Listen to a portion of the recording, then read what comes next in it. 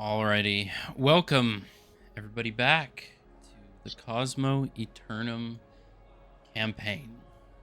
Yay! Yay! Last session was quite a painful session for some of you.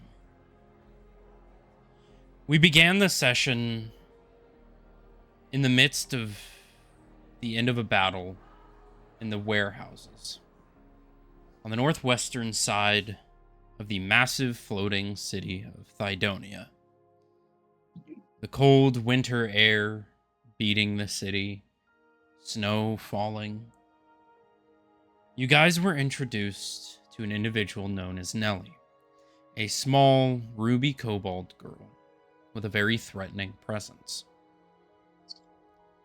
After some threatening conversation and the noticing of a dwarven individual spying on your group, most of the group ended up leaving out of the warehouse out of fear for their lives, Valen staying back. During this process of exiting the warehouse, you guys witnessed a massive emerald dragon flying over the city, destroying the Emerald Estate. These crushed parts of the building rocketing down towards the industrial district. You guys ran, avoiding falling debris, and at the same time, doing your best to help the civilians get out safely. During this, you met another new individual by the name of Cain, a wayward individual, badly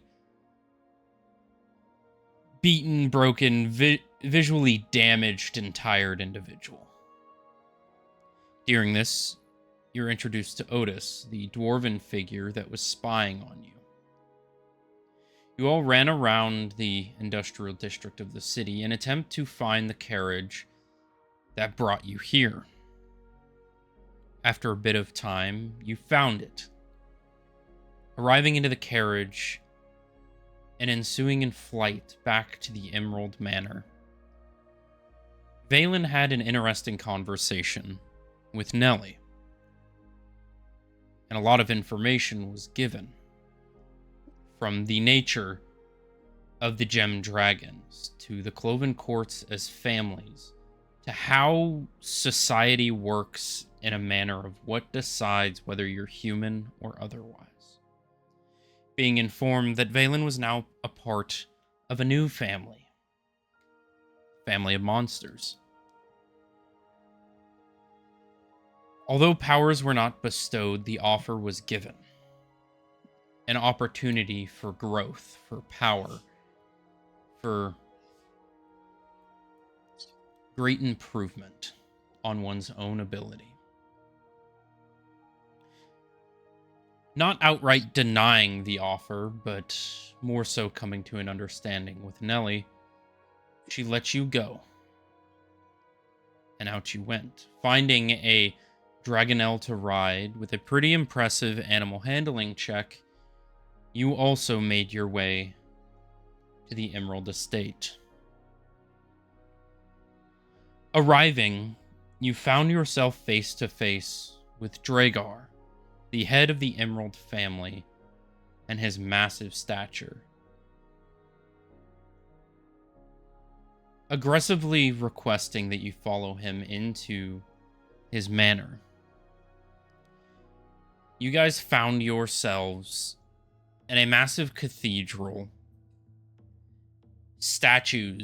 A massive statue lay broken at the end, the pews thrown, large feasting tables thrown, and hundreds of bodies lay adorned on the scaffolding, walls, floors.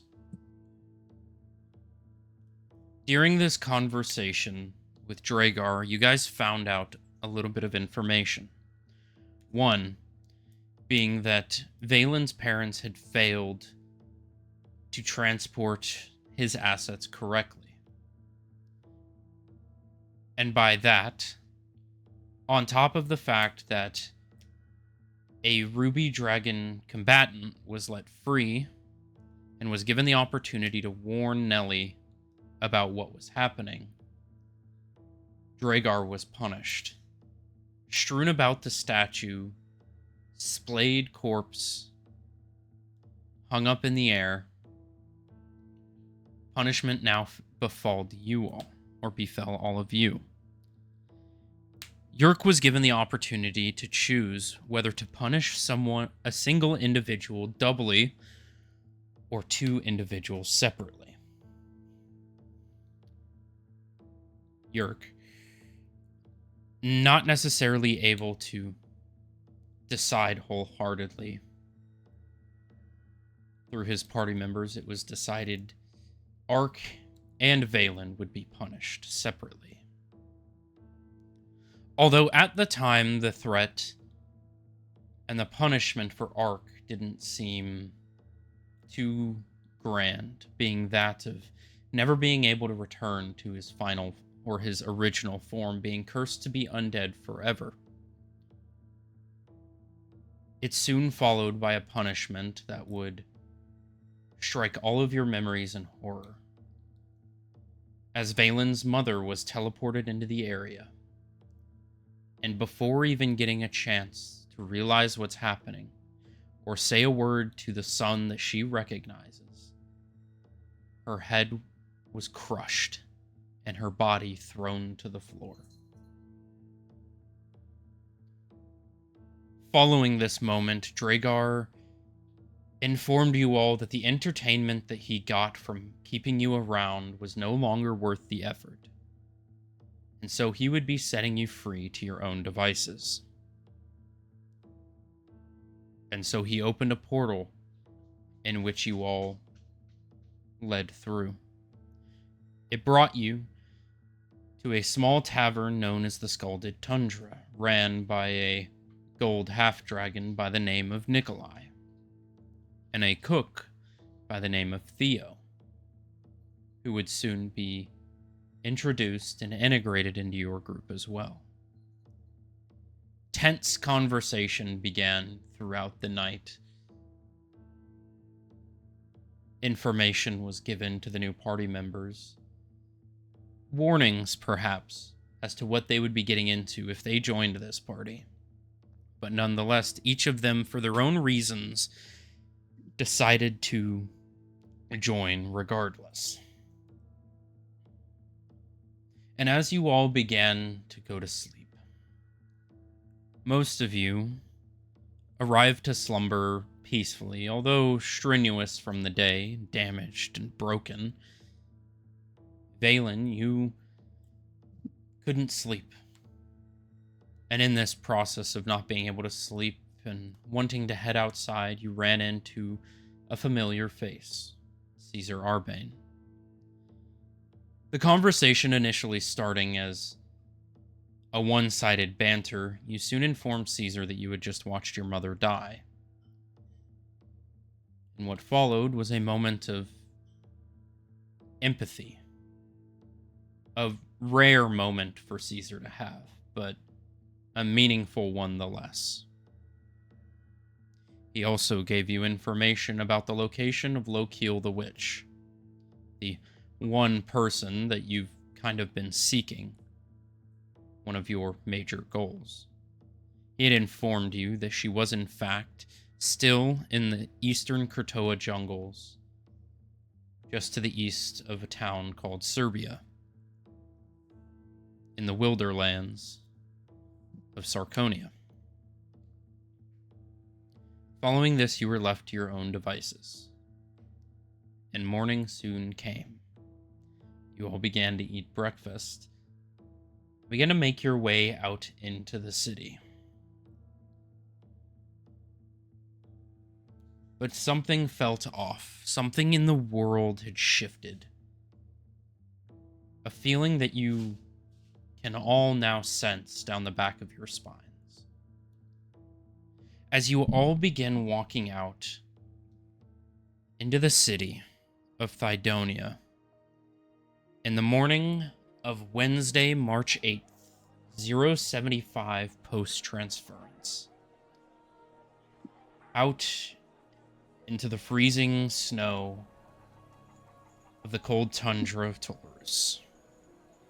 You all have walked outside the door and have begun to make your way down the strip when all of you feel a force around you, a sense of pressure.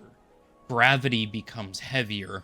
Your body becomes weakened as a shivering sense arcs down your back as your fight or flight response kicks in. The only ones who feel this are Valen, Ark, and Yerk.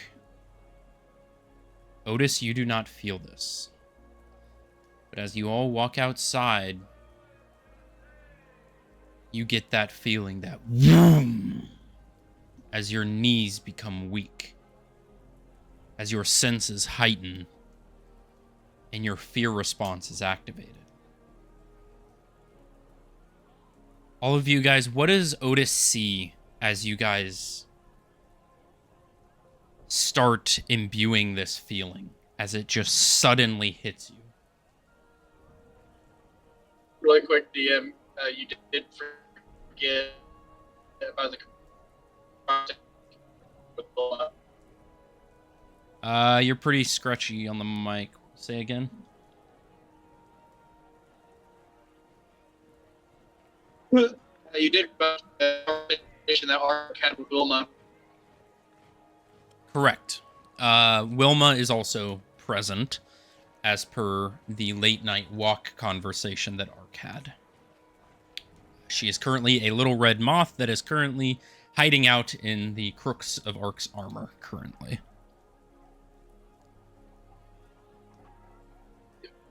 But Valen, Yerk, and Ark. As far as the group response, yeah.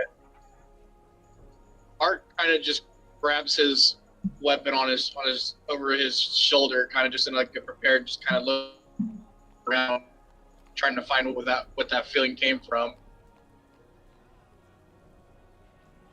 Yeah, Valen is going to kind of look in a very prepared stance as well, quickly scanning the area left and right, looking very, very fast over his shoulders and trying to pinpoint a location. And Yerk? He draws out his revolver, starts pointing it around. Yerk, you also Run feel behind him. in the stump of your lost wing a searing pain.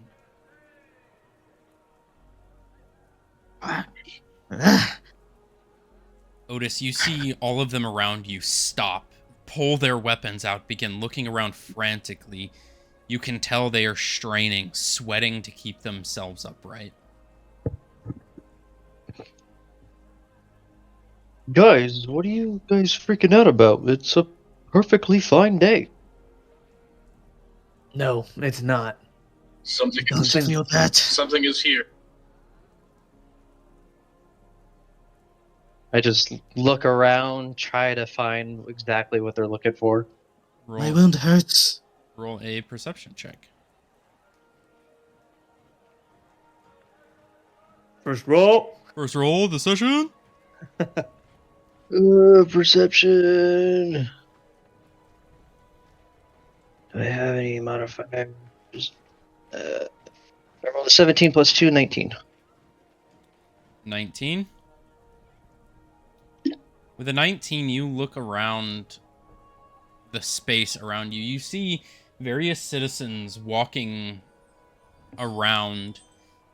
Seems like an average day to you. You see some Dragon Guard presence. It looks like they're pulling carriages with, uncovered carriages with rubble in it. Looks like the cleanup of the city is still underway.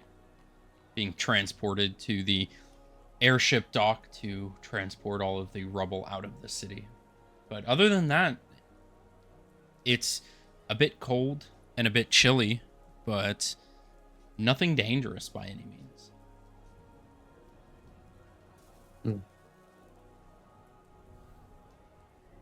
Does Ark notice anything in the sky? You can look up and roll a perception. Although you're currently in your truck, so I can roll it for you if you need me Okay. to. Yes, please. All right. Let me go ahead and Like pull. 11 minutes out. You're good.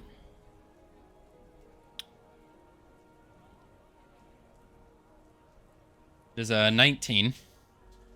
Ooh. Ark, you peer up into the sky. All you see are the dark storm clouds, but you don't see any movement.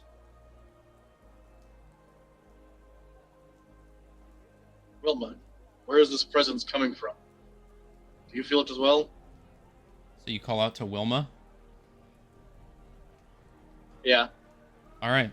You guys see this as a small figure. Actually, go ahead and pull up her character art.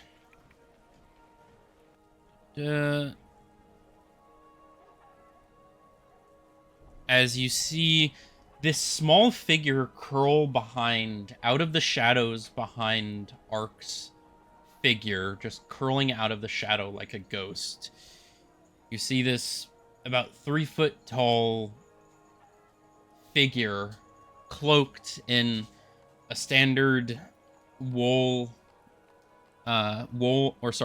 lined canvas cloak just curl out from beside. You see a little furred hand just gently wave at the party as some of you recognize her as Wilma step out from behind Ark.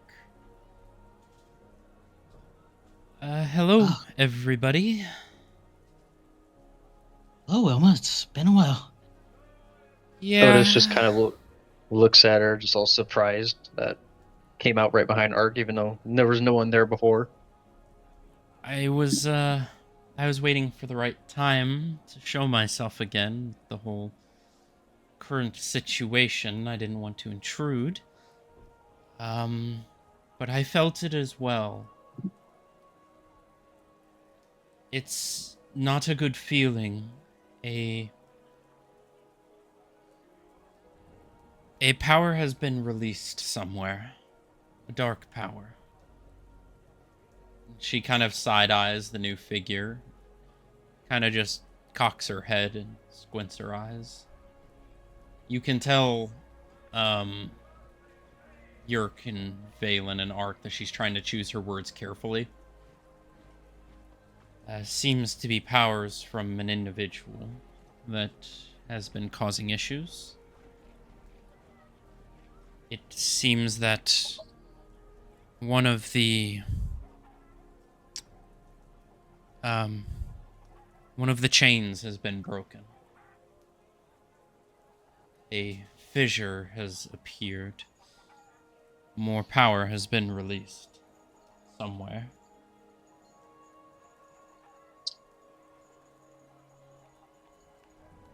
So what do we do? Not sure there's anything we can do right now.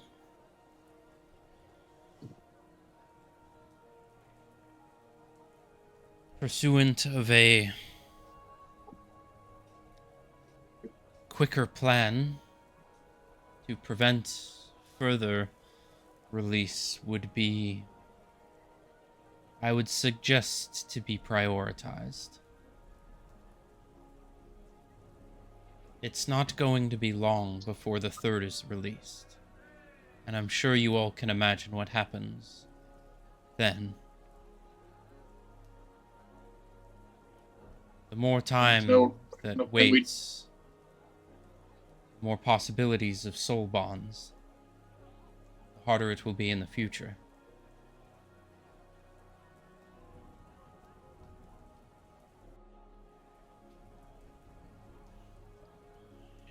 Unless you have a plan yourself, Wilma, you're currently at a loss what to do next. There is something I've been looking into. It could be a lead for information. But it is a it has the possibility of being dangerous for you all. I think we're past the point of dangerous here.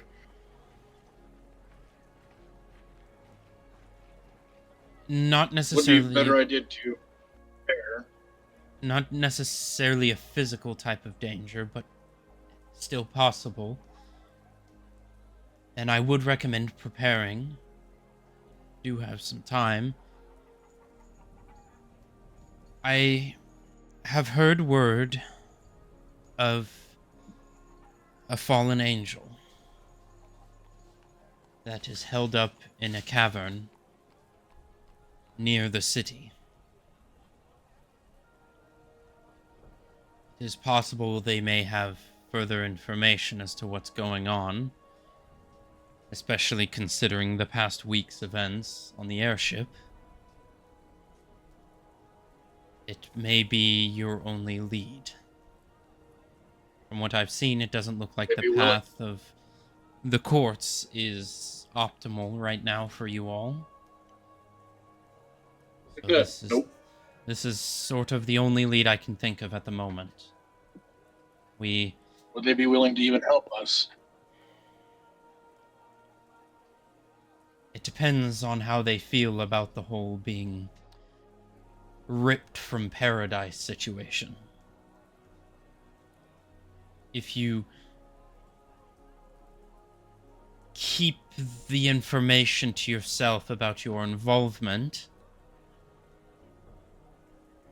then it may benefit you, but it may require a bit of deception and manipulation.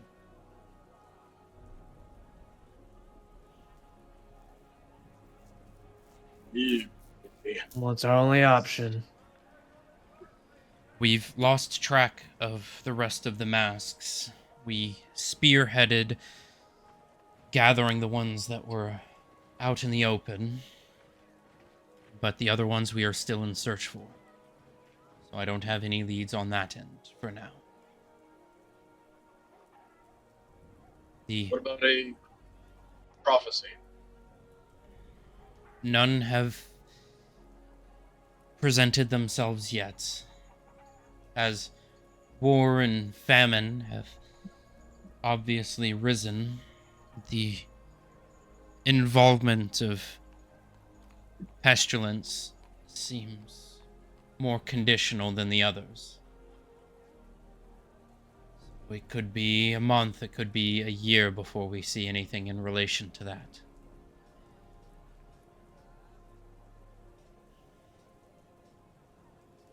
But you have the possibility of these two causing these chains to break.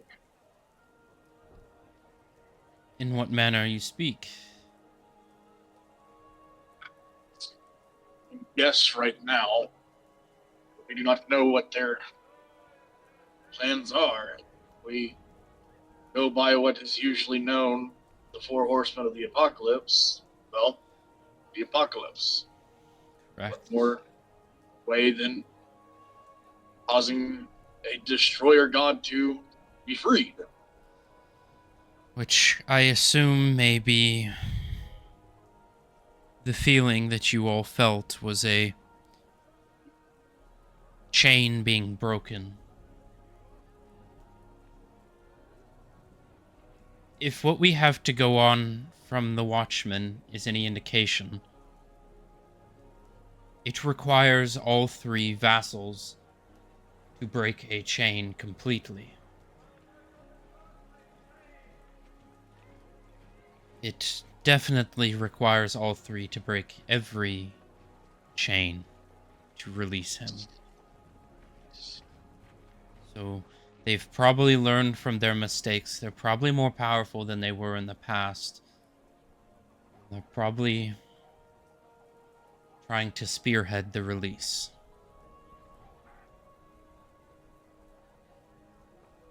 There have been supposed eluded reports that even members of the Cardinal Board have been killed trying to prevent them from pursuing their goals.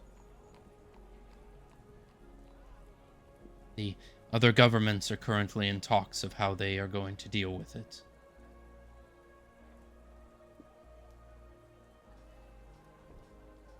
And maybe we should go talk to them.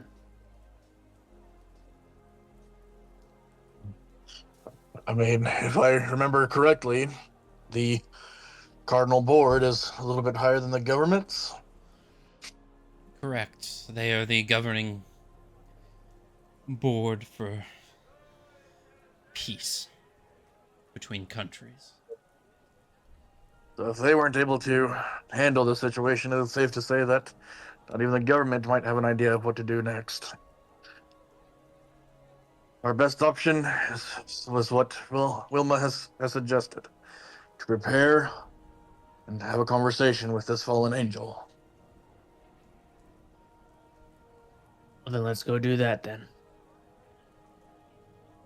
It will York just nods. most likely require some investigation. I don't know the location exactly, but I do know it was about around southeast of here. You'll have to look for signs, talk to some of the locals out in the woods. See if they saw anything, a shining light falling from the sky, something like a meteor. This won't be easy to find. I'm sure this individual is scared and alone and frightened. Who knows if they had died recently with the state of the underworld as it is.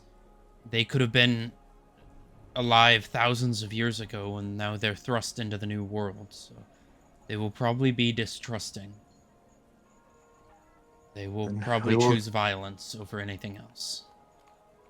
We will just need to work with them to see if we can earn their trust a bit. Will definitely be dangerous, but you might be able to handle it. And if you don't mind me asking, I don't want to come off as rude, but she kind of nods towards Otis. Yeah. Do you mind introducing me? I'm not sure Yes. how okay they are with a being of my kind. So, yes, I hope for your forgiveness on this, Roma, but as you had sensed, it was something we do not know about, and it's kind of an emergency to bring you out. Otis, this is Wilma.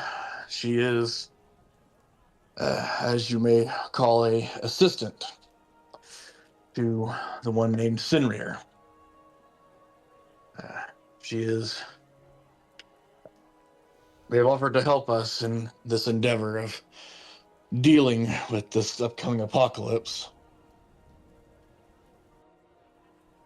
And I see. Sinrir is a god trying to separate the material plane from the divine and infernal, meaning loss of all magic, loss of any intervention from the gods in any way, shape, or form. I am also an imp, if that changes your perception of me at all. As long as you're not here to hurt us, I am perfectly fine with you. I would not imagine doing that. And your name is? Otis, it is nice to meet you, Wilma. It is nice to meet you as well, Otis. I have some history with these friends of mine. I will save any speeches or attempts to convince you all to myself for now, but Otis, if you wish to have a individual conversation with me, if you have any questions, I am free to answer them.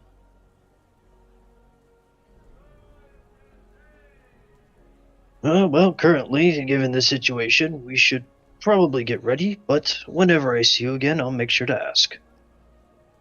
I will be around the party. If you wouldn't mind, she kind of looks at Valen. I would like to stretch my legs a bit. If you wouldn't mind me joining you all for your preparations. That is not a problem with me. The more the merrier. You're fine to stay, Wilma. And Valen, I want to express my deep condolences for the previous events. Kind of close my eyes and just slightly turn my head away, like not needing those words kind of expression. Thanks. It's time to move on. All right. And about this time, Theo, would you be joining the party outside the tavern?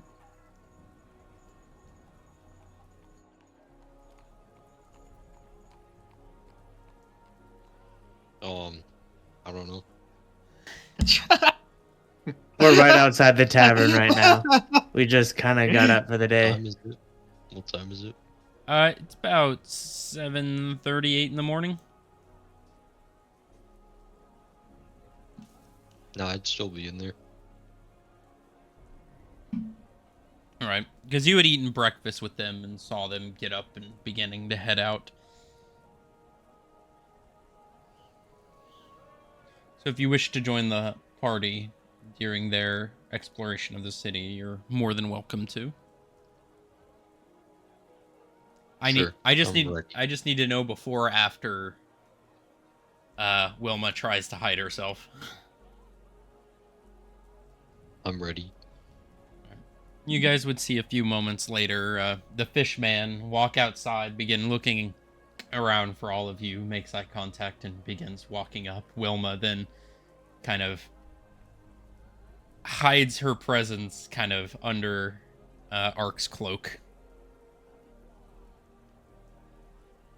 Wilma, this is a new member. His name is Theo. Oh. She kind of peeks her head out at you, Theo. You see the small imp figure of Wilma. She just gives kind of a cautious wave. Hello, Wilma. You are Theo, I'm guessing? That would be me. Hi. I'm a friend of the party. I'll be joining you all today. I see. You're a fish person? I guess so. Yep.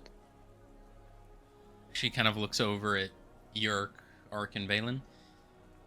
You all do know how to choose a very interesting group of people to associate with. They just happened to find us. What to say? It is we do not choose. They do just tend to show up.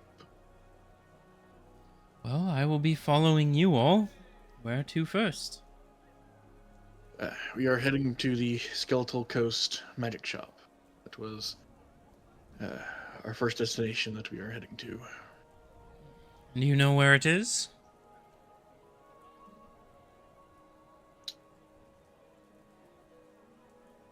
I can guide you if you need. Yes, I had just realized we did not know. I did not know where it was at the time. I must have forgotten to give you that information. It is on the northeastern side of the city. It is about an hour and a half walk. That is where we shall be. But before we go, I wanted to ask Valen, is there anything you need to do here in the port side before we leave? Like what? The airship is still docked. I didn't know if you needed to gather anything from there.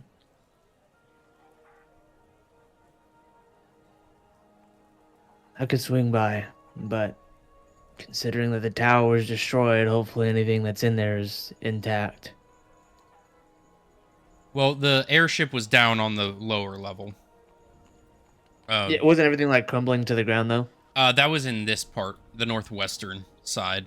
Gotcha. This is gotcha. like the industrial district. This is the actual like big airship dock Gotcha. down here. So this is like commercial and cargo, and then smaller ships take the cargo through the city's canals up to the industrial district. Okay. So all the damage was localized to this part right here, which is Gotcha. where the castle is floating right above here. Okay. I just have these over here just so for reference sake, but this is technically floating above here. Okay. Cool. Yeah, I can swing by. Do we wish to do that Airship. before or after our excursion through the city? We'll do it after. All right, well, if you wouldn't mind following me, I will lead you there. Once we kind of get to a point, Yerk is gonna peel off to the Celestial Sanctum. Gotcha. I'd say you guys would have to kind of pass through the middle of the city to do so. Yeah. I'm just putting you guys here for now. I believe that is here. While you guys are walking through the city, is there any conversation you all would like to have during the walk? With the new party, Wilma, each other, because you guys are going to be walking for about 30, 45 minutes until you get to the center of the city, and then another 45 till you reach your destination. Valen, for the most part, is just going to be quiet based off recent events. So, All right. he's going to look very kind of with a angry scowl on his face, just a beaten dragon, to say the least. Fair enough. Just getting through, yeah. I think Yerk is just not gonna say too much, but I think he's just gonna eye you for a bit. Still curious. Right. Otis was the one that was in the warehouse with us, correct? Yes, he was the one peering through the window. Okay. Yeah, I think Ark will converse with Otis. You never did mention why you were at the warehouse at the time. Actually, I was nearby on the port side, actually looking for some information about my missing father. I got a lead kind of in the general area, so just kind of poking around when all of a sudden I heard a bunch of gunfire. I don't think you would know what a gun is. No? No, you would hear loud bangs from the distance. Heard a bunch of loud bangs in the distance and saw a bunch of people running my way. Wanted to go check it out.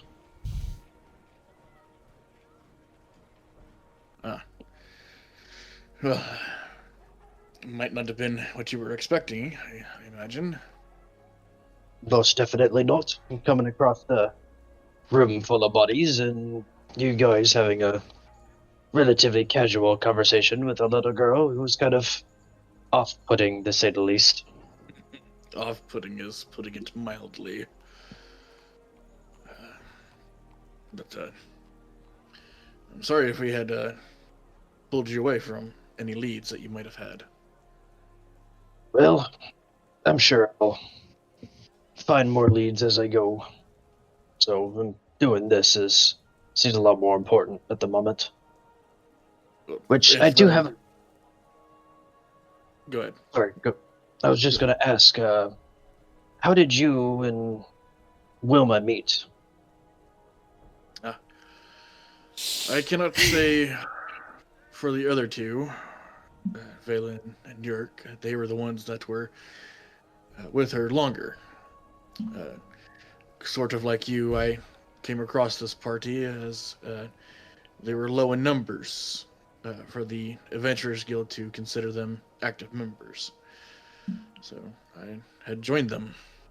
I think it was a day or two after that I had met Wilma. I see. I'll just kind of look towards Wilma and ask her. Would she be riding on your shoulders at this point, Ark? Oh, she wants to. Yeah, she's more than she's more than welcome. She'd to. probably just be hanging out on your shoulders, just looking over the crowds. I thought she was trying to stretch her legs a bit. Yeah, Well, I thought she'd walk like in front of us. She's stretching them, but you know, she's gonna take the opportunity she can. Probably about like 15 minutes into the walk, she keeps trailing behind because her little stubby legs. Oh, yeah. So she probably asks Arx if he wouldn't mind. No, not at all. And he kneels down to uppies. He offers the shoulder first before picking her up to see if she wants to do it herself. And if she does need assistance, then he will assist her up. She just nods. Thank you very much.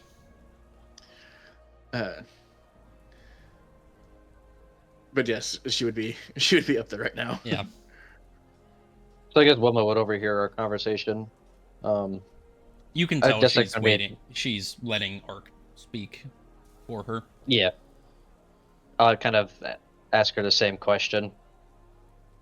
Just kind of how she met the whole party. Well, I arrived as a liaison for a man by the name of Sinrir. He had requested that I converse with these individuals and request their help for a task at hand. And I was sent to convince them to help us on our goal. And through some conversation, they agreed to let me help out, in a sense, in which I have done on multiple occasions. I've grown fond of the party. And I've assisted them in many ways. I like to provide myself as a listening ear or an individual able to give advice when needed.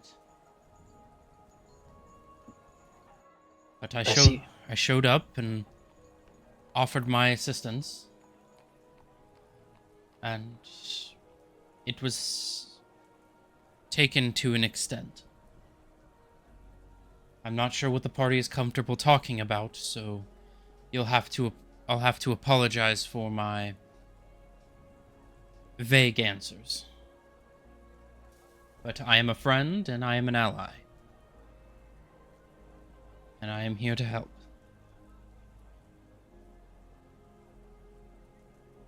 Well, if you're a friend of theirs, then I guess you're a friend of mine. Well, they are definitely friends of mine. Whether it goes the other way is up to them. Also, Jay-Z, you may want to invite Western to the collab. Yep.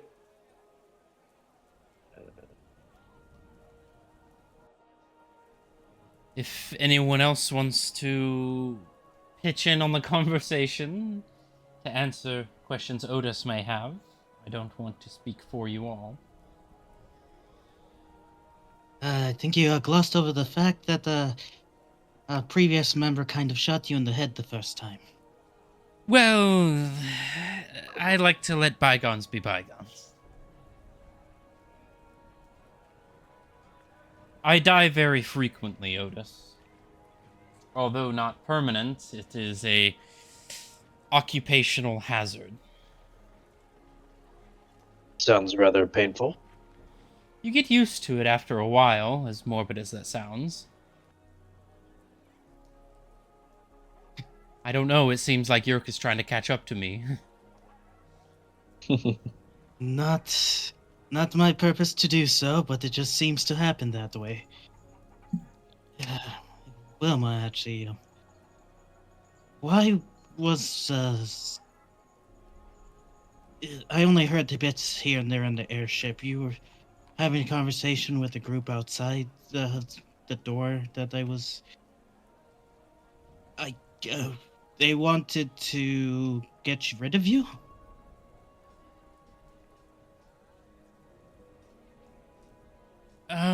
Yes. Also, shout out Jackass King for the 5 gifted. Whoop. Shout out. Hey yo, dude. We at 21 subscribers. Hell yeah.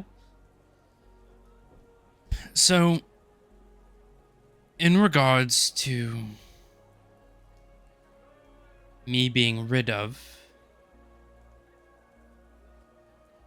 a old party member of yours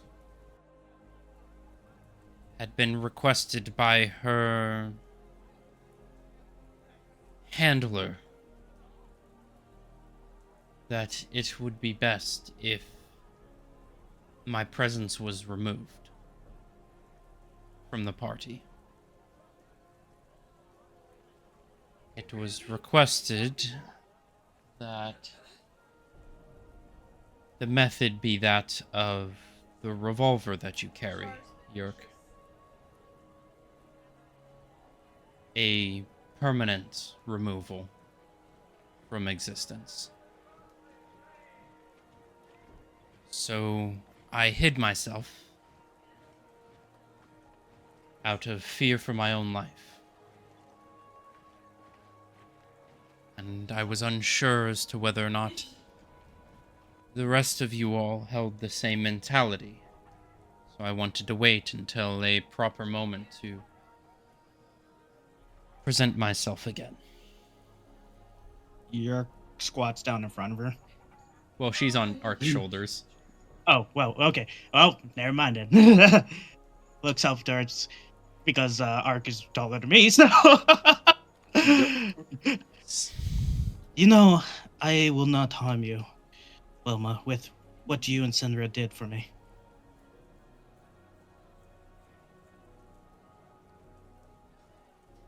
Unlike most folks,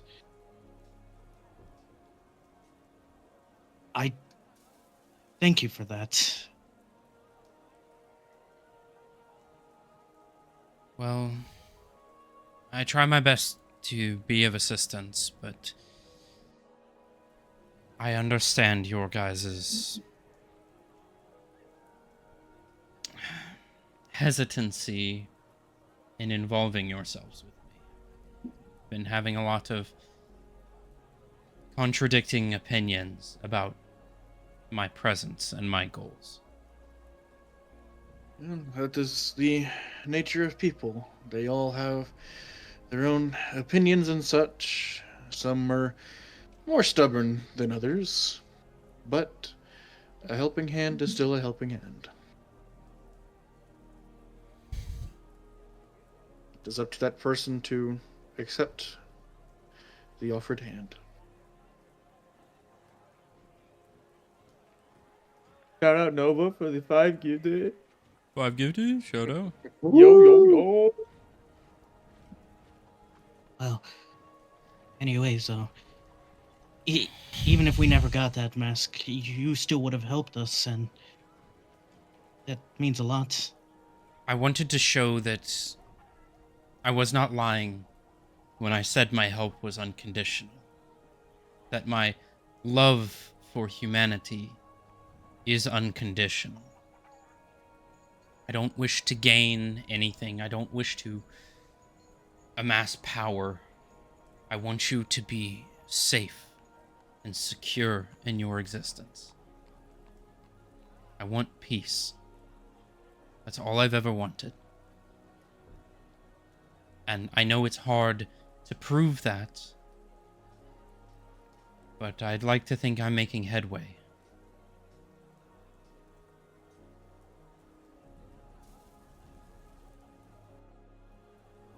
Well, depending how everything goes, it just Thank you. Just a little hesitation from Yerk.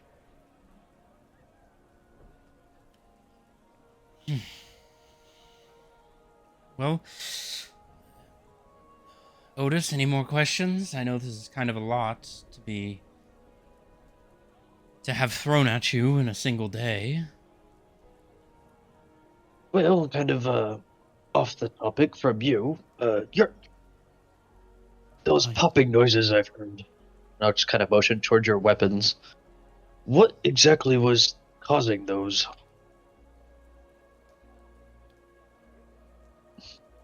I don't know how to really explain that,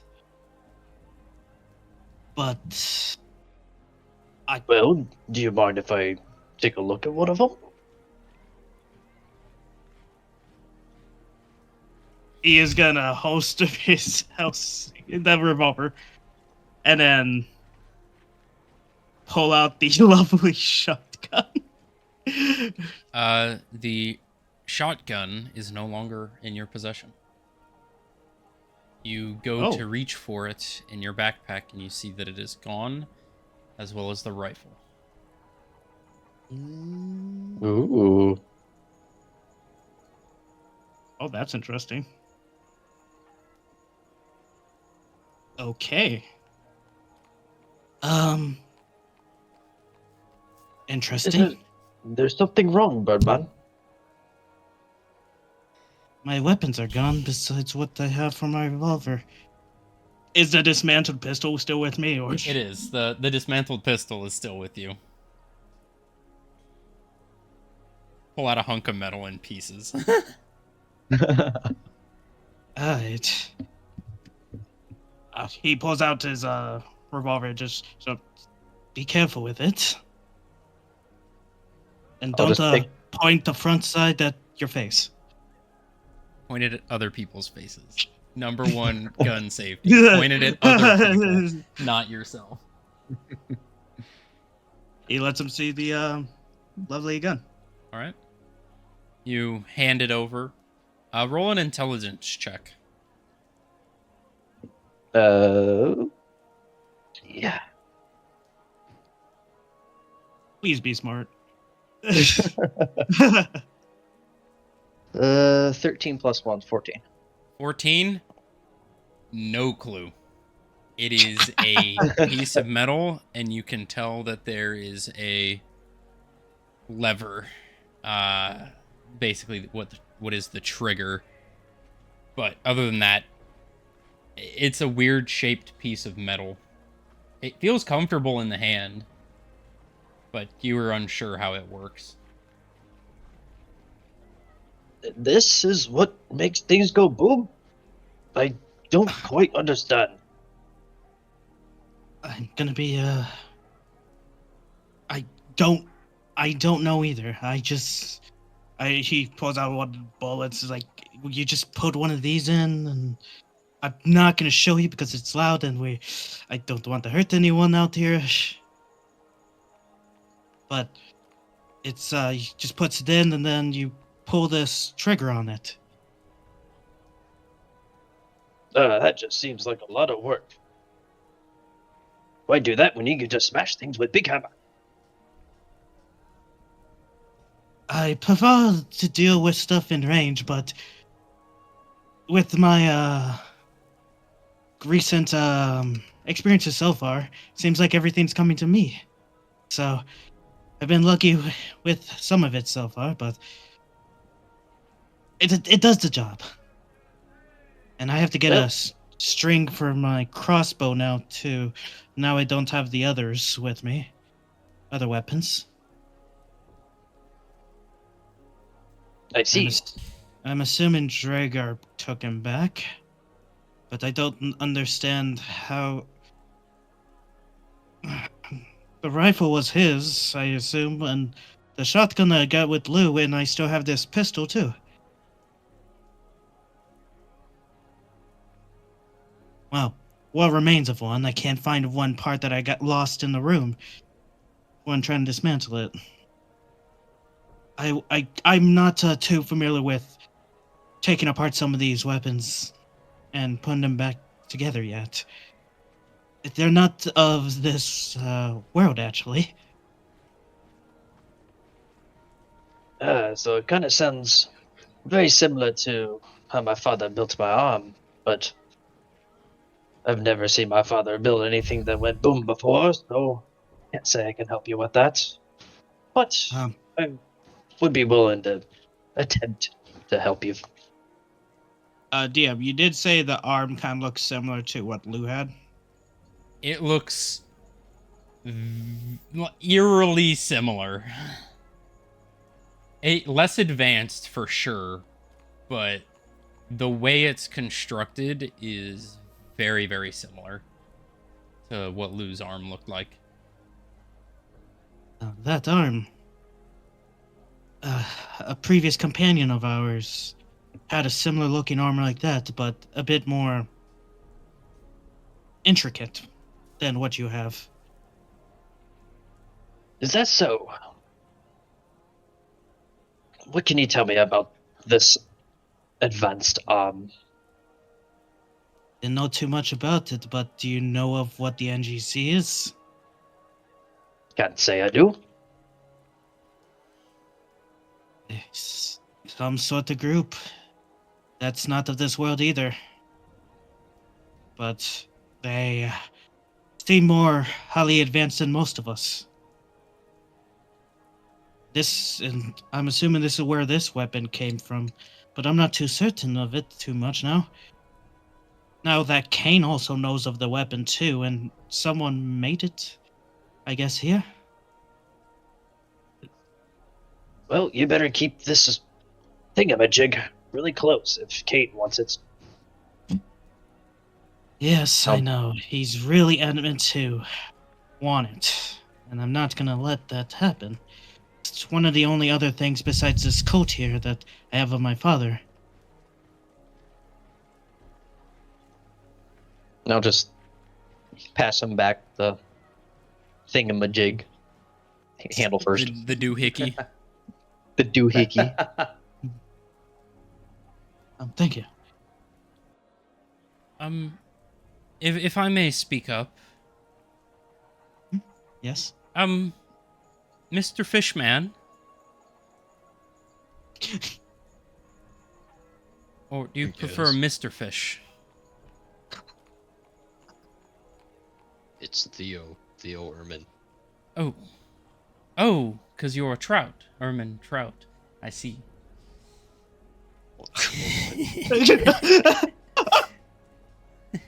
Valen kind of smirks, the first smirk he's had in a couple of days. Oh my god! Is that a Breaking Bad reference? I love that. I love that play. I watch it every month when they come around to the taverns. Fucking A. What? What is this Breaking Bad you speak of? Well, Oh my god! you haven't seen the play? I don't think I have, no. It's a very good play. It's a very lengthy one, and some of the characters are infuriating, but it's a good play. I recommend watching it. I have to check that out when we're stopped one time.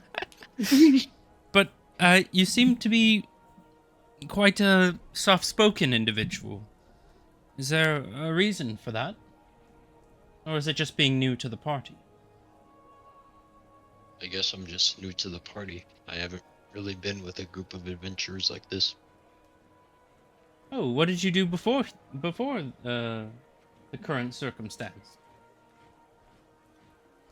I guess I was just a chef most of my life. I stayed at 2 different restaurants. Oh, so you're more of a cooking expert. Yes, anything cooking, can leave it to me. Well, you know, I don't really have great food where I come from. So, if you wouldn't mind me asking, I would definitely like to try some of your cooking sometime. If you stay with us, then for sure you can try some. So what brings you to the party while I leave your restaurants? Well, I've been here for maybe like 2 or so years, but I just came to find some more ingredients and learn the style of cooking here. Oh, I think it's time to move on now. is there a reason you want to try out the adventuring life? It's not quite a safe one. That's what I was hoping for. More of a, enjoyer of harm, then? Purveyor of, torment? I wouldn't say that. Or just more of a wanting to broaden your experience out in the world? Yes, I've always wondered what it's like being with a group like this.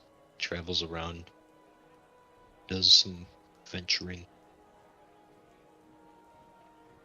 Well, you definitely chose a high-octane group to get involved with.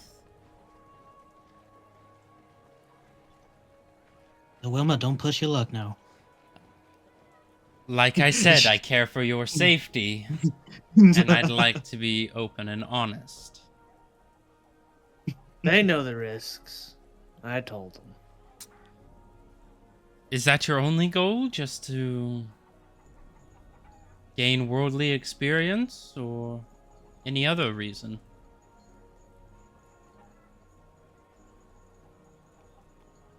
Well, recently I've been experimenting more with some ingredients, and they've been giving me some luck, some powers that I want to see if I can influence in some sort of way. I don't quite understand them yet. Oh, magical cooking? It's quite an odd skill. I guess you could go with that. Well, I look forward to seeing what you're capable of doing.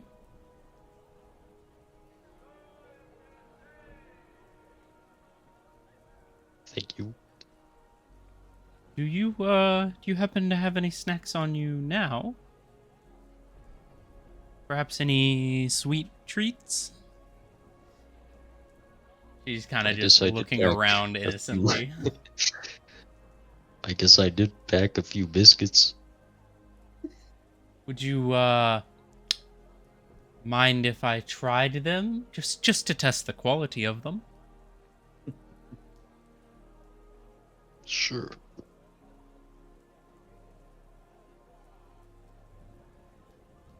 Take out one, hand it to her. Mm-hmm. She takes a bite, her eyes go wide, and in about half a second, the entire thing's gone. Dang. It was okay. You see she's picking the crumbs off her shirt, eating the rest of it, making sure not to drop a morsel of the food. She just gives you a wink and smile.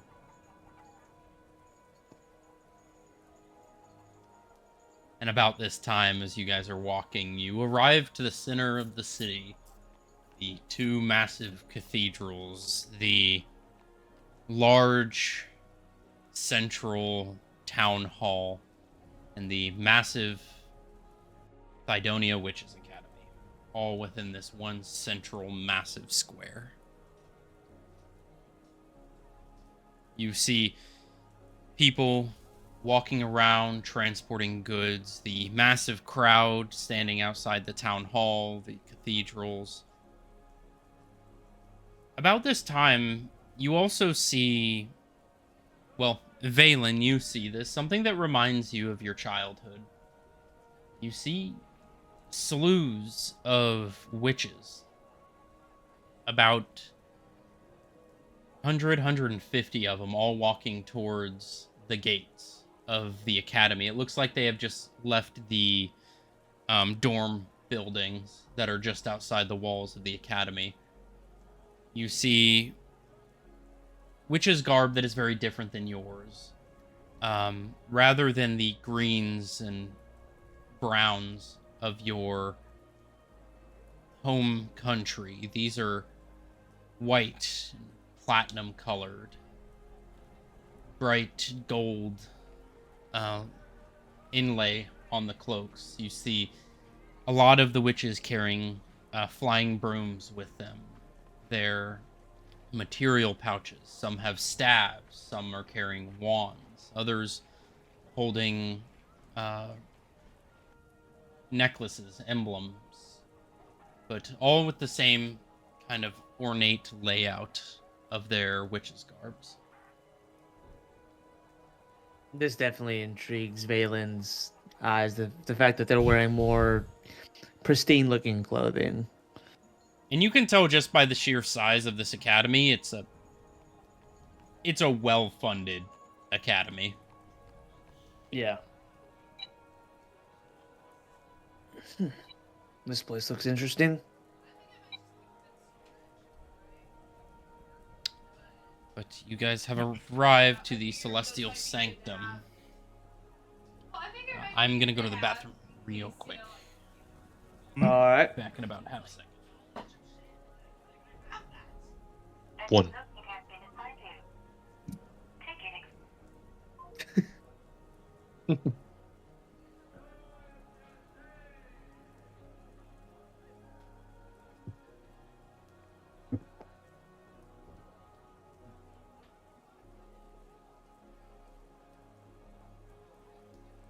Quick pause, stream. So how is everyone? Doing fantastic. Great. Not ready yeah. for Monday, that's for sure. It's just another Monday of many Mondays. Ugh. So check it out, viewers in the chat. Whether you're in Zetch's or mine, I am doing a giveaway of D&D dice. I got 5 sets. I'm going to be giving one away per Sunday stream. And they're going to be different ways of getting involved each stream. So even the gifted subs, everybody who's been subbed is going to be in the raffle, and I'm just going to randomize it. And whoever it lands on gets a free set of D&D dice. Woo!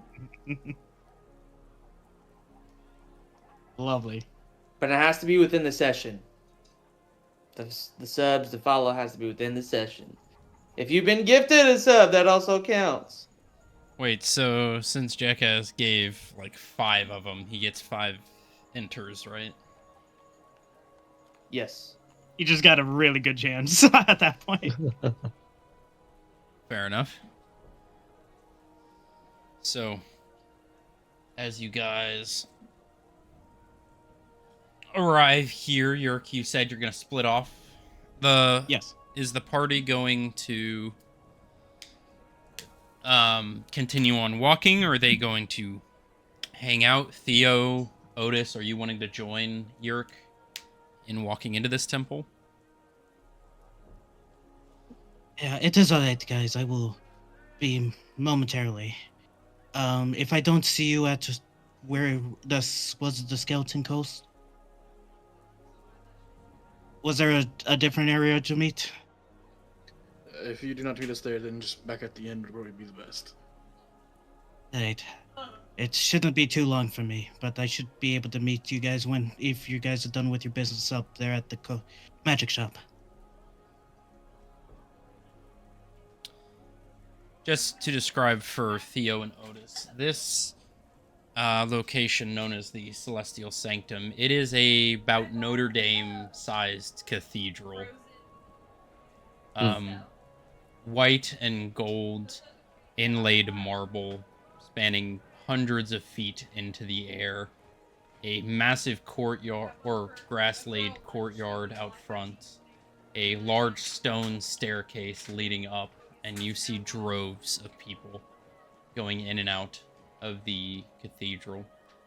To the east of it, near the Thidonia Witches Academy, you would see another one about twice the size, and it almost looks as if the stone is inlaid with platinum itself.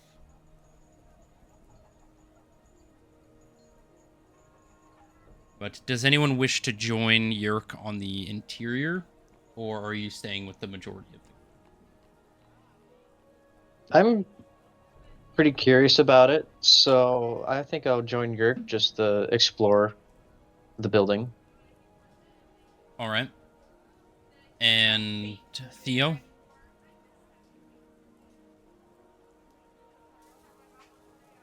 He said 2 minutes max. Oh, he said he was gone. Bathroom maybe or something. Gotcha. All right. I'll wait for his response, but I'll say, while you guys are continuing to walk, we will transition inside to the cathedral.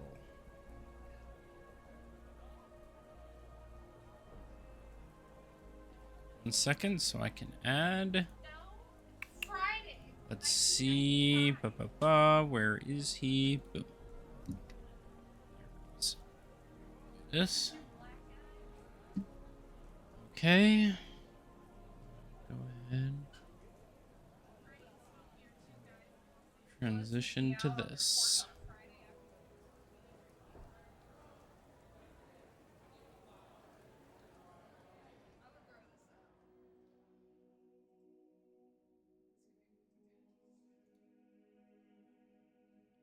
This is super low for some reason. There we go. So as you guys enter into the Celestial Sanctum, you see a massive amount of people walking around, talking to the various clerics around. You see there have been some repairs being made. Some of the stained glass has been removed and is in the process of being replaced. Yerk, you would know this is from the previous incident that had occurred here. Otis, you see this massive interior of this building, the long pews, the large statues surrounding the building. You would see private confessional areas. In the center, a large podium for the sermons. You would see just behind it a large collection of archives, books. You would see on a podium a massive, very thick book of the scripture of Lathander. To the left side, you would see a slew of individual altars and shrines to each of the accepted gods within this realm. Are you following Yerk? I'll hang back just a little bit, just kind of looking at the walls and everything, just trying to get a grasp of how old this building is. Roll a history check with advantage, as you get that for being a stonemason. Are the sculptures also like cracked? Yes. And you can tell that they are stained with red, and some of the clerics are in the process of cleaning it. Would this count towards my stone cutting? Yes, so this would Rate two? this would be advantage on the history check. Okay. Gotcha. So, oh, that's interesting. 2 16s in a row, +1 for history, and it says I got double my proficiency bonus for stone penny. Yes, so you'd So- roll with advantage, so 16 plus your history. Plus proficiency, it said double my proficiency, so it'd be 6. Well, your it'd be like- proficiency already gets added to your history, so you just add it one more time. Okay, so it'd be. Make sure I'm just gonna do this on the computer real quick, just that way, and make adding the step right. I mean, that's not gonna be right, but okay, so it is +1. That's for the normal stuff. I did it on my or 2, so I roll a 16 first. Okay, so it was a 16 on your dice. Yeah, So it would be 16 plus 1. that'd be plus a plus 1. plus 1 plus a 3. Plus a 3. Yep. Okay, so it'd be 20. Dirty 20 then. Right? Dirty 20. Yeah. Nice. You can tell this building has been here for thousands of years. Probably since the founding of this country. This is a very, very old, well-standing building. And you can tell these statues are probably just about as old.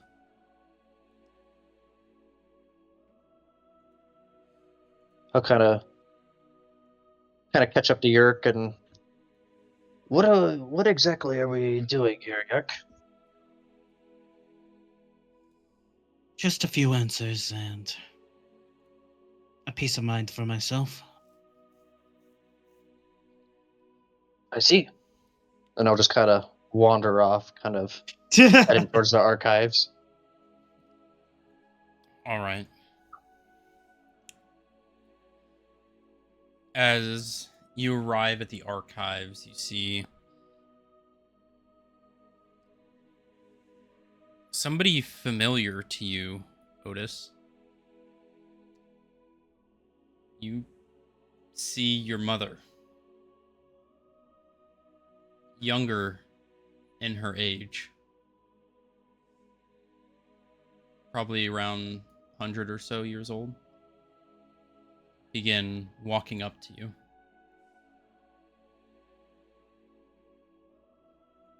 But you see her mother is dressed in clerical garb. High priestess garb.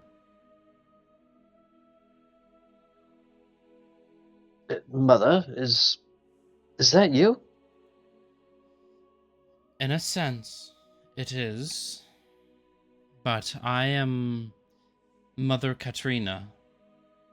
I am the high priestess of this temple. Oh, sorry. I thought. My form transitions naturally to that of what makes individuals more comfortable in speaking. I assume That this makes a lot of sense. is the form of your mother? Yes, it is actually. That's caught me really off guard. Well, hopefully... Good thing Braylon didn't join it. Oh, yeah.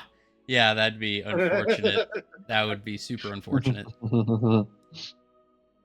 Well, hopefully this makes you more comfortable here in our sanctum.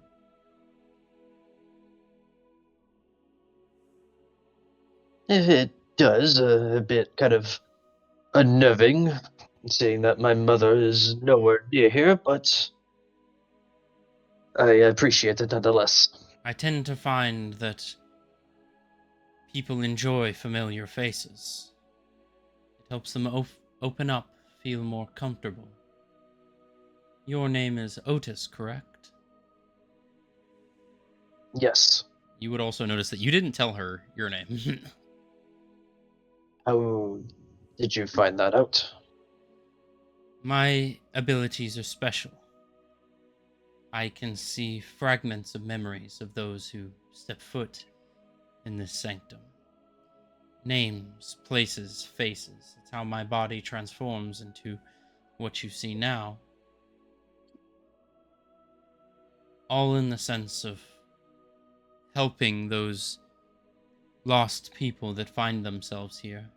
For some, it helps with the grieving process, being able to say goodbye to a loved one, or to speak to a lost companion. It helps console people who are hurting.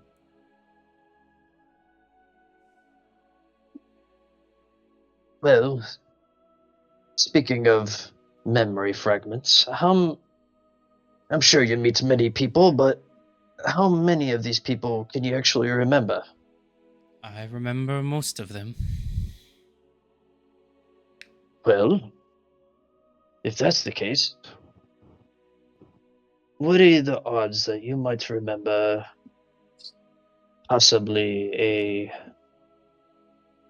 gnome fella would have been 200 and almost 30 Gnome or years old? dwarvish?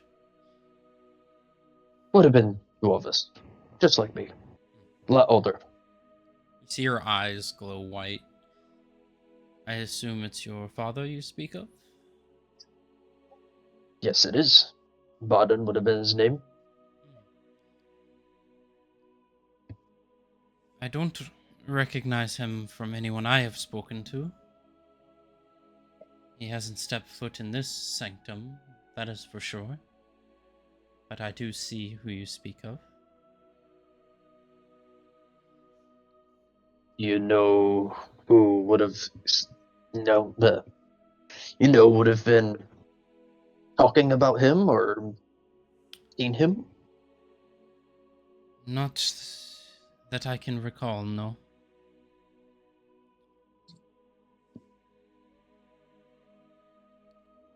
Is there something you're looking for? Answers, perhaps? Sanctuary? A divine connection? Yeah. More so just answers. I've been looking for my father for almost 50 years now. He was last kind of heard in the town. I was kind of hoping he would have stopped by. He was last seen with a group of people, but my hopes were maybe he was able to stop in here.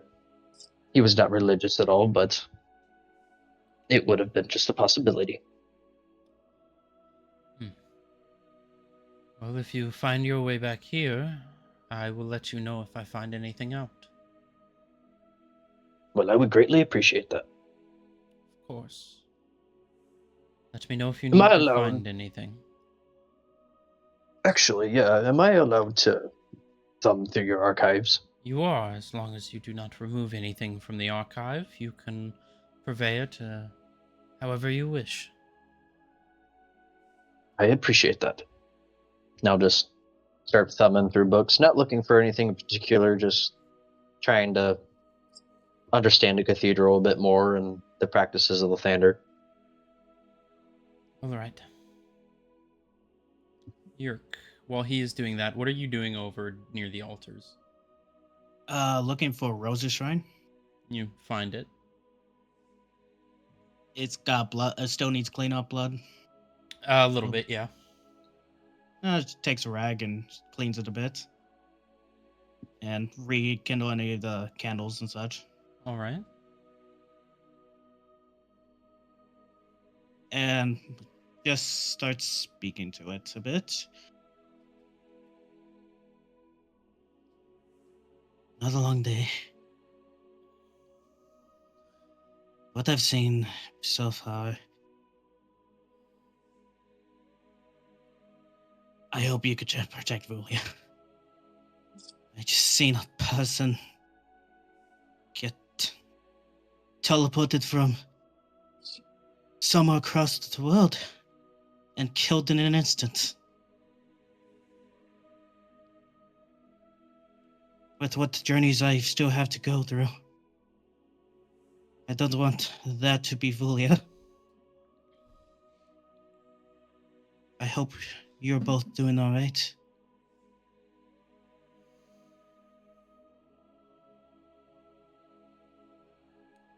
And thank you for keeping an eye on her. Go ahead, roll a religion check. Just a whisper on the wind. It's been less than half a day. Shut the fuck, Western. Constantly blowing up the phone.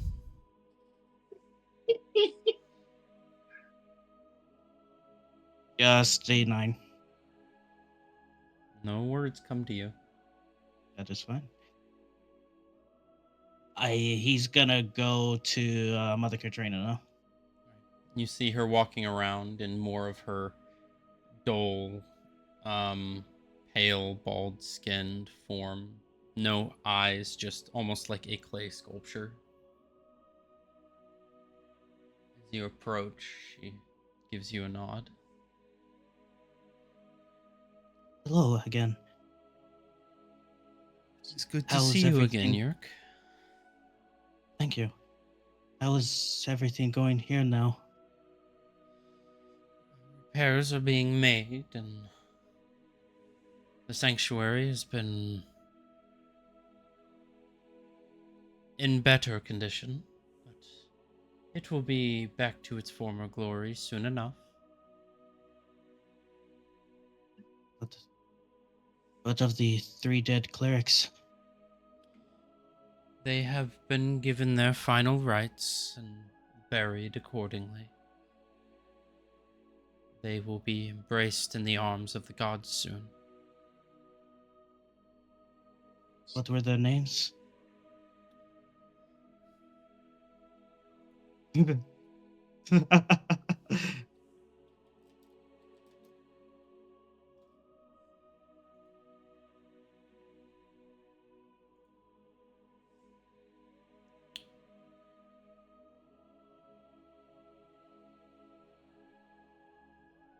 Their names were Sister Elysia, Sister Thalindra, and Brother Borvak. They were long-standing clerics of the church. But they were more than willing to lay their life down for a better cause.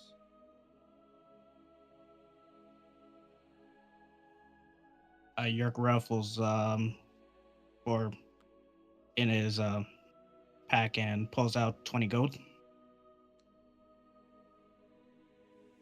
Yeah, I appreciate what they've done to help my friend here. There is no need for offerings for us.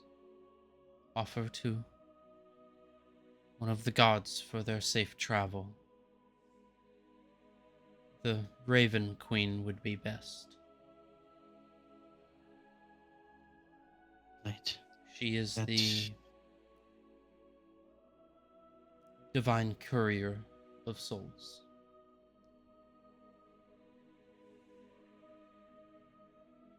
Thank you.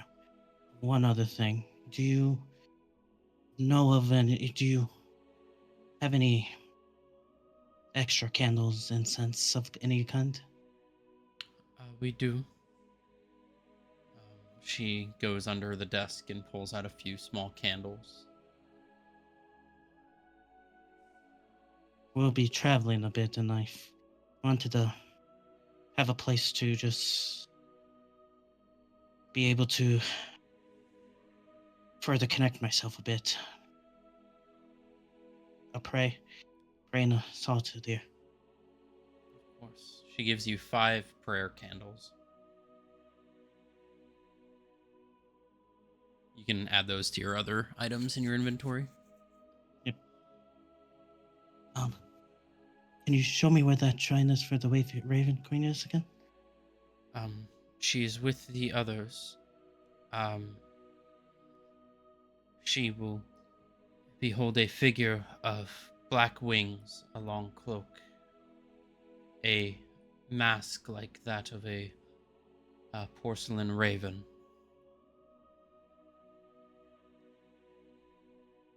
Thank you. You're welcome. Thank you for helping my friend. I would like to Sure. see him at some point. He needs time. Time, yes, but he needs healing. Spiritual healing.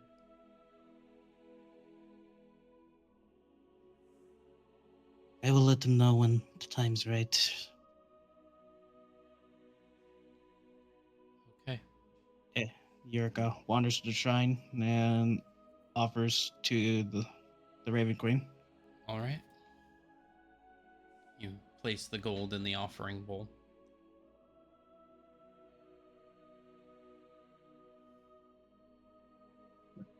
Just rubs up any of the blood that's on the, trying to just.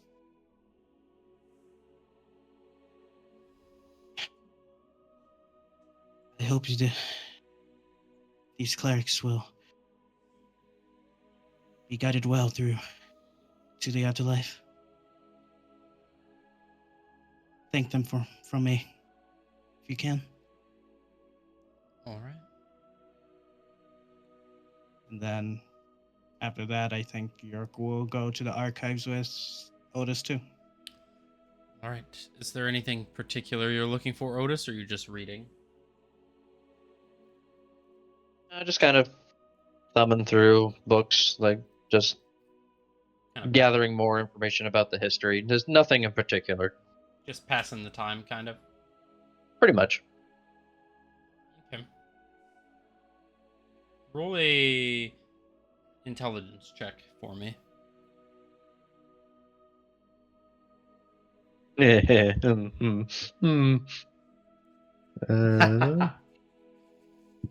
that's a sound 5. right. A lot of these are in languages you don't read.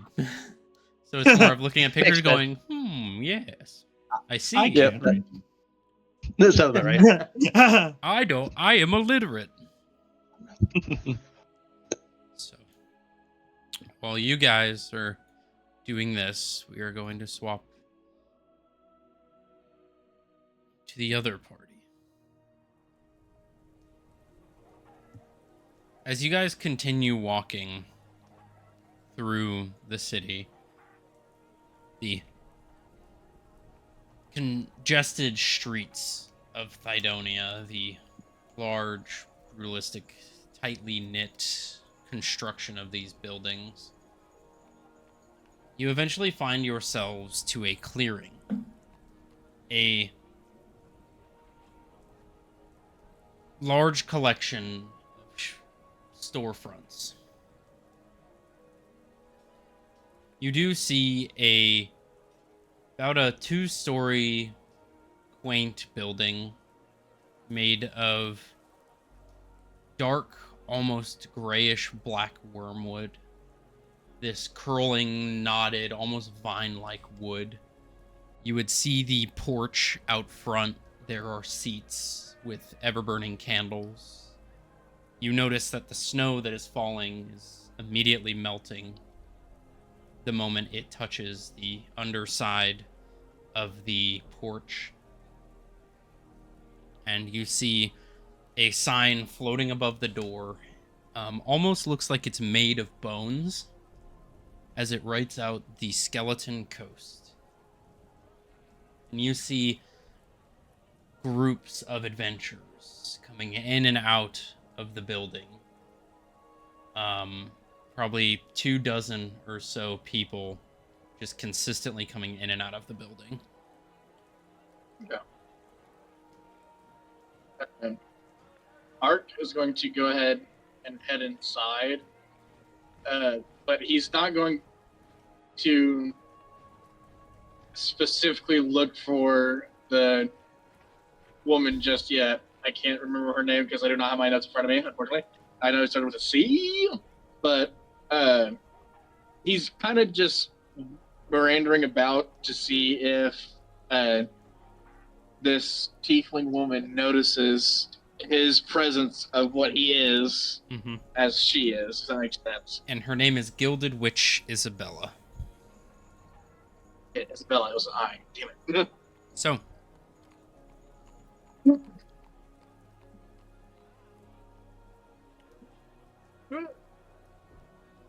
oof.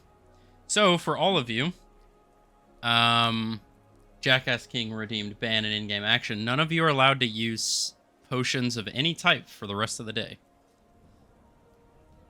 We haven't used the potion, I think, in a while, so I Yeah. think we're okay. Yeah. We might have lucked out. Fair enough. Shopping day. So, Theo, Still purchase of this- Valen, and Ark, you guys are going to enter this building. Yes, Arcus at Valen decided to come. So, I'm going in. as you guys enter, there's immediate shift in the size of this building. when you were walking up to it, it looked like it was 2 stories, top side probably a home of sorts, probably just a 1 floor, like no bigger than like a 400 square foot shop. As you guys cross the threshold of this door, you see a building about 100 by about 120 square foot first floor, and you look up and you see about 10 floors. Open center, but just shelves and shelves and shelves just sprawling upwards. You see about 75 to 100 people in this shop right now. You Jesus. kind of take a step outside the door, and the building, super small, but the inside is just massive. And as you do Not a Gridwood. as you do enter, it definitely catches you off guard. The size of this interior. Valen, especially you, this surprises you. That there could be like an almost interdimensional space within this building. Yeah.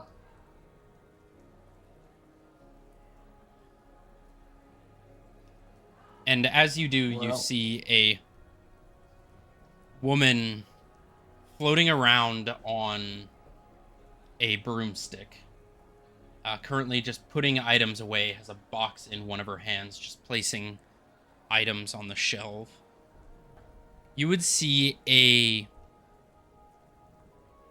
individual wearing fine purple and black witches' robes. But the part that catches you off guard is there is no hair, no skin, no muscle or sinew, just a completely skeletonized tiefling. You would see horns that curl back, kind of curling down the back of the head and then coming up to a small point. You would see just a empty skull, no eyes, just empty sockets, no nose. Skeletal fingers are reaching into the box and placing them around. Just a very relaxed, like almost seated position on the flying broom as it's just curling around. What is your guys' passive perception? I know Arcs is 14, if I remember correctly. All right. Jay-Z, Theo, Minus 12. well, Theo, your passive perception? 13. 13. So all of you would notice this pretty obviously. You see there's groups of 5, 6 individuals. It looks like they're just pulling stuff off the shelves, throwing it in their bag, and then just walking out of the shop. You don't really see any transaction of coin. Would this be... Well, I would say Valen at this point is thinking if this is similar to the previous shop he went to where the Grand Mage, I think at that time, the older gentleman... The Withered It said- Arcanum. Yes. He just said that you can leave and we'll take the coin. Don't worry about it. Yep. This looks very similar to Okay. that system. Which Ark and Theo would also notice this, which kind of catches you guys off guard. Oh, it looks like they have a magical enchantment to automatically take your money here. No, the biggest surprise for Arc right now is that she's not hiding the fact that she's a skeleton. Yeah. That's the biggest thing for Arc, because he's been having to do that even before being now undead. Mm-hmm. It kind of was like, oh, she's out in the open about it. Yeah, and he's just like, well, part of it has to be because of her power, so I guess that's why. Understandably, that he can't do the same thing. Yeah. And as you guys enter, kind of at awe and stunned by the size of this place, you see the figure begin curling down on the flying broom as she kind of parks it just above you all. Well, welcome to my skeleton coast. I always like to introduce myself to new patrons. My name is Gilded Witch Isabella, and I would like to welcome you all to my shop. Thank you for the welcome. Yeah, we blew into town here recently. I go by Art. Ark, another undead. It's nice to meet you. She gives So a bow. As much as she can, sitting on a flying broom. no, the pleasure is mine. Is first to, well, I'm actually under a different circumstances, unfortunately. Yes, that I have yes. recently. I can tell the magic. Had a Yes. unfortunate run-in with a certain clown. Yes, that was the first part of it. The second part is what is currently going on. I understand. I might be able to help you out with that. Maybe. And you all are? The other two of you? I'm Valen. Valen? I'm Theo. Theo. All of you feel free to take a look at the shelves. I do have to notify you that anything you pick up and walk out of the store, if you have the gold for it, will automatically be removed from your possession. So don't try to leave with anything you don't have the money for. It will reappear on the shelves. It is a anti-theft enchantment, if you were. It is one of my own creation and one that I am very proud of. You were the one that created it. We've seen it implemented at another shop in a different town. Yes, I have been selling the enchantment to a lot of stores around here. Helps with allowing the store owners to be more personable with their patrons.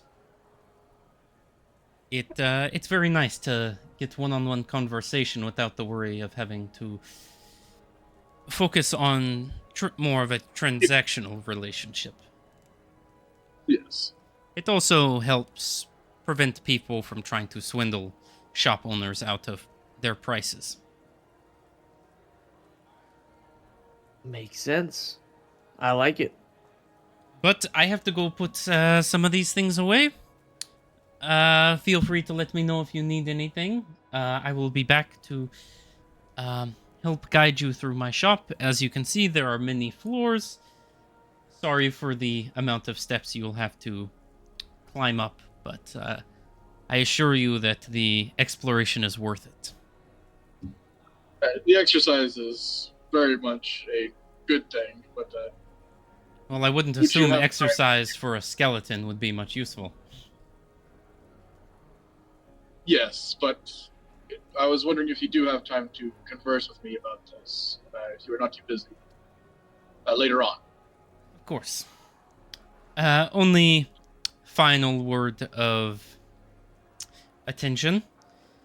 Make sure to keep the infernal kind in line. She motions towards Wilma. I am not too accepting of their presence. I can assure you that they will not do anything that will cause harm to us. So they will be on their best behavior. I sure hope so. Well, I will be back in a bit. Enjoy your shopping. She begins flying off with the box in hand.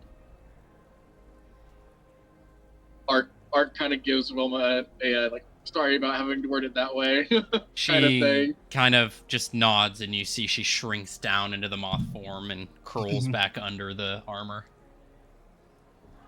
Ponta will be with her to kind of help make it comfortable.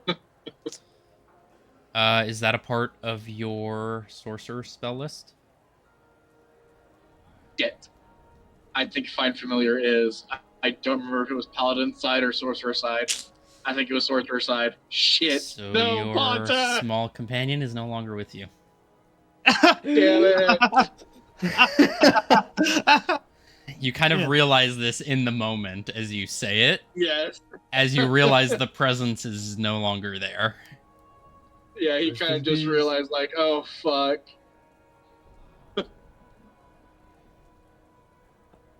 He'll I'm gonna kinda go whisper and break over- off. Yeah. All right. He'll kind of whisper over to Wilma, like, any chance you can do a cat form? That would be a little comforting more right now. Unfortunately, that is not one of the forms that I can take. Kind of just he kind of shrugs down a little bit, like, okay.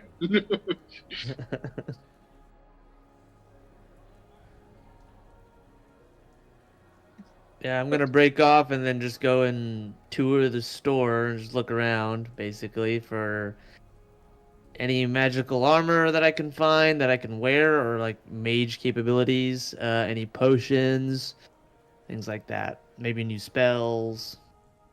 All right. In this massive Gotcha. Costco of a magic shop. It literally is. It is a big ass Costco of. It's like a Home Depot for magic shop, basically, with self Ark will kind checkout. of just Yeah. Ark will kind of just stick with Valen, kind of having the interest of the same thing of like see what kind of magical stuff is around. All right. I'm gonna try to see if there's any like magical plants or other potions and stuff. All right. So we will start with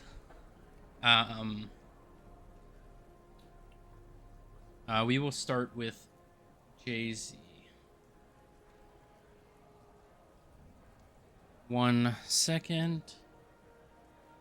What character is Jay-Z? Okay. So, what exactly are you looking for, Valen?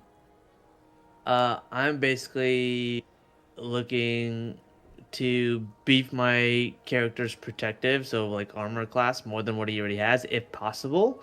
Other than that, I am looking for some more potions of healing, or uh, just some more spells to use at my discretion, really. All right.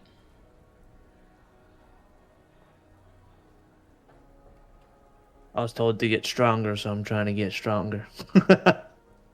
Yep. Gotcha.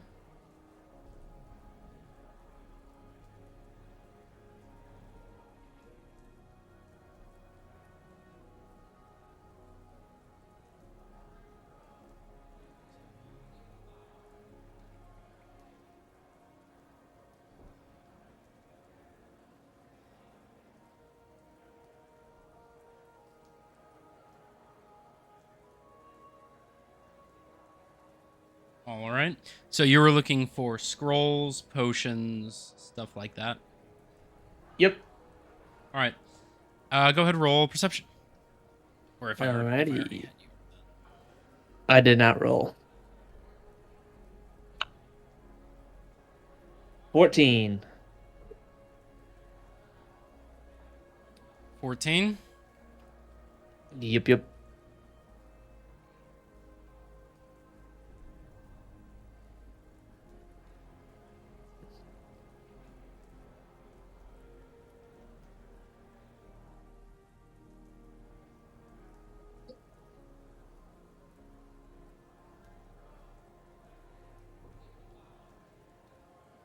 All right. So as for the scrolls, you find. Of course, this is going to be loading. Wouldn't it be? So you find a scroll of magic circle, which you would know. So, magic circle is basically a barrier against certain types of creatures. I can read you the description. So you create a 10-foot radius, 20-foot tall cylinder of magical energy centered on a point on the ground in which you can see within range. Glowing runes appear wherever the cylinder intersects with the floor and other surfaces. Choose one or more of the following types of creatures: celestials, elementals, fae, fiend, or undead. The circle affects creatures of the chosen type in the following ways. The creature can't willingly enter the cylinder by magical means. If they try to use teleportation or interplanar travel to do so, it must first succeed on a charisma saving throw. Any creature of your choosing among those types that are inside have disadvantage on attack rolls against creatures within the cylinder, and targets within the cylinder can't be charmed, frightened, or possessed by a creature. Hmm. You find a potion of force resistance, Okay. a scroll of pass without a trace, which pass without a trace gives each creature you choose within 30 feet of you a plus 10 bonus to stealth checks. And it also okay. prevents magical tracking. You also find a scroll of gentle repose.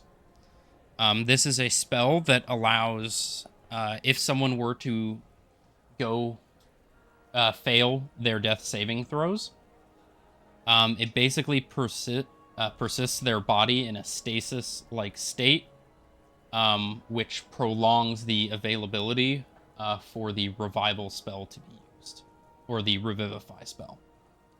Okay. So, to be specific, gentle repose for 10 days. The body is maintained in a state just moments after death, and at any point within those 10 days will allow you to successfully cast Revivify on them, as if you had made it within that 1 minute window. Okay. That's also a really good one. You find a scroll of heat metal, which, as the name entails, it heats metal for damage, including armor, weapons, anything metal. It heats it up to basically red hot. If it is a weapon, it may cause the individual to drop the weapon or undergo damage, or their chest plate, or what have you. You find a scroll of Wall of Light, which is a spell that, well, basically just creates a massive wall of light. Anybody who tries to enter the area must make a saving throw or take 48 radiant damage and become blinded. Oof. Any creature that ends its turn within the wall's area also takes 48 radiant damage. And this is like a singular wall? It is a 60-foot long, 10 feet high wall that is 5 feet thick. Nice. You would also recognize this as a 5th level spell. Okay. You find a... Let's see. You find a scroll of tree stride, which is also a 5th level spell. And it allows you to basically create a connection between two trees within 500 feet and basically transport through them. Basically teleport from one tree to another.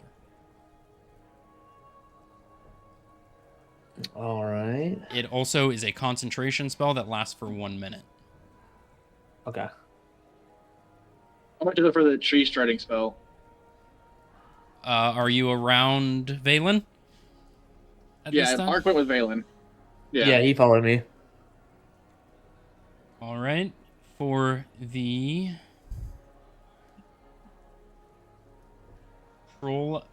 scroll of tree stride, that is going to be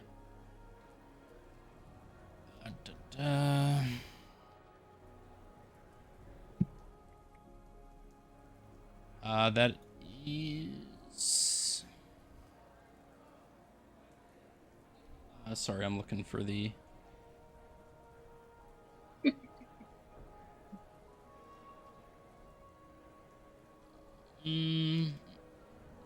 I hit that. That is going to be about 1,200 gold, is what it says on the price tag.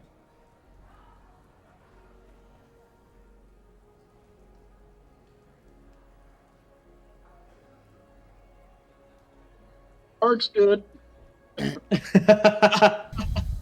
What is it? What's the price for the Wall of Light? The Wall of Light is also 1,200. You can tell as they are 5th level spells, they're quite expensive. Yeah. What about is it the same for the circle with the runes and stuff? The Scroll protective of circle? Magic Circle is 400. I will get that one. All right. So go ahead and remove 400 from your inventory. And you can type in other inventory Scroll of Magic Circle. Okay. This is also a... Jay-Z, real quick about Yep. that. If I remember correctly, the casting time on that is supposed to be like 10 minutes. it is 1 minute. Okay. Oh, 1 minute. And it Must is have taken a different spell then. it is a 3rd level spell. So that would be 150 gold. And I believe is it give me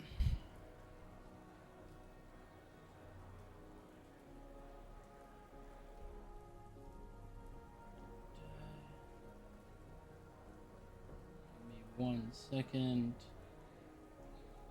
Book.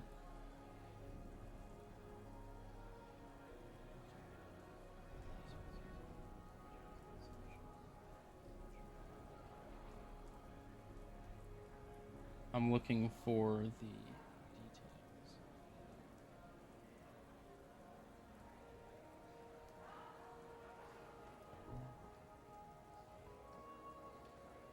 For each level of the spell, it takes 2 hours and 50 gold pieces. So a 3rd level spell would be 150 gold pieces and 6 hours to transcribe it. Okay. You can also just learn spell scrolls, Yeah. which I believe we also have those details in information references.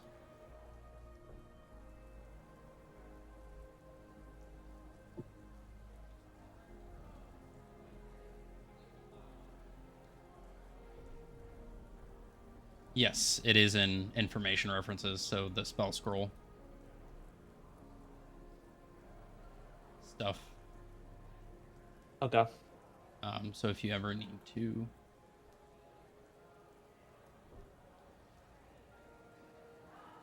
Learn it, transcribe it. You said it was in an inventory, right? Yeah, so just put it in other inventory.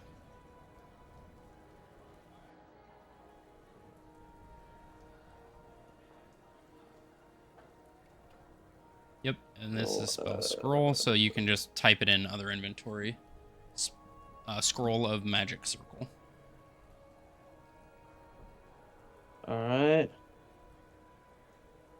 But that is all you really see. It is a lot of items, so it's going to take some time to look through things. Okay. So, while you took the 400 out? I did. So, for the others, what is it that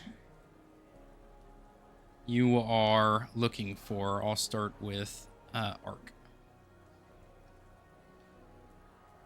I think for art.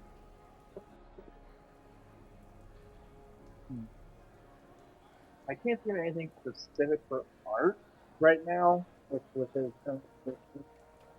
so I just have to roll a perception. You're very muffled right now. Yeah, sorry, I'm on my headphones. Gotcha. So I will swap to Theo. You said you were looking for more magical, like materials, like cooking materials. Magical floro life, magical How's that? Is that better? animal remains. Or still muffled? Gotcha. Still a little muffled. Yeah. I'll just switch my phone. Gotcha. So go ahead and roll a perception check for me. Just a minute. Nope. Skills. Plus 4. And I am rolling. 15 total. 15, and you said you were looking for what?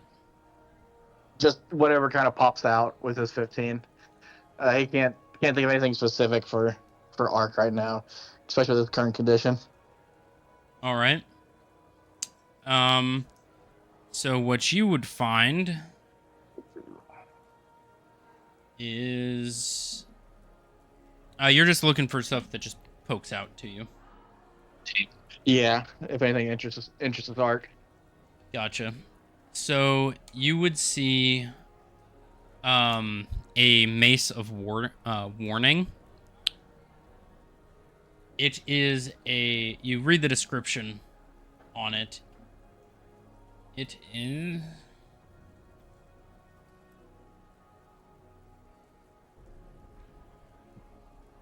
it is a mace that upon holding it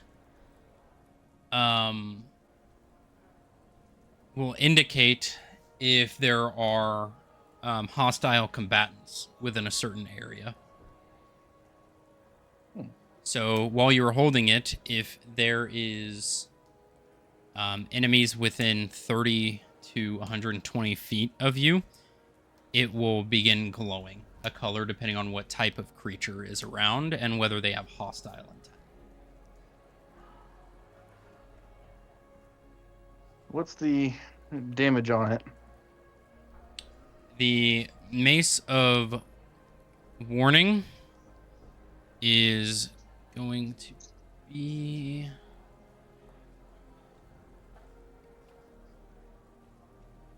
it is going to be about 1,100. And it does require attunement. Oh.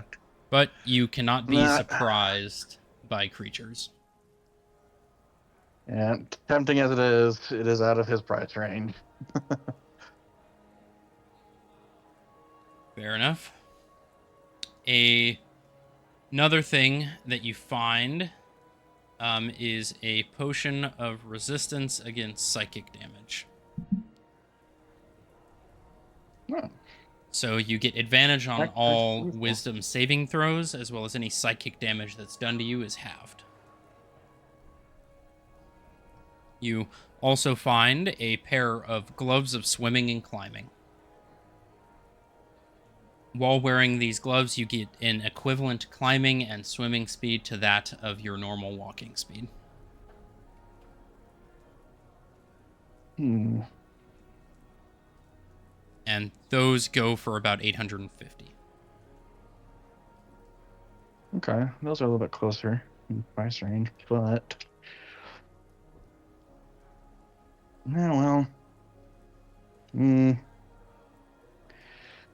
come back to me on that. I'll need to think on it.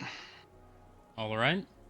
The last thing that you see is a shield of arrow catching. It is a shield that gives you +2 bonus to your armor class, and whenever an attack attacker makes a ranged roll against a target within 5 feet of you, you can use your reaction to become the target instead. If you are the target, you can choose to reduce the damage by 1d8 if it does hit you. Okay.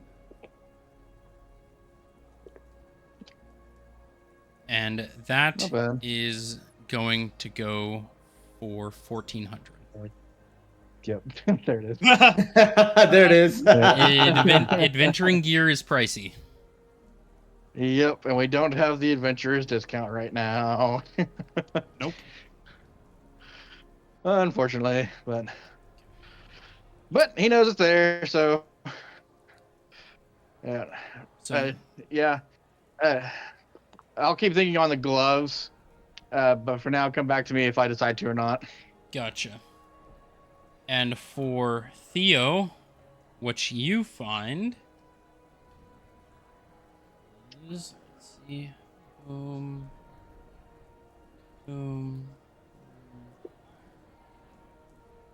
stones.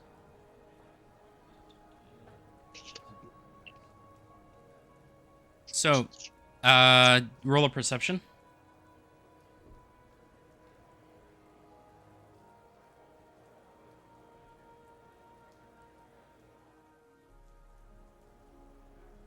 $21. 21. You find a slew of things.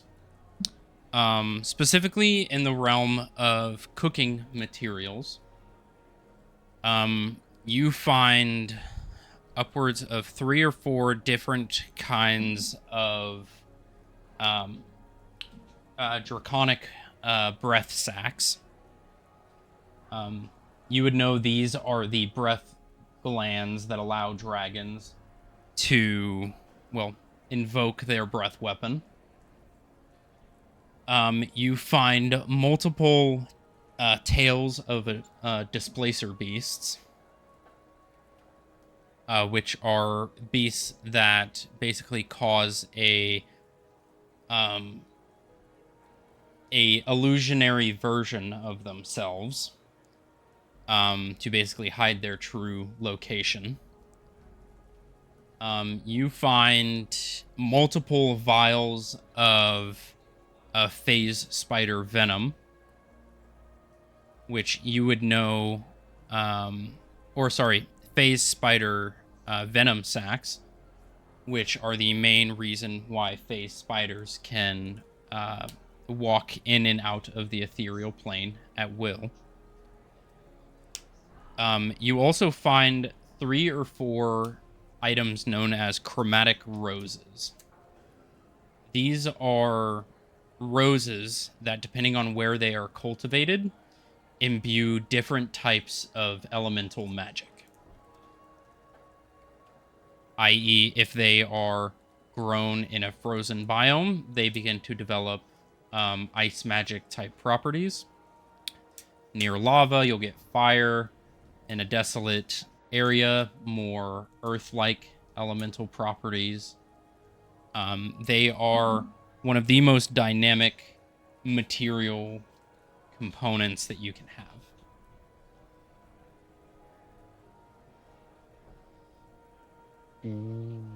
How much are the roses? Each of the chromatic roses go for...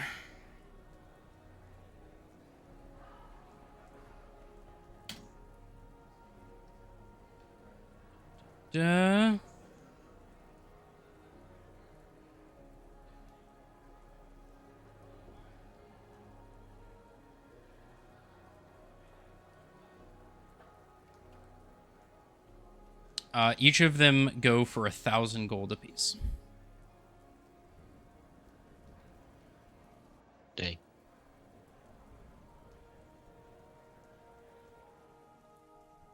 I don't know if I have that much. You have, I'm pretty sure you have enough for one. Because you have, let's see. Currently, you have the equivalent 1,500 gold in your inventory. I'm not gonna spend all my money on that. Fair enough. The breath weapon sacks, each of them go for about 300 apiece. And the vials of displacer, or not displacer, phase spider sacks go for about 350 apiece, and the displacer tails, those go for about 200.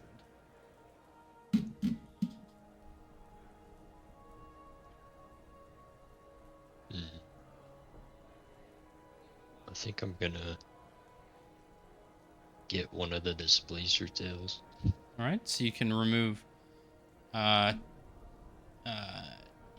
you don't have it in gold, but you can remove 20 platinum from your inventory.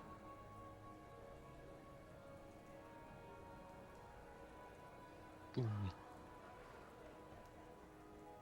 So you should be left with 130 platinum.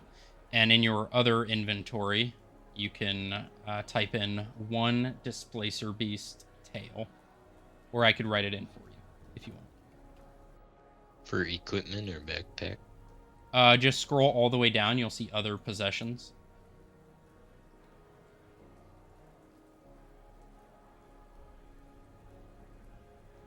Ah, here we go.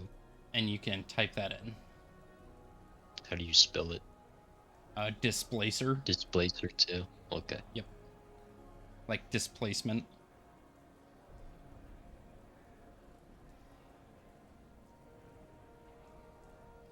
So you buy one of those. Yep. What were the dragon sacks? So there are 5 of them. 3 of them are white dragon breath sacks. You can tell they have a lot of frost magic imbued into them. One of them is a black dragon breath sack, which has, you can tell it's pretty much full of acid. And then there is 1 gold dragon breath sack, and you can see there's kind of a bright white fiery light coming from the sack.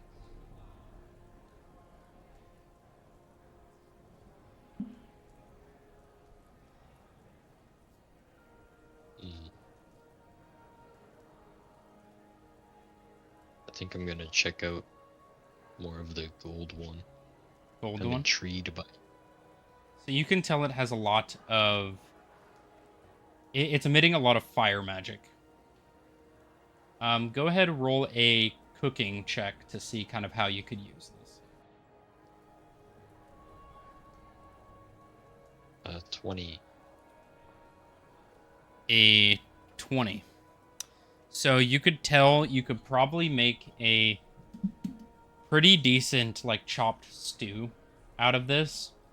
And from your experiments in the past, you can take a pretty solid guess that this would do something along the lines of giving fire resistance.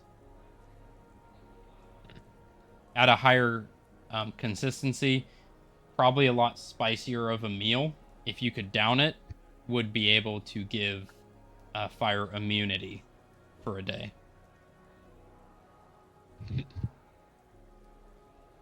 That's a spicy meatball. Yes. That's a spicy meatball right there. I think I'm gonna buy that too. All right, that will be 350 gold. So that would be 35 platinum.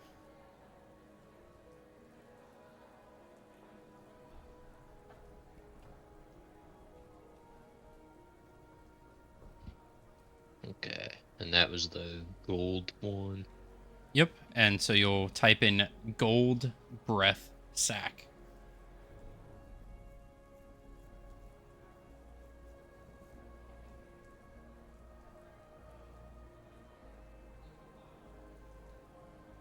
Okay.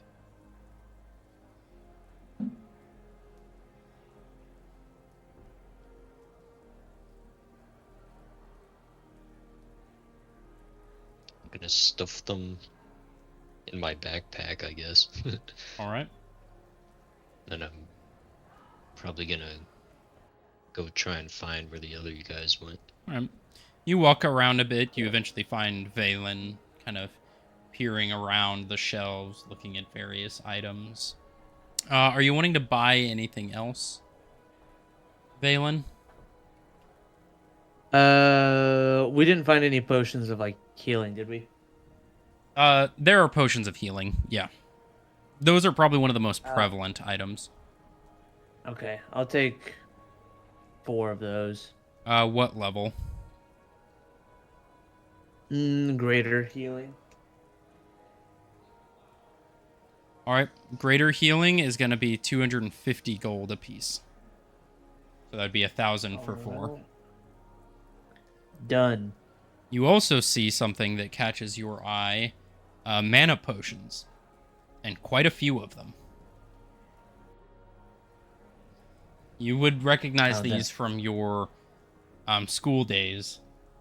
The bright teal and gold liquid in these vials. You also know they're quite expensive. What I don't think I'll technically need them if I'm being provided power by Nelly at the moment. Well, you're not, as you decided to not take the power. Oh, okay. And well, then no, I'm not going to do that the way. And you haven't tested out whether your spells persist or not. Yeah. But mana potions are not only for magic, like wizard magic casters. They can also be used for anyone else with spell slots. Okay. I think I'm good for now. I'll just do the greater healing. Alrighty. Yeah, I think Art's also good for now. I think he's going to wait after he has the conversation with his Isabella. All right. And about this time, as you guys are shopping around, I'd say, Otis, Yerk, would you head towards them during this time, or would you guys be heading back to the tavern?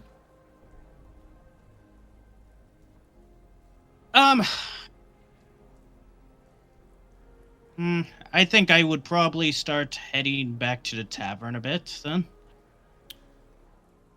Yeah, I Myself. probably would be too, because I don't have much money. Poor. Yeah. Yeah. All right. That couldn't be me. So, as you guys are kind of finishing up your shopping, you would see Isabella fly back down and jump off the flying broom and land next to you. You could tell she's only about 5'9" or so, and it's very off-putting not having eyes to look at and not really any facial expressions because it's a skull. But as she lands... Yeah, but Ark yeah, Ark gets it. So, what did you need to ask from me? I have lost my connection to a power side of mine. Before, yes, I was cursed by a glitch to Such a good name. become a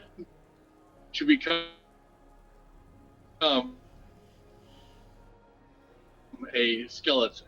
But with Dragon, he's changed that from a curse to undeath, and I have seemed to have lost my connection to some of my powers. Well, in the bright side, you're no longer connected to the clown.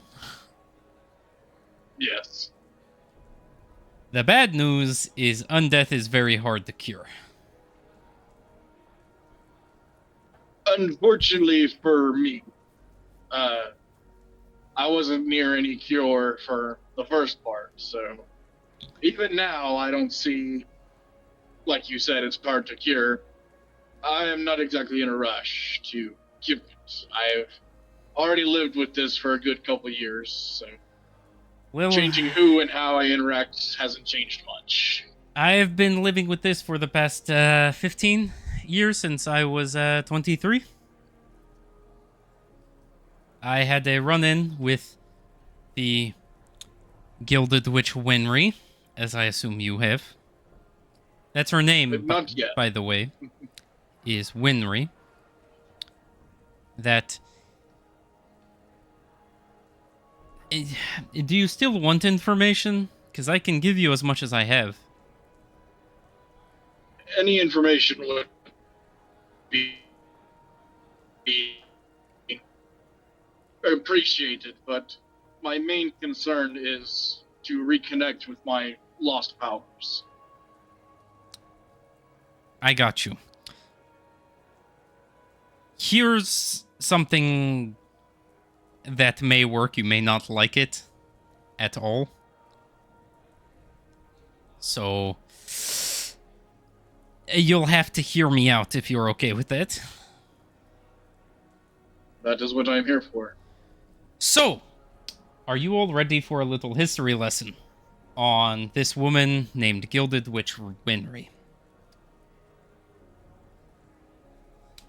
Sure. I guess so. See, I went to school with Winry in the Sidonia Witches Academy back in... Oh, geez, that would have been 24 years ago or so.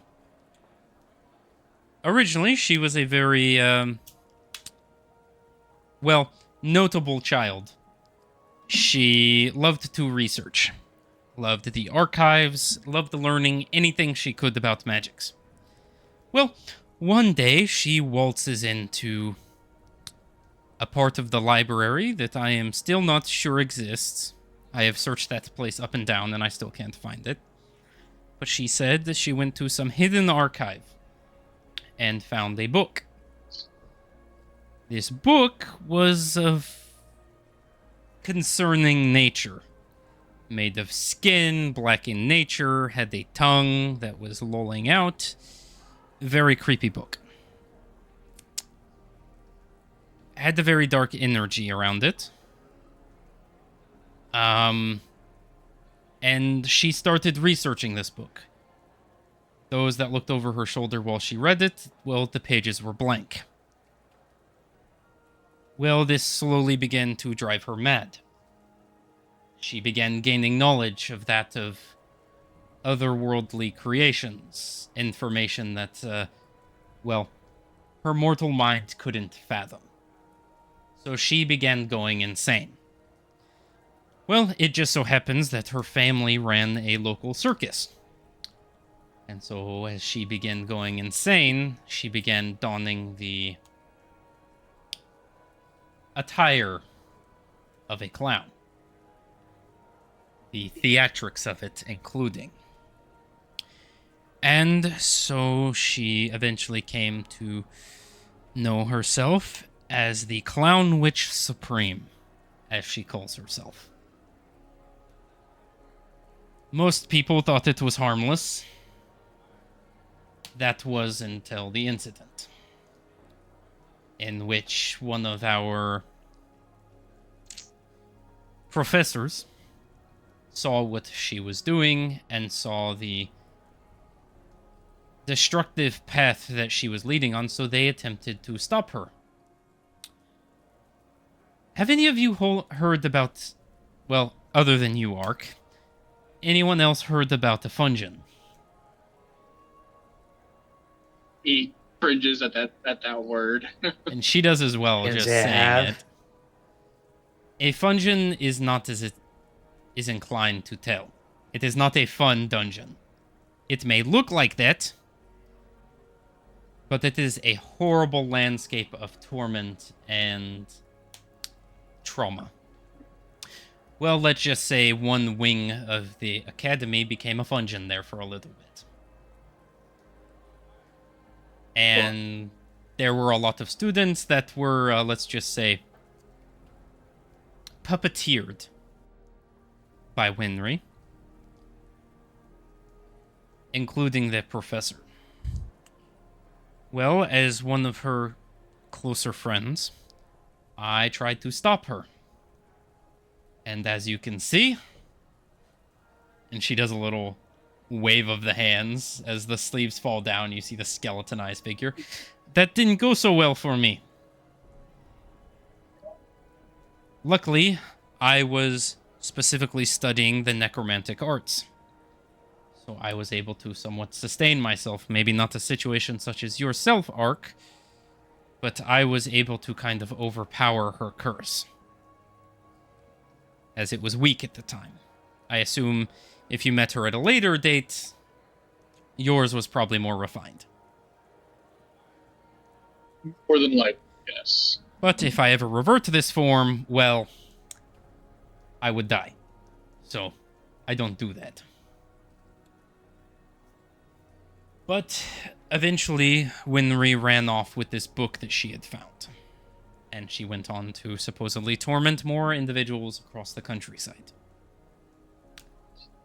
I am not sure where she is at now, but I'm sure she is just as insane as the day she left.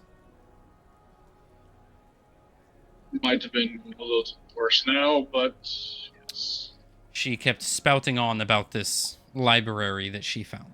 This secret archive that she kept calling the Atreus. I've heard of that before.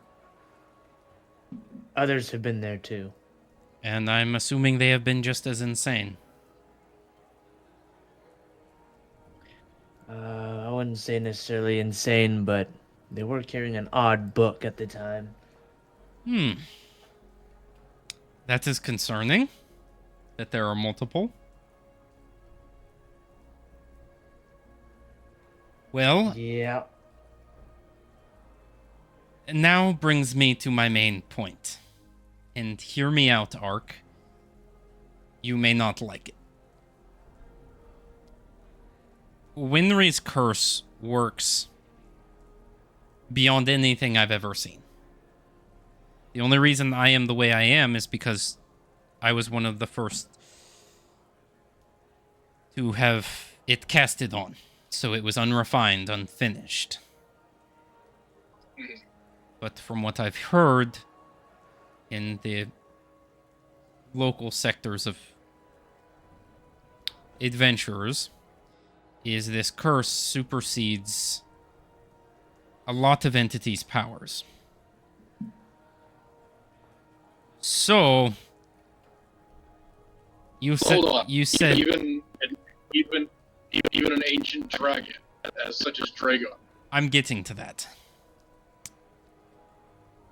Other individuals have the power to override it, such as yourself. They solidify it and they make you an undead. Let's just say if the curse was cast on you again, it would override your current state and revert you back to how you were. So they override each other. So if you were to find Winry and go through another function, you could find yourself in a position that you could be cured and still maintain your magical powers versus what you have now. I know that doesn't sound optimal, but your situation is very unique to what I've seen. And as a necromancer, it is my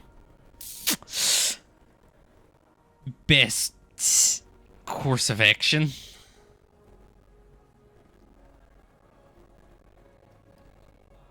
And you see if she could be making like a face, she would, but she's just a skeleton. So it's just like... Ark feels it. Yeah, Ark Yeah. feels it. Yeah. Yeah, like, I don't want to tell you this is the way, but... Yeah. This is the way. Yeah. I know that doesn't sound fun, and I would not do it. But it's possible. Would there be options for me to choose a different way to become more powerful?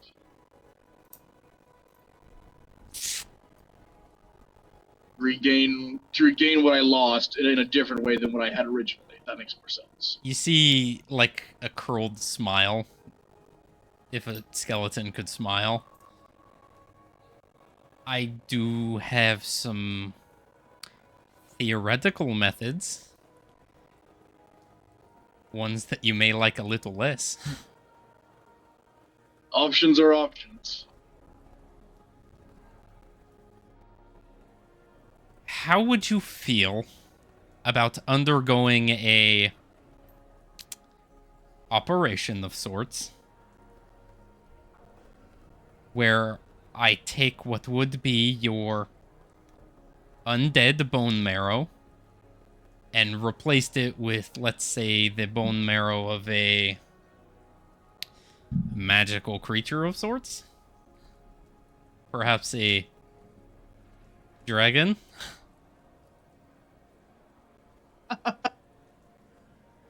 Whoa. You see your head kind of cocks a bit.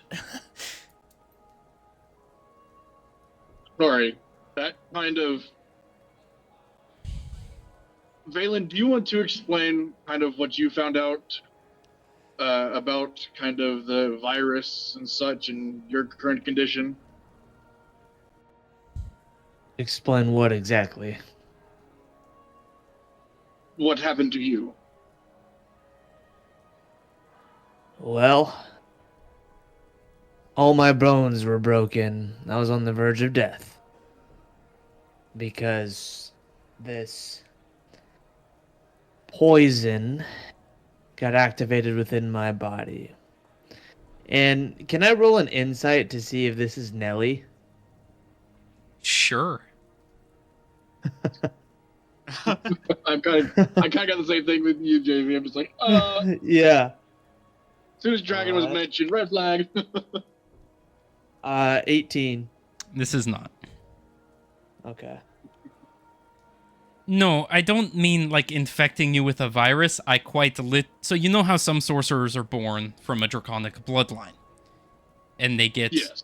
draconic sorcery. This would be more of a hypothetical operation in which would synthetically cut open every single bone of yours, scrape all the bone marrow out, and replace it with that of dragon bone marrow, and hope that your body doesn't reject it. But you are undead, so the limiting factors are less so. But it could work in giving you your powers back. It would just require a lengthy and very theoretical operation to succeed. Painful one. I've done enough. I imagine. I've done enough bad operations that I think I could get it this time. You think? Well, as you know, as I can tell you're a magic caster yourself, there is a lot of practice involved when it comes to perfecting magic, especially when it comes to magical operations in the more medical side of the field.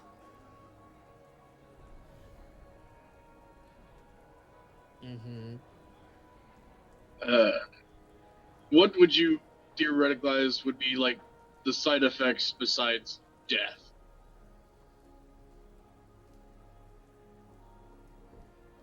Vegetization? Vegetation. With a consistent immense amount of pain for the rest of your life?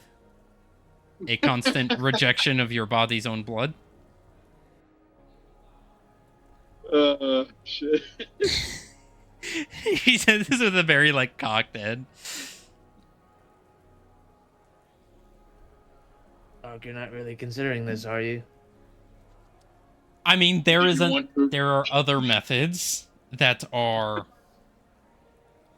less excruciating but less effective.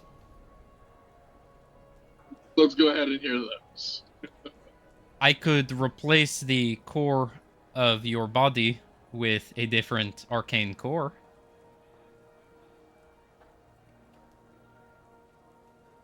With the... Does our core? Yeah, you do. All undead creatures do. They have undead cores. your curse was persisting your undead form. When Dragar solidified it, that's what happened. Okay. So rather than an undead core, I could try implementing a elemental core, a infernal core, a other more theoretical emplacements of some cores I've been testing.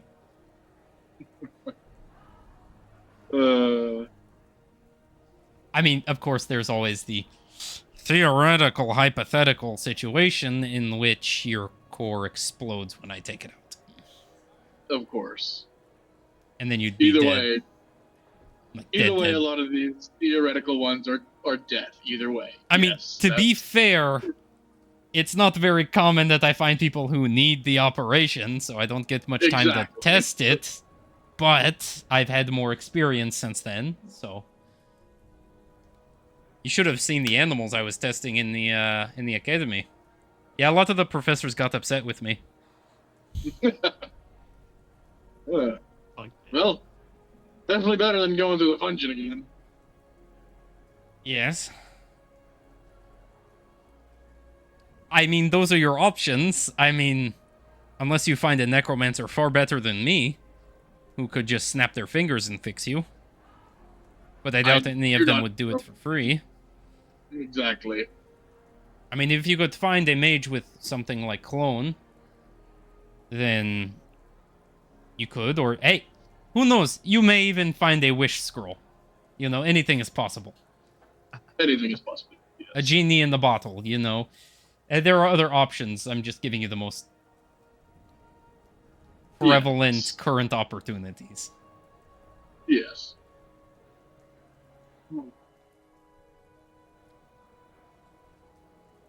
And if you don't mind, you said your name was Valen? That's correct. You're a magic caster as well, but more of my I am. kind of magic caster. Your kind? What do you mean your kind? You prefer the term wizard, yes? Mage? That is correct. I am a Wizard. witch. We come from similar backgrounds, schooling, knowledge. Gotcha. What do you practice? Necromancy. As you can tell. But I figured I would ask. I actually do, it helps her on the shop, and she kind of points up and you see what look to be like skeleton cats. And birds flying around transporting items around the shelves on the higher ends. Hmm. Interesting. Well, what kind of magic do you prefer? Evocation is my preference. Seems kinda basic to me. It's more complicated than you think. It's less dirtier than necromancy. I'm going to take that as a jab and not as an insult. But evocation is one of the first schools they teach you in magic. It's a lot less complicated than others. I'm just saying. To be a master at it takes more dedication than just your basics. What, being born male wasn't good enough for you? Apparently not. Well, it's nice to see other magic casters. Even if they are limited in their dynamic magic casting. Believe me, there's more to what you're looking at than you can imagine at the moment. I am sure there is. She kind of looks you up and down. Maybe I could How long? teach you a little bit. Call it a private study session. I'm always keen to learning new skills.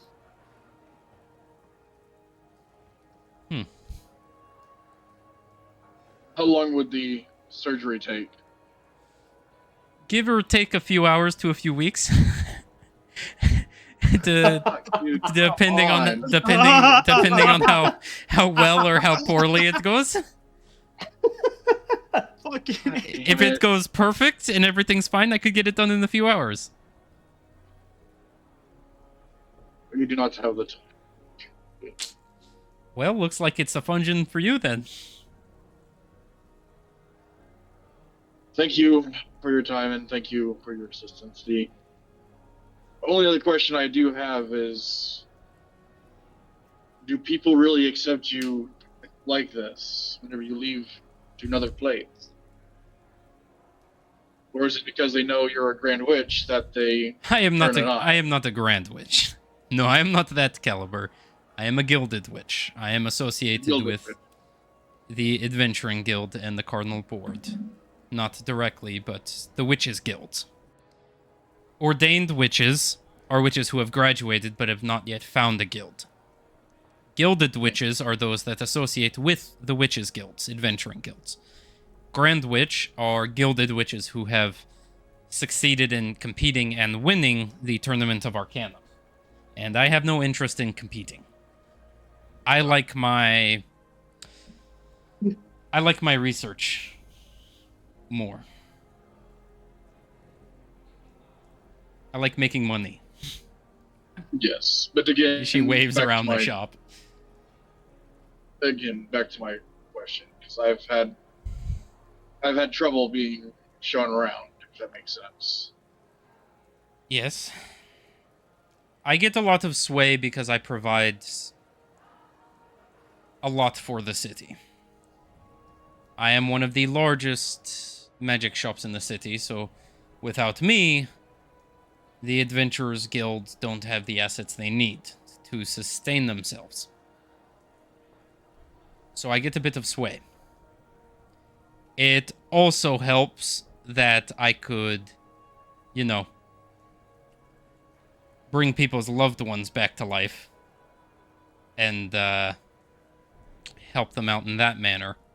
Not that I would ever do that without the express permission from the church, because that would be illegal. And I would never want to do anything illegal in the eyes of the church. Of course. Again, You can tell from your passive insight, she is definitely... it was just a question She that- definitely does illegal shit. All the time. All the time. Yeah. Yeah, he doesn't really care about the illegal shit. He was just wanting to confirm his suspicion about it. But, So a lot of he's- people are thankful just- for my presence.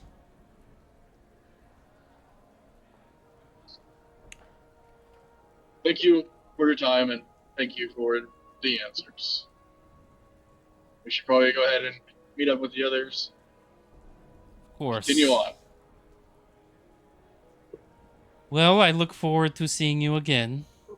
And Valen, she kind of walks past you and kind of runs her hand down your arm. Don't forget private study session whenever you wish. Hey, yo. Kind of cocks her head, hops on the broom, and begins flying away. Did anybody else think that was weird? No, just me. Oh.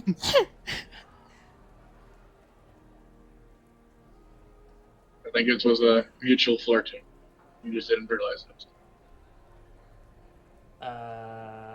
I've been around the ballpark a couple times, and I can tell you, I was not flirting.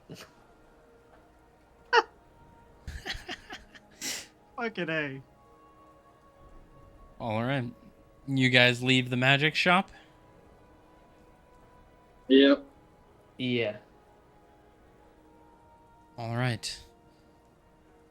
As you guys begin heading back towards the town, as it is going to be quite a bit of walk, anything you guys want to stop by on the way back, or are you just heading back towards? That is not the nearby as we go by. The what? The two adventuring guilds, not the Crimson one, the other one. What was it? Your So there's the Crimson Guard and the Wyvernborn. Wyvernborn is about. Born They're- Adventure They're each about an hour walk away. Are they? Is it on the way to the tavern? No, not at all. It is way out of the way. Okay, then yeah, just straight to the tavern. Alrighty. Otis and Yerk, what are you guys doing back at the tavern? I'll let Otis start first. Let's see. What time of day is it at this point? Is it about noon? 1 hour there, 1 hour Yeah. back. Yeah, it's about noon at this point. I would probably be sitting at one of the side tables near the bar, and probably just grabbing a drink. One of these Maybe ordering some side food. tables over here. Yeah. All right. You order some food. You wave Nikolai over. Yes. What can I get for you? Are you hungry for lunch? Sure am. What's your today's special? Today's special is we have an herb and garlic orok deli sandwich. It is similar to like pulled meat, but it is with orok, the local bovine creature, and there is a garlic aioli that I put on it, as well as some greens, some of the local vegetables, on various types of bread. More of slices of loaves. I was gonna ask, would I know what Auroch is? Yes. So Auroch is one of the most common animals. It is a mix between, like an ox and your standard like cow. Oh, okay. They're a lot larger. They stand at about 5 feet at the back. And they weigh upwards of about 2 tons. Jeez. Okay. They are big creatures, but they're the local. Pretty much everyone farms them for meat. Even up here in a land of dragons, it is one of the most prevalent sources of meat. I can actually. Okay.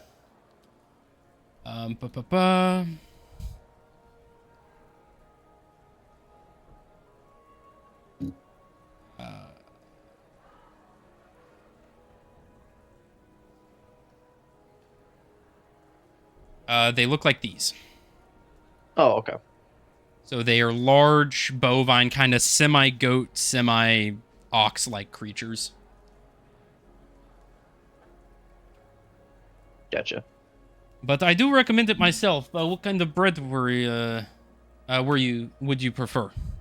We have rye, sourdough, more whole grain, honey wheat.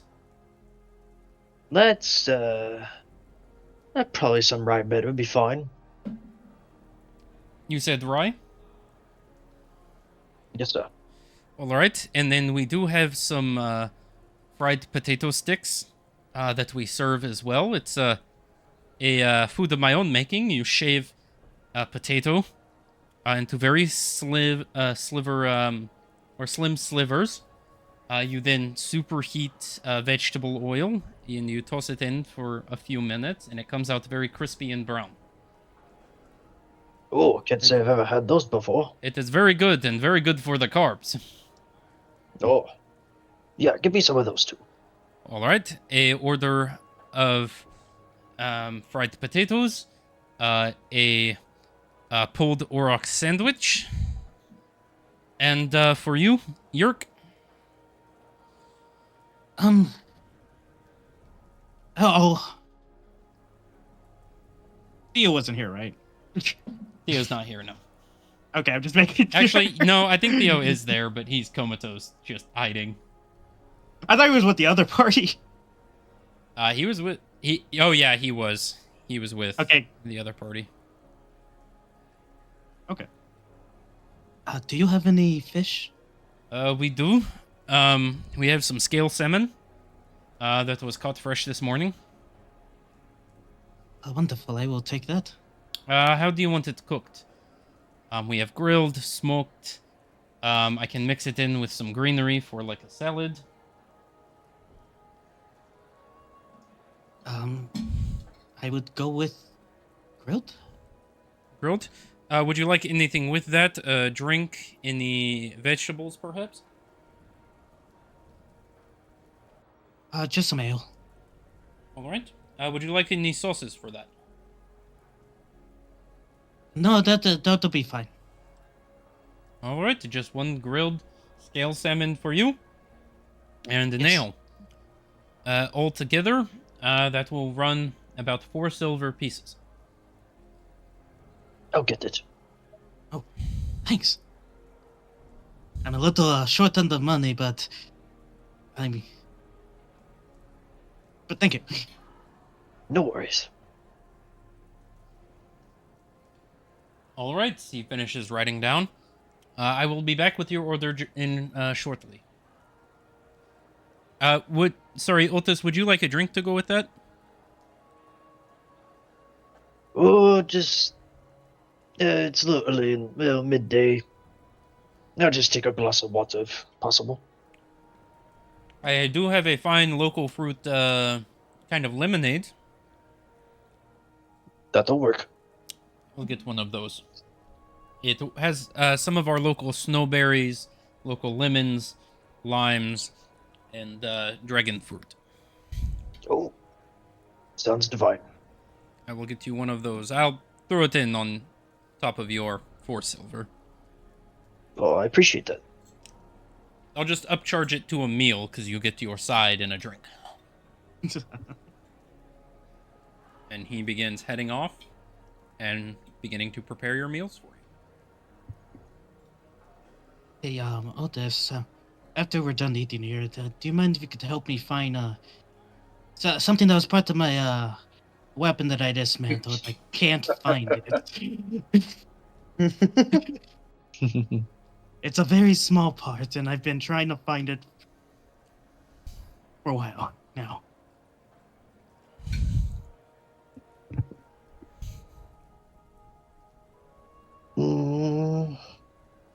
Yeah, I would certainly help you. I'm sure it's probably here somewhere. It's okay. It's in my room somewhere. I just it's pretty small.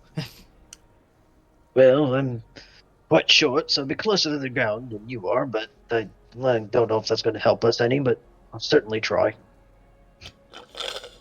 Oh, thank you. But, thanks for the paying for the meal. Actually, I don't think I've eaten too much lately. Been a lot of movements. Well, if you're still hungry after the fact, you can more than gladly have more fish or whatever. I'll go ahead and pay for it for you. You need to eat better anyways. What does that mean? Well, I mean, you can't exactly survive off of cannibalism all the time. What? Wait, hold on. Would I even know that? No. No, my damn. My bad. I guess. I You can't. just even assume say he was that. a cannibal. Sure as fuck did.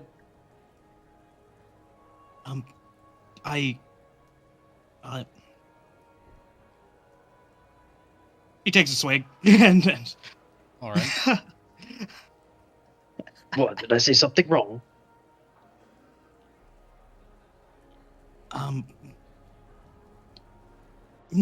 no, it's alright.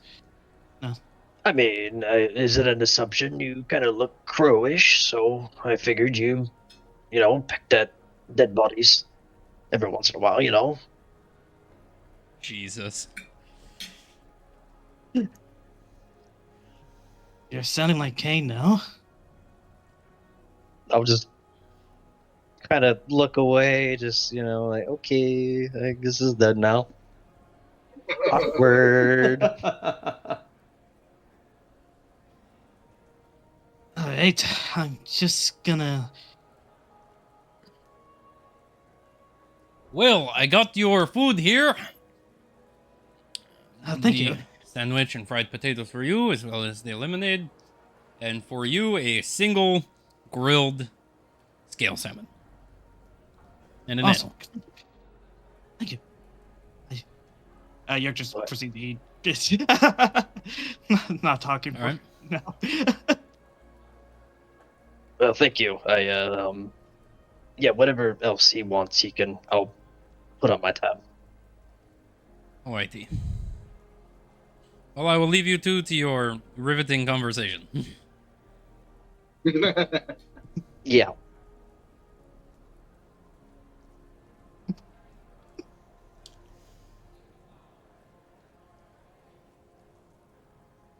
I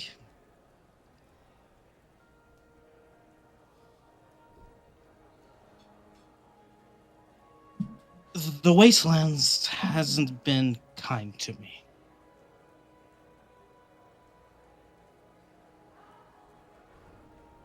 Gotcha. I don't say this a lot because I like to forget. Yes, I have indulged in eating people.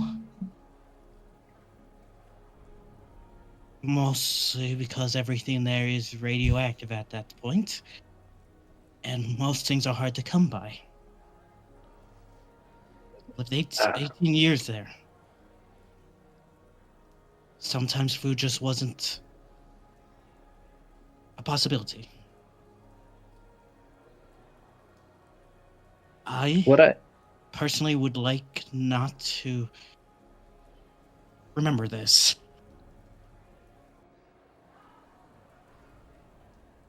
Well, I apologize for assuming that your kind were but my deal still stands. If you do feel like you need to eat more, I will gladly pay for you. I think that this fish will be fine. Now I don't think I'm that hungry anymore. I'll just nod my head. About this time, the others would begin walking in to the tavern. Balin, Ark, you would see the other two off in the corner. So, how was y'all's endeavor?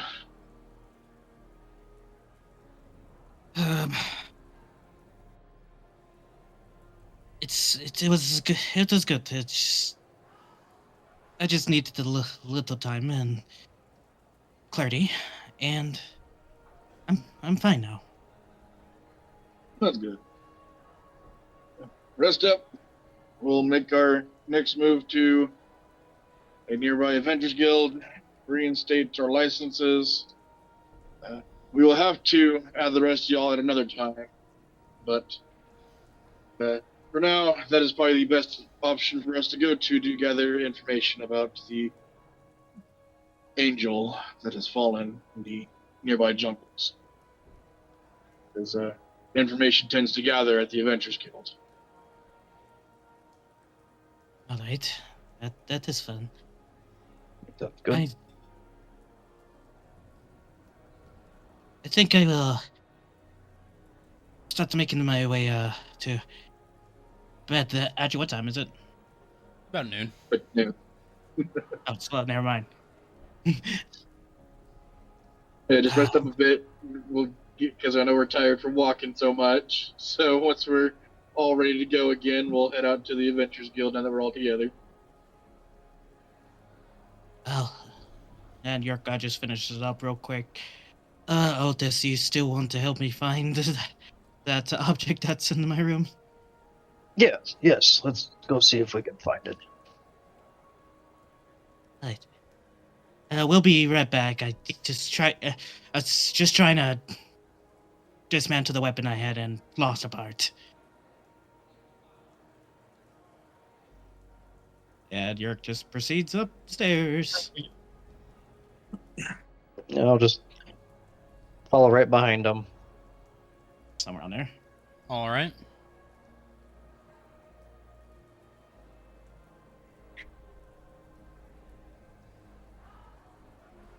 Gotcha.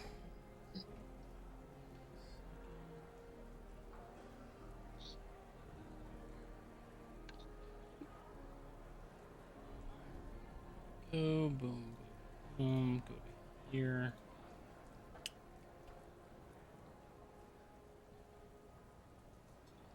All right, so you guys are searching the room for the D10. Yep. All right, go ahead. Both of you roll a investigation check.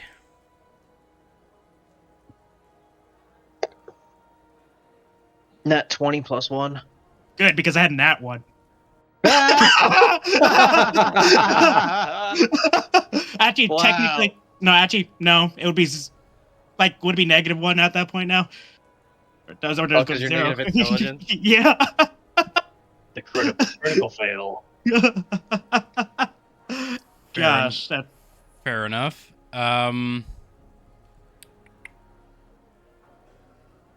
Yeah. So you walk in and you see Yerk scrambling around looking for this item. And you're just taking stock of the room. And you notice a weird shadow on the ground. Just a weird shadow. You look up at the hanging, ever-burning, like, candle. What would you call that? A chandelier. You would notice the glass bulb underneath it, and you see a small little spring in the glass bowl underneath the light. Hey, Budman. Yes, also, it's Yerk. Yuck. When's the last time you decided to look up?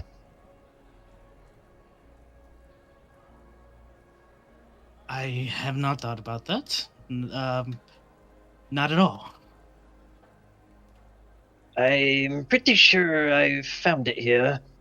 If you look at this little light here.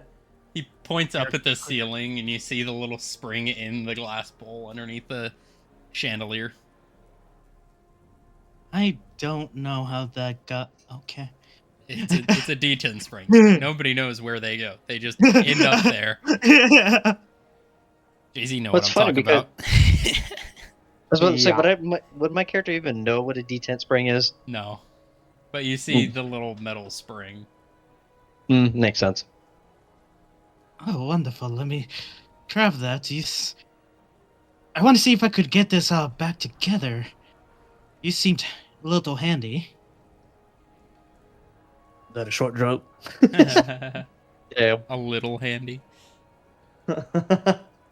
You mind helping me put this back together? And the bird just wants a little handy. I mean, come on. That's what happens Oh. after a fight. That's all you get. I'm sorry. I'm sorry. Hey. Okay. So how are you getting this spring down? how high is the? It's about a 8-foot ceiling. Damn it. And I mean, how far is this light hanging down from the ceiling? About a foot or so. Is there like a chair? Yeah, And- there's a chair and a desk in there. I'll probably just move the desk then. There a booster seat. Oh my God. Okay. I'll move the desk. Yeah, Roll a dexterity check, please. that I could do. Maybe. That one.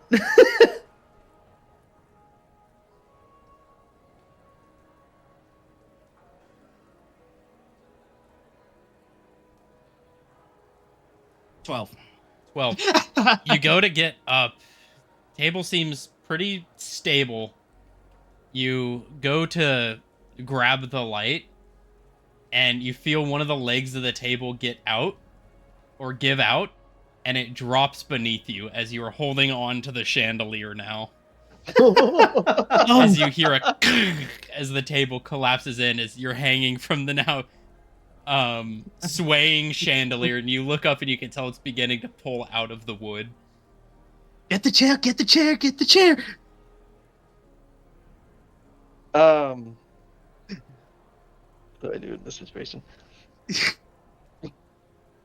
Yeah, let's see if I can quickly grab the chair and put it underneath him. Roll a dexterity.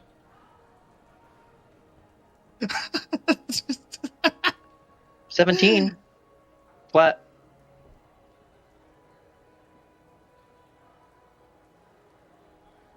With a 17, quickly enough, you're able to put the chair beneath him, and you're able to stabilize yourself. You reach in, grab the little spring, and make your way back down. The table now rocked on only 3 legs. Jeez. I am quite the light of a person. I am very surprised that broke. That's okay. I'm pretty sure I can fix that. Can I cast a mending cantrip on that leg? Try to Yes, fix you the can. table. You spend a minute as you hold the broken leg, as you see it begin to warp back together into a solid table. Better than when you found it. Nice. But now There, it that rocks. should hold it. Now it rocks on the other 3 legs. It's just slightly like one of those canted. You can never get it exactly flat. If I forget, did like Valen had mending? Yeah. Okay, I'm for remembering if I've seen that before. So, but well, that works. That works. At least we don't have to pay for a bill for that. That was the plan. Would you like to learn how this gets put together? As long as you don't break it again, Yerk, I'd be happy to. Please keep an eye out for this object, just in case. Okay. Yeah. Yerk, roll intelligence or dexterity check with Dexterity, advantage. fucker. Okay. Roll dexterity with advantage, as he is helping you. Oh, wait, advantage. Okay. No. Okay.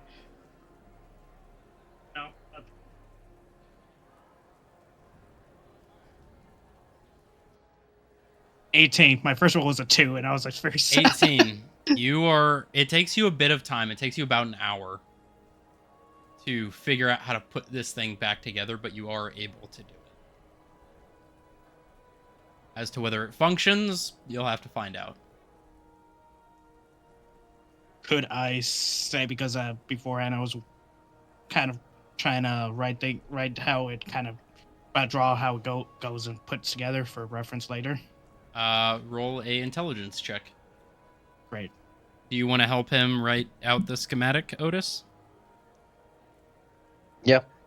Okay, go ahead, roll with advantage. You see him I pull don't out think we some can get any papers higher than and this. pencils. 20 minus 1. 19. Yep. Easily enough with Nat. so That's why I got nat 20. yeah. So if I say roll a group check, everybody will roll individual, or you can give the person doing it advantage by helping them. He Gotcha. rolled with advantage as you were helping him, as this is a task he's doing with his hands. And you're okay. more so giving tips. You're not necessarily doing it for him, but you're giving him tips as you're going Gotcha. along. After about another hour, you get a pretty decent looking schematic for it.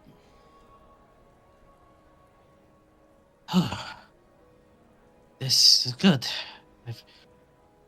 This is my first one to actually be able to understand how it put together. Yes, it looks pretty good.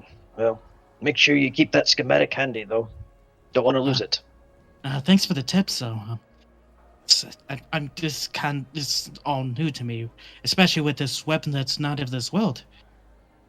Oh, same here. I mean, I still don't know how this thing can go boom, but you must show me sometime. Yes, maybe when we are leaving the town, the city, then I will show you. Sounds great. Okay, let's go back down then. Thank you for this. Absolutely. No, I'll just follow after him. All right.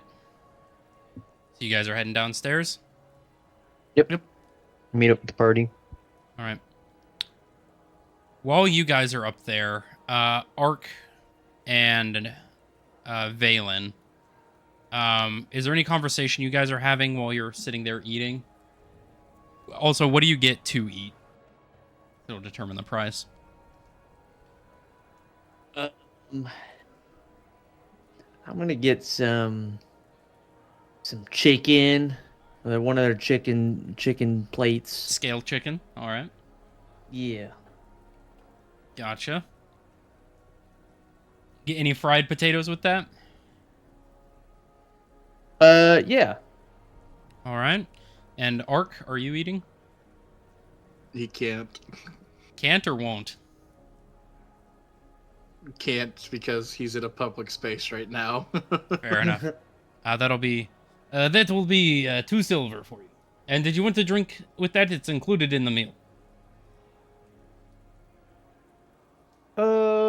Yeah, I'll take a drink. I'll just take a water. Alrighty. I'll be right back with that for you. Thank you.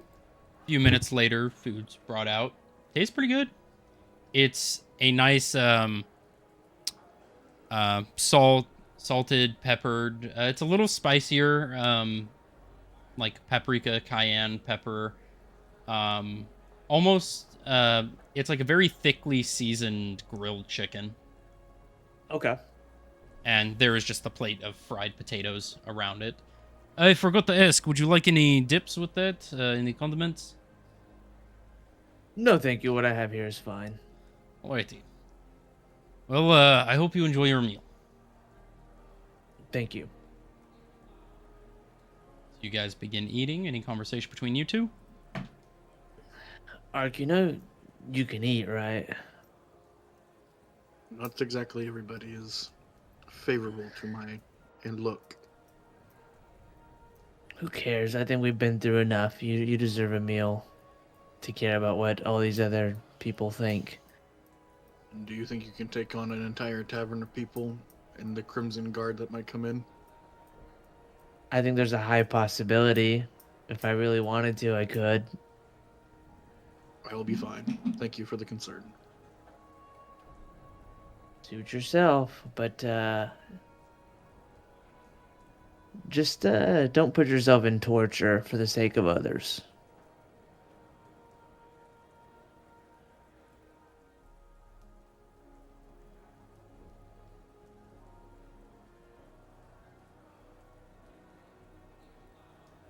So I'm gonna continue eating, and then I'm finishing my meal, I guess. All right. As you guys are kind of sitting there eating, about 15 minutes in, Valen, you get a tap on your shoulder. I turn towards it. You turn around, you see a very worse for wear elven figure. Pale, white skin, kind of scraggly, dark black hair. Very worn and torn robes. Kind of malnourished, sunken in cheeks. Very bright green eyes. Excuse me. Yes. You wouldn't happen to have any spare change? I just change? I just need a meal. If it wouldn't be too much trouble for you. What's your name? Liluth. Liluth. Roll a history check with advantage. All right. Let's see. History. 25. You recognize that name. You recognize it very well. It takes you a moment as this person standing in front of you looks nothing like they used to. From what you can remember, this used to be the girl that sat on her own at your lunches. That's who I thought it was. Spent her time alone, away from everybody else. Ridiculed for being a necromancer. But you also notice that she doesn't recognize you. But she looks worse for wear, like she's gone through hell. I'm sorry. I forget I asked. She No, wait, just no, wait. begins to start walking away. Hang on a second. Liluth. Liluth Vulcan? Her eyes kind of scrunch. What? No, you must have someone else. Never mind. Forget I asked. The necromancer. She begins hustling towards the front door. Wait. You can tell I'm she Valen. you can tell she looks fearful, Yeah. and she is out the door before you get the chance to say it. I'm gonna go and try to chase her down. All right. You run outside after her. You see she's very weakly running. She doesn't look like she has any energy. She is running in the snow, and she ends up bumping into somebody and trips and falls. As you catch up to her, she looks up. You see fear in her eyes. I swear it wasn't me. You have the wrong person. You have the wrong person. Liluth, calm down. Calm down. See, I'm she's Valen. breathing very heavily. I'm Valen Stormgaze. What? I know. What do you mean? You remember the chats we used to have during lunch? You would quote unquote feel bothered as I was studying and you were eating your meals in school. Oh. She just nods. She kind of very weakly gets herself up and kind of curls onto the side of the building. Her just knees to her chest, her arms just huddled in close. You notice she doesn't have a backpack or really anything on her. Well, let's get out of here. Let's get you a meal. Let's head back to the tavern. You sure you're Valen? I'm Valen, the evocation wizard. Tell me something only he would know. I can't believe anyone who just says that. When we were in school, you told me about necromancy, and you summoned an animal, and I didn't quite look pleased with what I saw.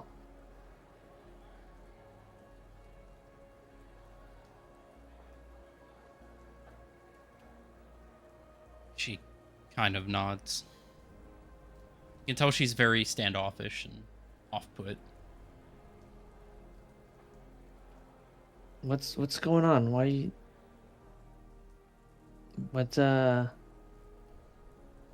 are you running? Fearful.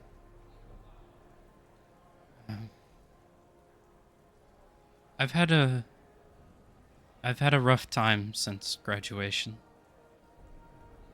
Since graduating. You see her, there are bags under her eyes, just this long stare off in the distance.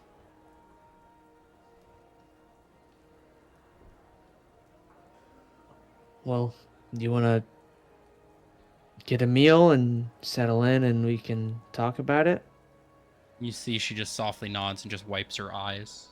You could tell she's crying. Okay. Well, let's go get you something to eat. You Whatever you want. bring her back inside. Where do you sit? We're gonna let me see. We'll sit in this area right over here. And about this time, Yerk and Otis, you had just walked down as Valen was running out sporadically. As you guys approach Ark. Is he gonna be alright? I do not know. Just after that person, but I don't know if we have time to have this conversation, unfortunately, with the thing we have to do. When are we leaving? Be better to head out now. Just like Wilma said, it is kind of a important thing to do. Well, maybe let him have it a little bit. Did he recognize her? He did. Maybe this will be good for him. About this time, as you guys are talking, you see Valen come back in, and you guys notice this woman as well. Almost looking disheveled, malnourished. He just kind of sits her down at this table over here. You go to the bar. What do you grab for food, Valen? I'm gonna grab her the same thing that I was eating, basically. All right, 2 more silver. 2 silver. Okay. But you guys see Valen go and grab some food and very hurriedly run back to the table where this girl is sitting. Ark will kind of just meander over and join in. And see as Ark's moving over, she kind of pulls the hood closer and kind of almost like shrinks into the corner. Okay, that's my friend. She just does she nods. Does she look injured at all? Very. She looks like I mean, she's about as tall as Valen. She looks like she maybe weighs like 80 pounds. Very frail. Like 6 feet. Like very frail looking. Yeah. He'll do a cure wounds on her. You go to cast the cure wounds, and you see something you've never seen before. God damn it. As the magic begins to encapsulate around her, you see as soon as it comes into contact, the magic symbols shatter, and they take no effect. Could he tell which side caused it to not affect? Either her side or his side? You don't know. You can roll an Arcana check. Yeah. Can I roll it as well to see? Yeah. All right. You.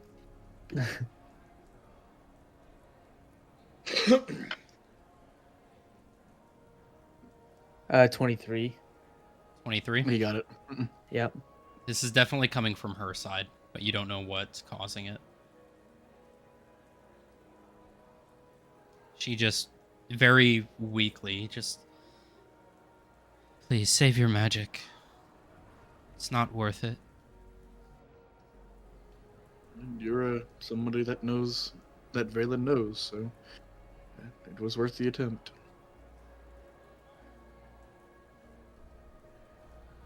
Alright, you mind giving us a second? Sure, but do know that we are on a time crunch, unfortunately. I know, and if you need to leave without me, go ahead and do so. This is personal. She's your childhood friend. I understand. Ark will head over to the rest of the group and let us go ahead and move on to the Adventurers Guild. It might be a bit. He will catch up with us. Oh, all right. We're going to the Adventure Guild, and then we'll be leaving the city. No, we will wait for Valen at the Adventurers Guild. Right. I guess how Yerk's gonna follow out then. All right. Otis, are you going with them, or are you kind of staying back behind? Am I able to do anything with the Adventurers Guild at this point in time? Like go sign up or anything like that? You don't know unless you go. That's true. Hey, Yeah, I'll hey, follow along. one other thing. Then I think he's gonna. Is the person kind of look wounded or bleeding or of any kind? Doesn't look like they're bleeding, but they look very worse for wear. I think you might have already also seen Ark attempt to do a magic spell to cure. Oh, yep, but Yerk is gonna leave just three rags with Valen. All right. As he- Just to help her clean up a bit. And Yerk proceeds out.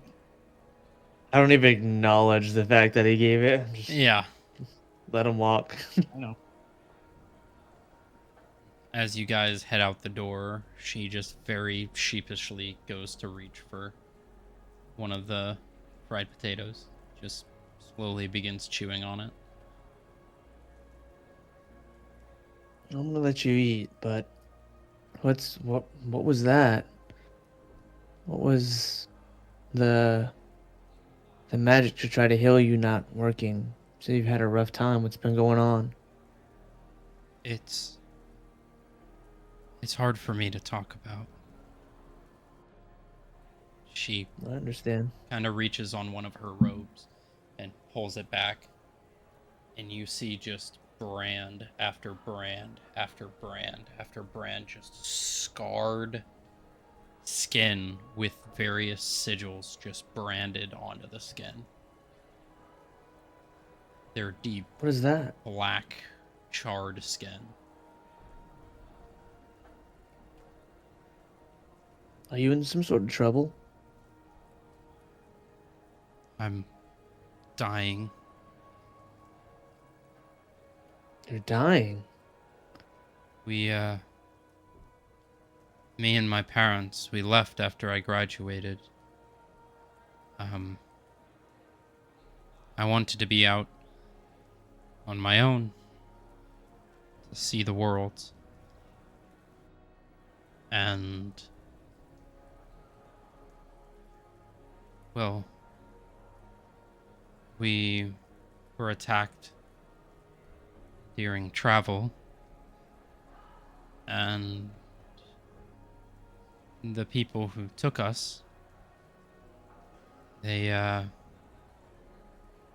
took us to some temple of sorts, deep underground, and there were a lot of others there as well, but my parents are gone.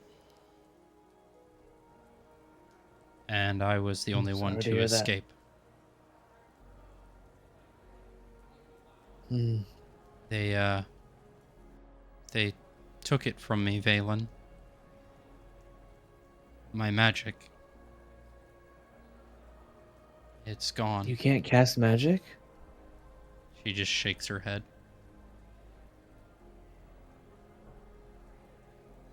I'm They- sorry. Siphoned the magic out of us. They used us like living power sources, like living arcane cores, to power whatever ritual they were trying to do. I stayed there for about 15 years before I escaped. 15 years. It's a long time. I only escaped a few months ago. But I've only been able to make it this far with no magic. I can't work. I can't feed myself. So I find alleyways that are a little warmer than others and try to sleep. Well, I have plenty of resources, and I have a room upstairs if you want to stay in it.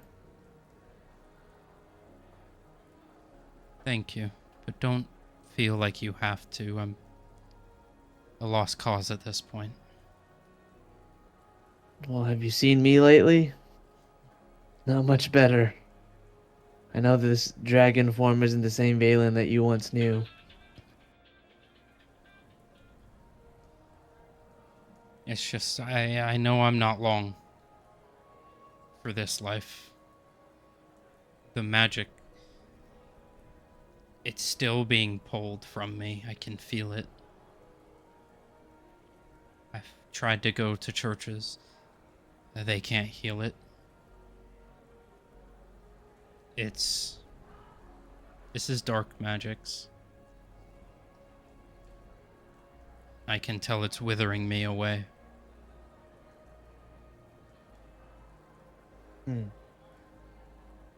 Well, I might have some friends that could give some solutions. Part of my journey as well is going to the Mansion of Arcanum, and I heard they have some pretty great power over there. So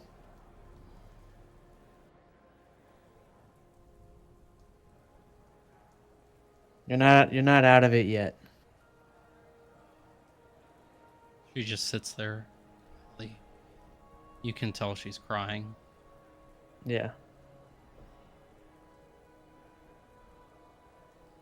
Listen, I know you're having a hard time, but my to get your mind off of it, I have been having a hard time myself. I know you said that you lost your parents, and I lost one of mine recently as well. So I understand at least some of your pain. Now, I wasn't in prison for 15 years, but I do know some of what you're experiencing.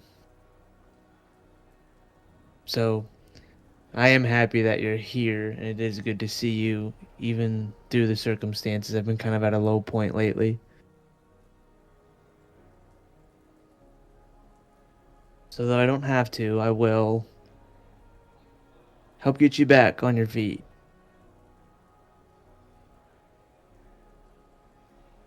She just kind of nods.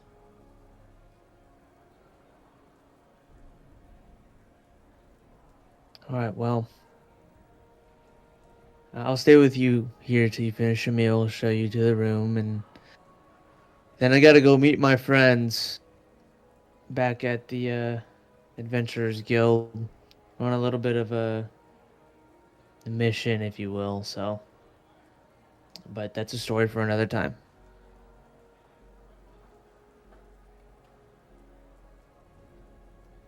Okay.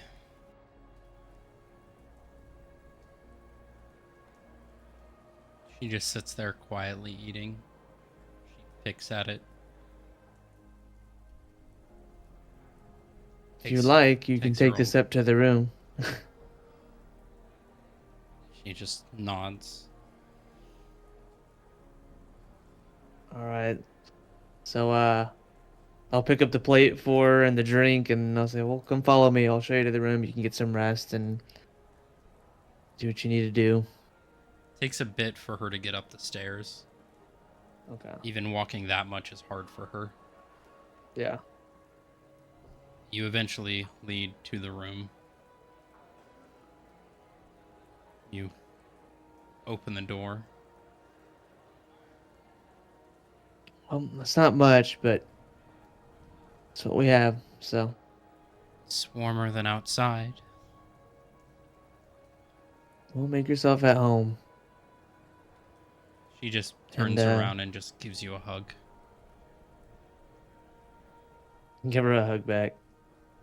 And she just collapses and just starts sobbing. Just kind of hold her for that moment. I know what you've been through is tough, but you're not there anymore.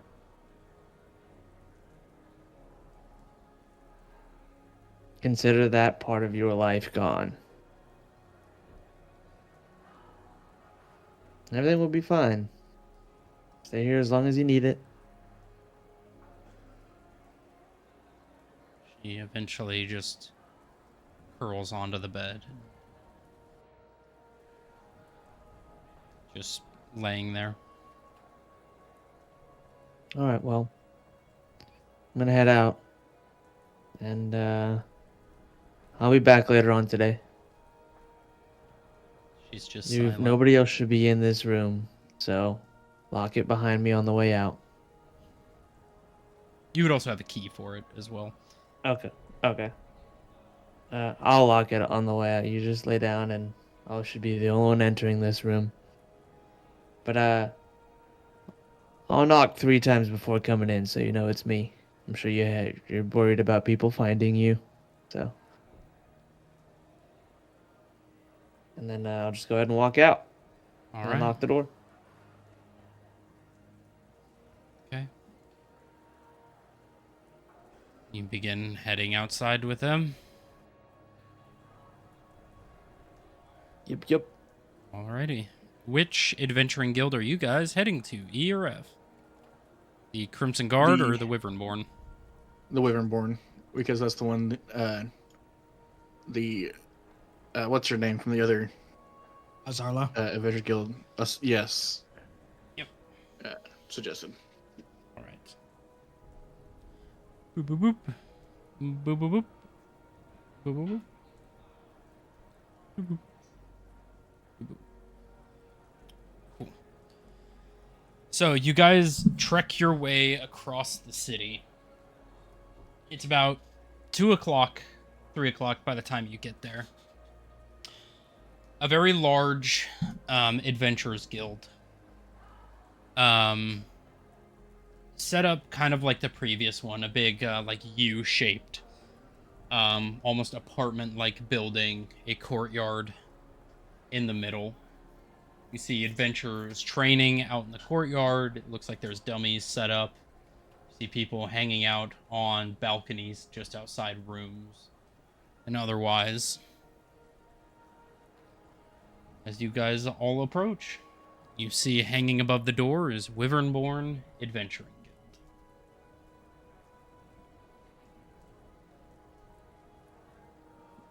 Hear people talking, laughing, drinking, eating, fighting.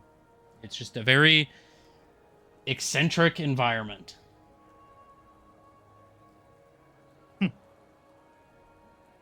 Ark will head in and find the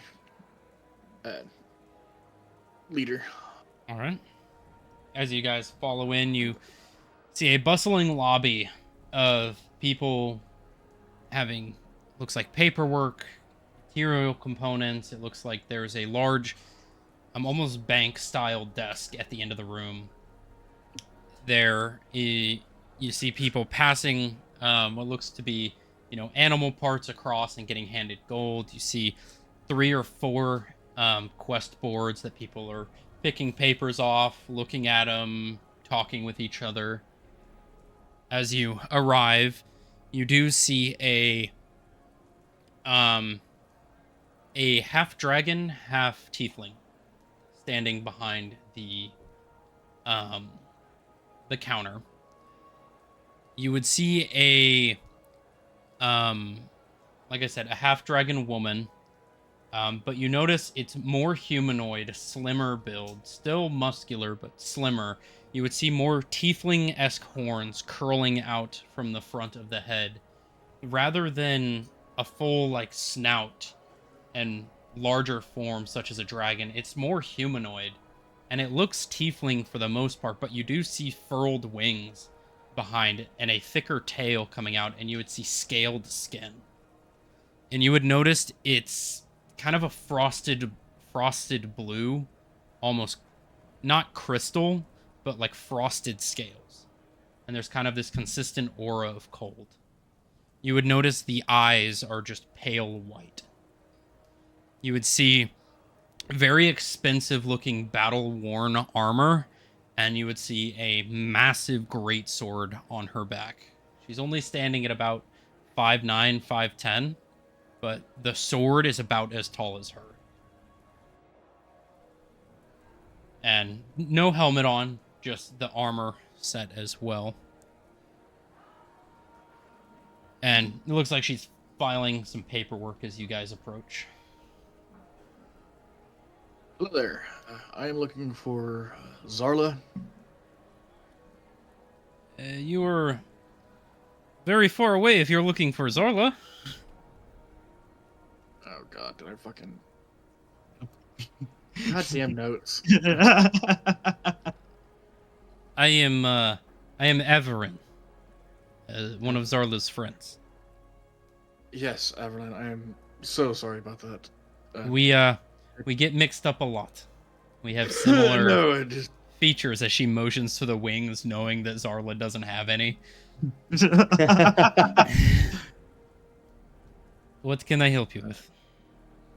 I need to reinstate my party to the Adventurers Guild. Oh, you're the group she called about.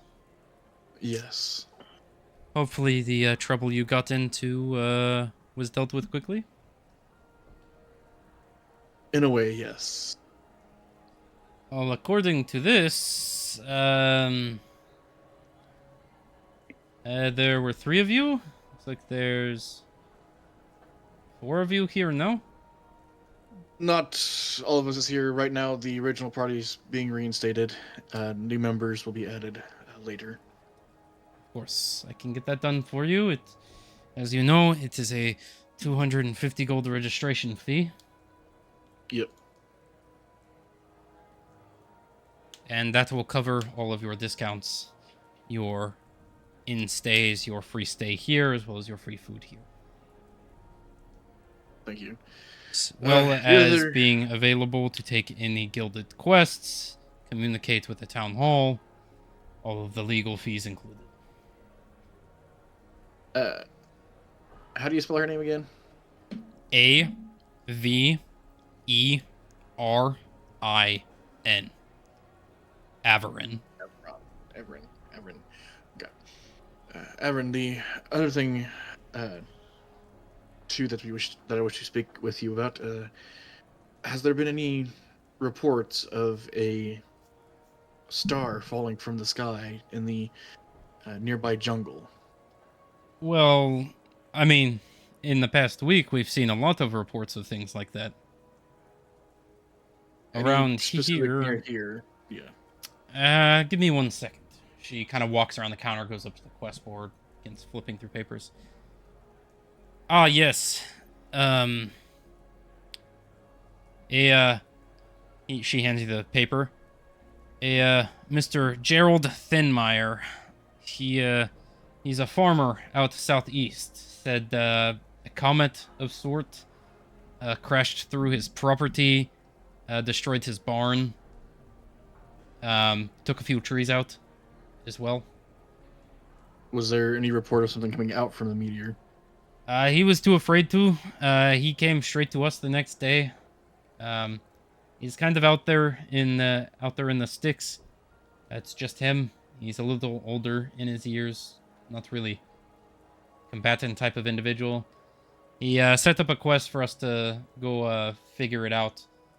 Most adventurers aren't going to take quests like this, so it's been on the back burner for a few days now. Well, we will go ahead and take it then. Was there a cabin nearby that area, if you know of? Well, yes, his home. I landed on this property out in the forest, maybe a quarter mile off of his land. But he's been too afraid to go checking near it, so he's been staying in the city for a bit. Do you know where in the city has been staying at?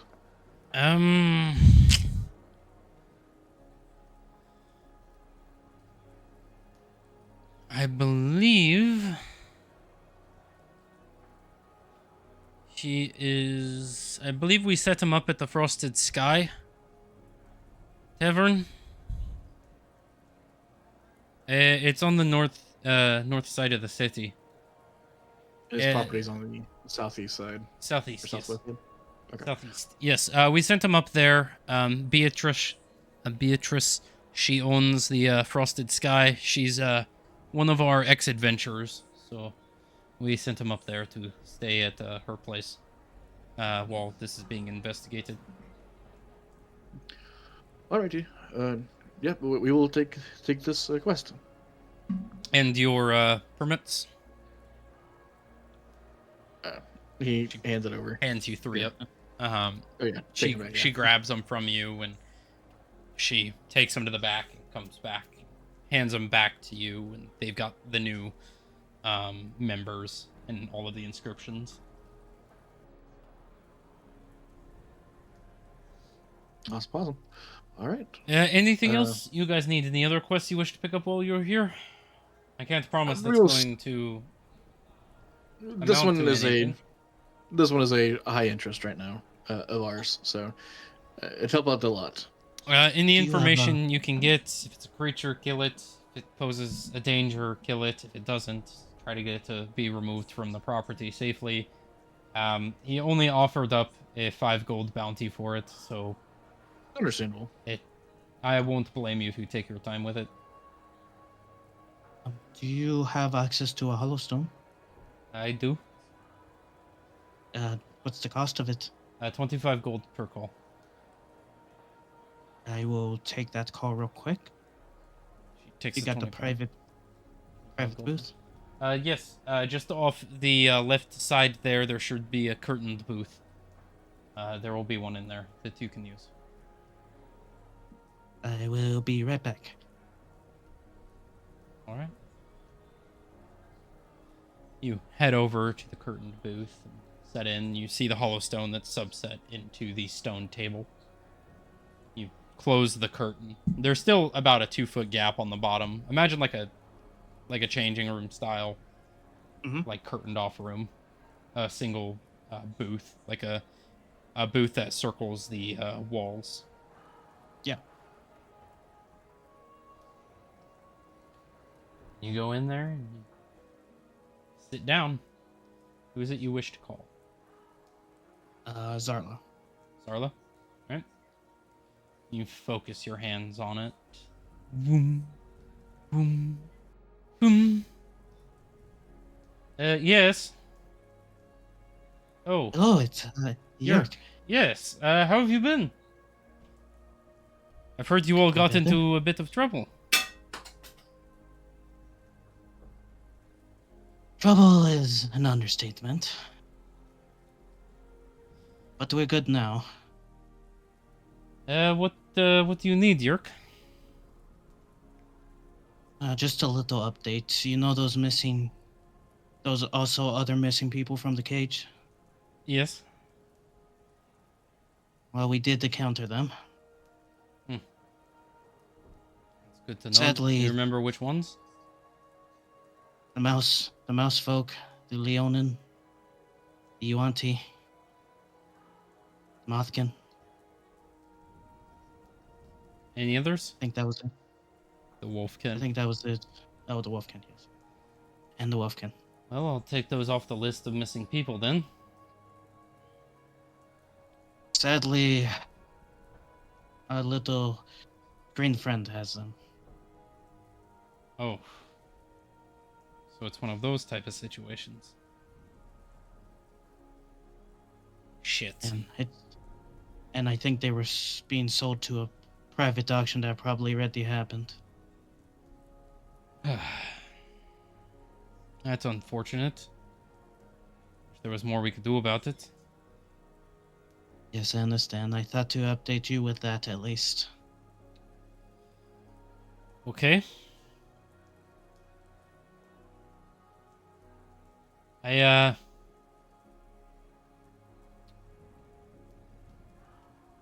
have some good news and some bad news. Alright. Let's hear the bad news. Want the bad news first? Yes. It's kind of a two-parter. Then the good news. The good news is due to my previous commander's endeavors with reaching godhood, I assume you are aware of that situation. Yes. It was enough to bring all of this to the eyes of the Cardinal Board. Here in a few days, they are going to be holding a council with Queen Diana Sarconia,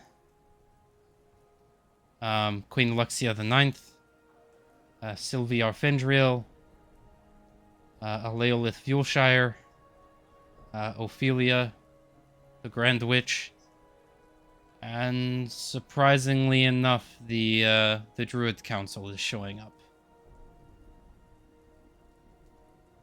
which they don't normally do. Not too familiar with them. Shut-ins. They don't show themselves frequently, so this is probably Aleo's doing. But they are finally going to start conversing on a plan to deal with everything that's been going on. Oh, that is good. Especially with the other prophecy being released. Yes. Now the bad news. Right? The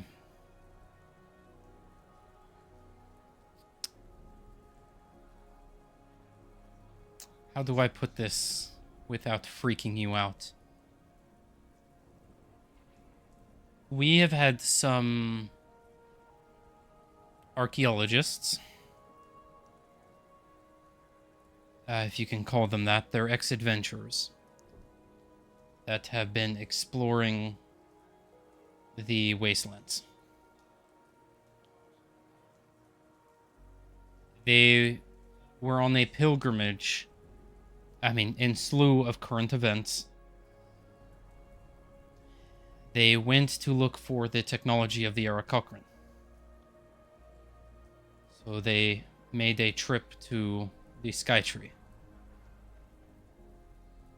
That's a little suicidal, not, is it not?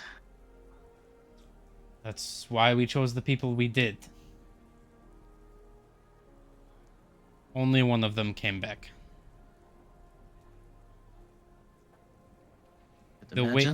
The wastelands have changed. And it hasn't hit social knowledge yet. So I recommend you keep this quiet.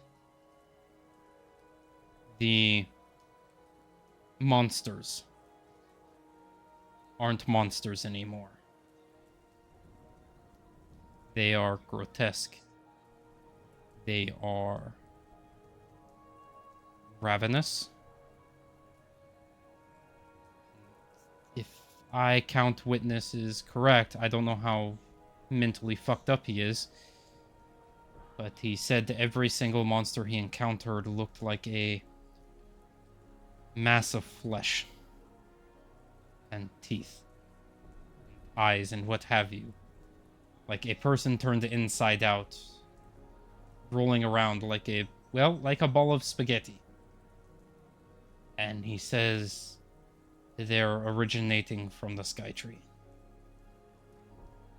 He also said he saw them consume,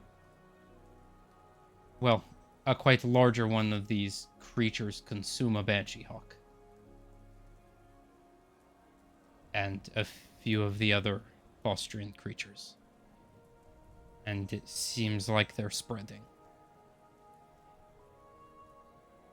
The wastelands are changing into something we have never seen before.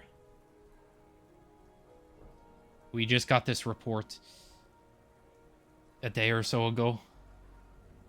He used his last-ditch effort of a teleportation spell to get back to us, but he was almost dead. And he said he was in the heart of the caverns underneath where the Skytree was.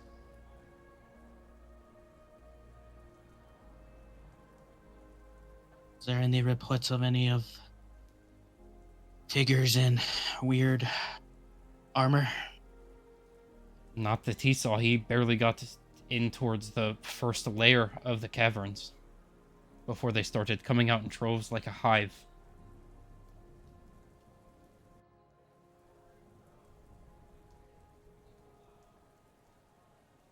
Plus, it has to be the wasteland that gets worse. Is the borders alright? So far, they haven't made it. Sure,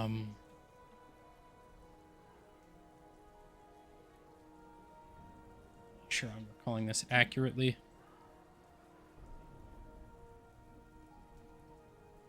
So far, they haven't made it past the Wasteland Expanse or the Bostrian Bone Fields.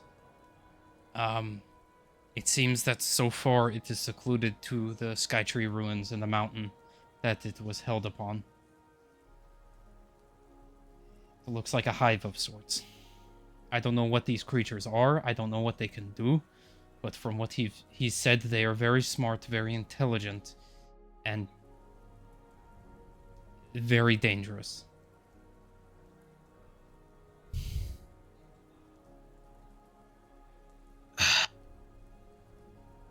DM. Mm-hmm. With what Lou said about corruption and what they are. Quite similar, yes? Very.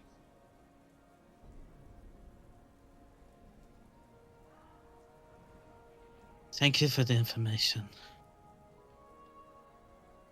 And Knew something was at that tree. you know how I said it was a two-part? Yes. She kind of crookedly smiles. One of these creatures may have come through the teleportation with him. And he was able to hide it, but it escaped.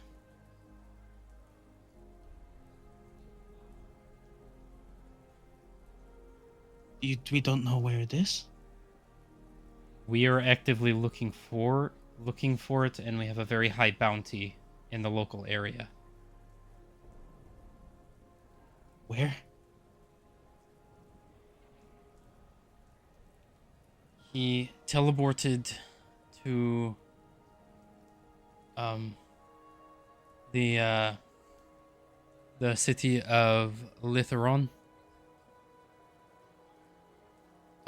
It is the border city between central and western Tolarus. It is about 2 cities northeast of where we're at here in Port Theradun. But this was a pretty large one. And if they work like he said they will, this is going to become a problem. Thing that could kill Banshee Hawks easily. Yes, it would be a problem. Exactly my thought. So, regardless, there is a meeting being held. See what we could do, but our plates are full at the moment, but we'll see what we could do. I understand. I wanted to let you know. It is something I've been dealing with, and I've already had about 5 adventuring parties go missing since the bounty came out. Is any of your old contacts from the Frostborn doing anything with it? Most of us are retired, and without our commander, there's not much we can do. Rose has stopped talking to us. Adonius was our one connection to Rose. The Frostborn Devils were her right-hand army. And... asshole. He abandoned her. And it seems she's abandoned us.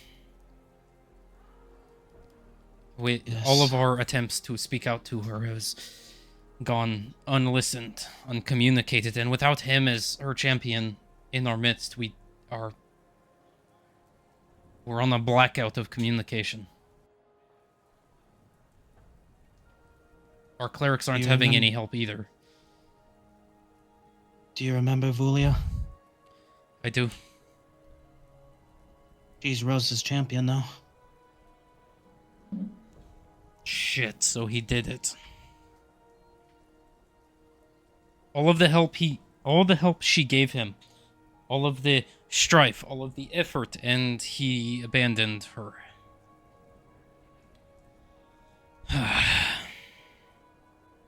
Dickhead.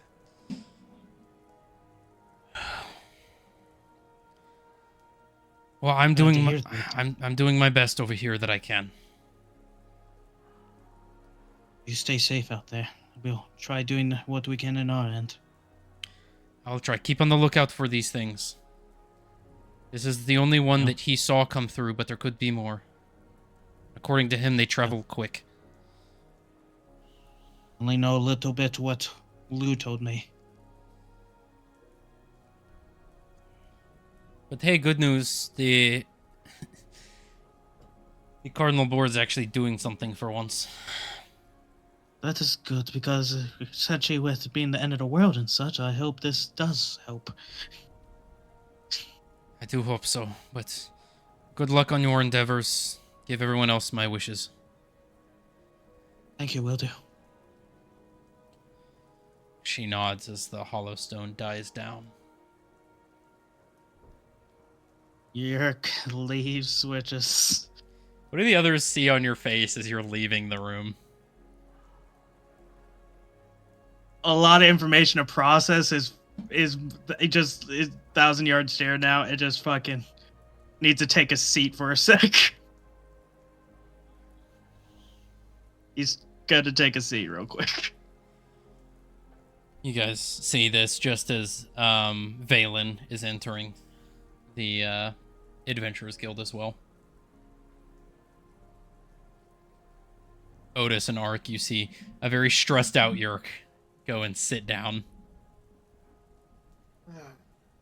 I look over at him and be like, didn't ask him anything, just kind of had the thought of like, what? You witness a ghost or something?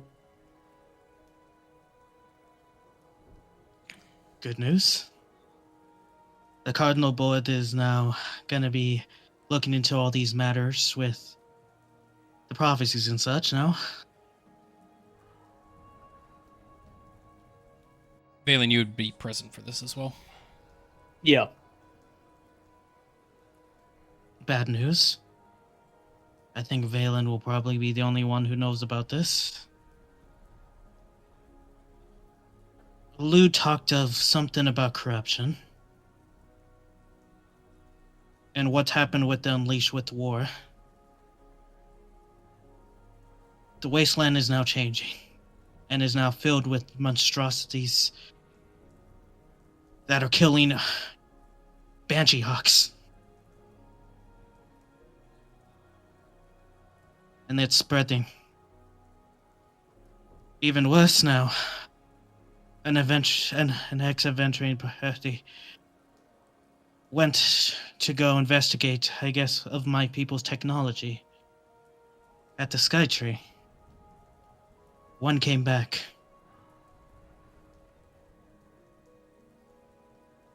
And brought one of those creatures with it.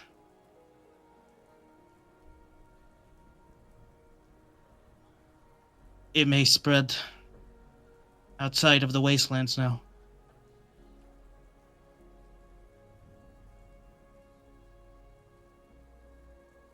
It's going to spread.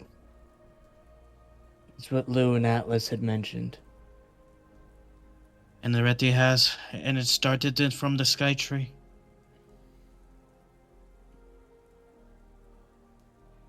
Then we need to contain it or stop it before it spreads more.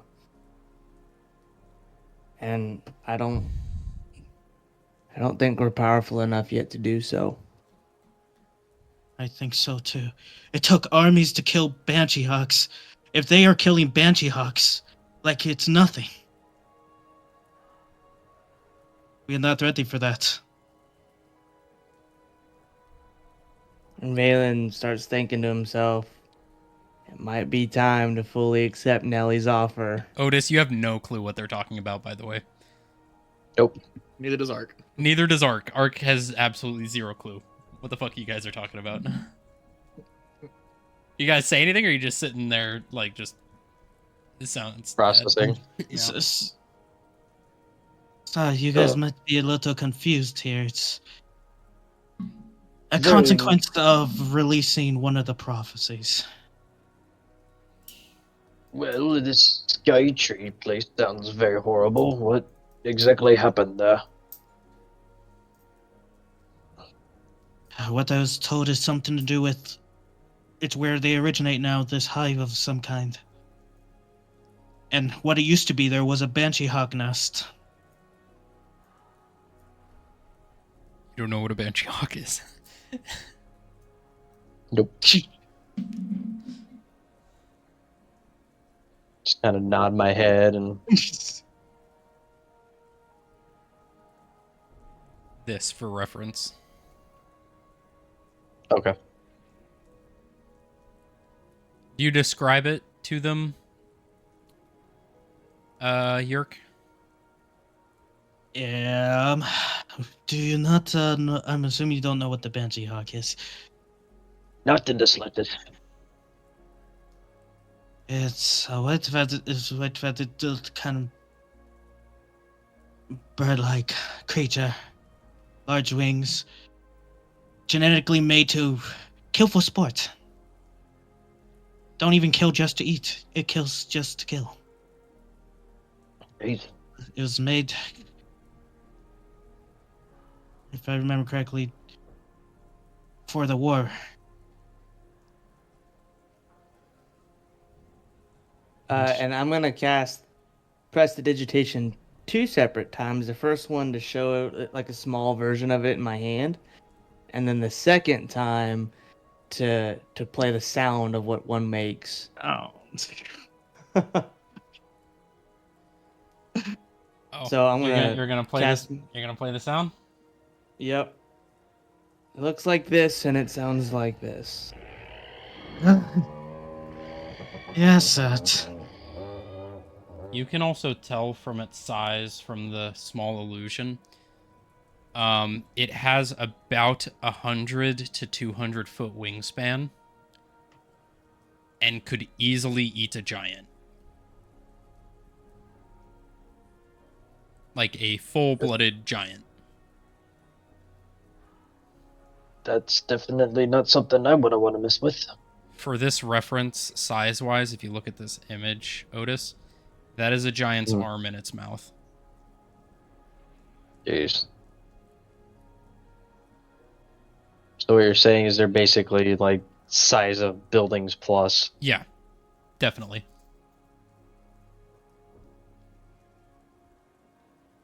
I think we should get this thing done with that angel, then.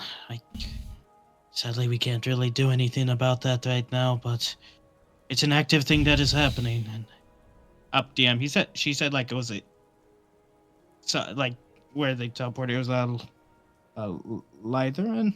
Litheron. Litheron. East of Litheron? In Litheron. So in the city is where he teleported to. He teleported to an adventuring guild in Litheron.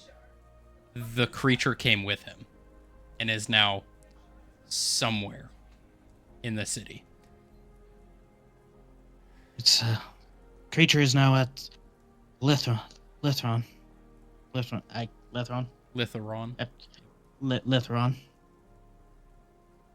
Litheron now, and it cannot be found at the moment. So I don't know how long it will take for that to spread, but I don't think it's gonna be. How would you say?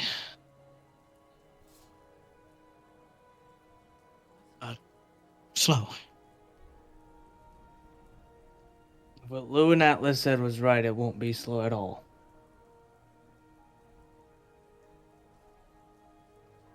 So we gotta eventually move. It will become a problem, so we need to go now. Get the angel done.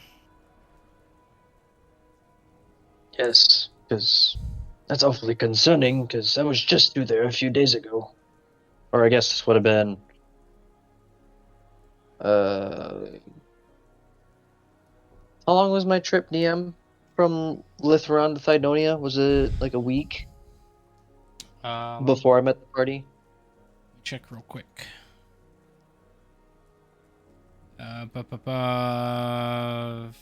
That's It was mostly about... flight, correct? Yeah. So in flight, it would have been about a week. Okay. So make sure I got my dates right. I was there about a week ago and I didn't really notice anything. But that is awfully close to where my mother lives in Kelvier.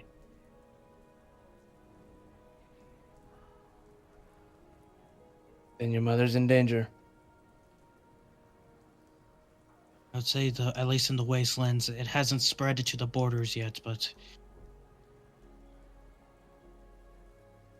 it's just originating from there. So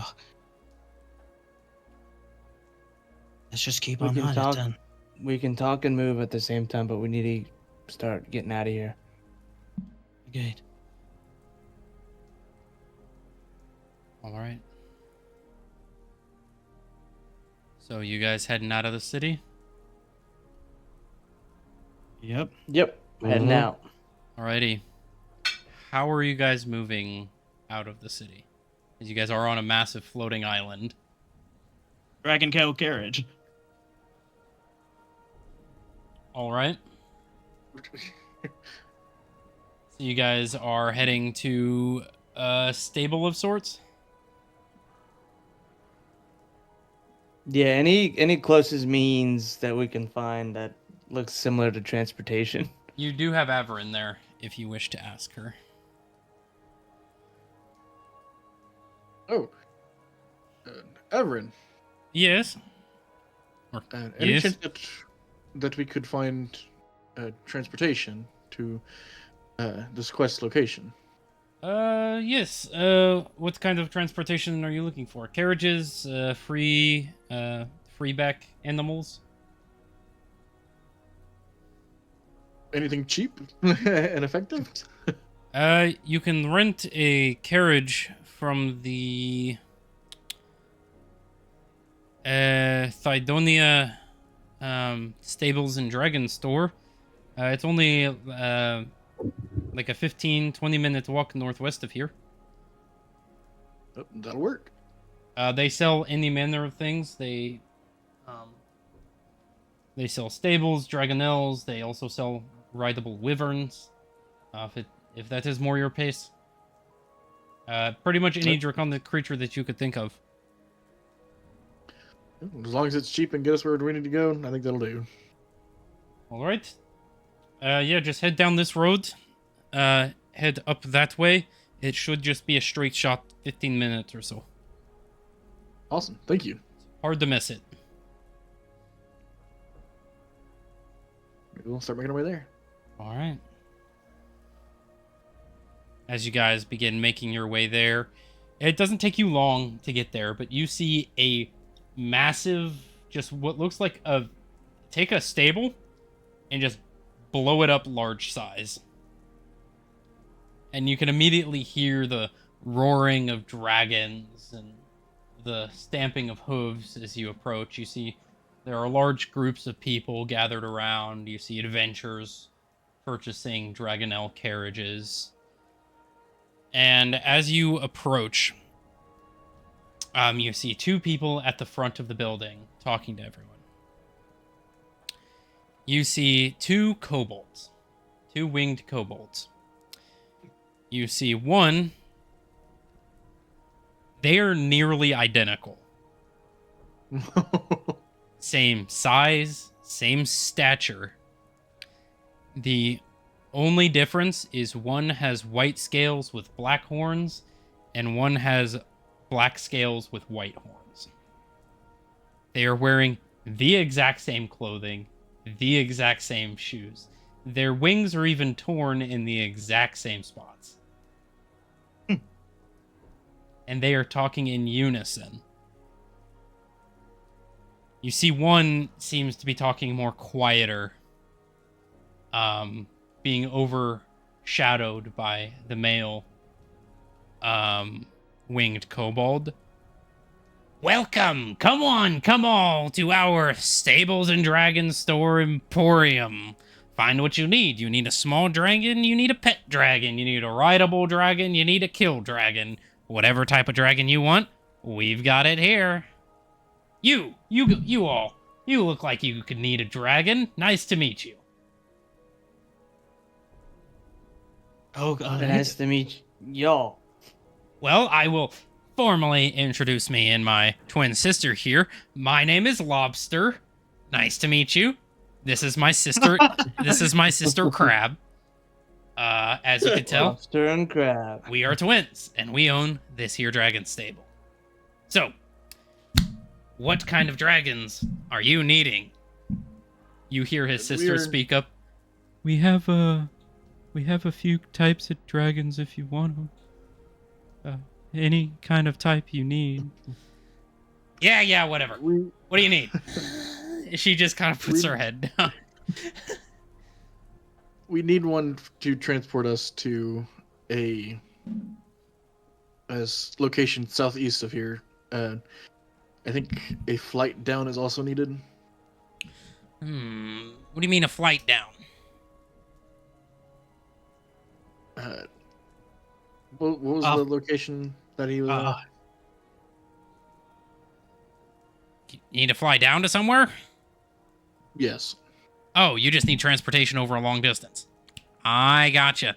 So, follow me, and I'll show you, well, what we have to offer. So, right here, as you can see, we have big ol' Bess. And he motions, you guys look over, and you see an adult red dragon sitting in a stable. So, this is Big Bess.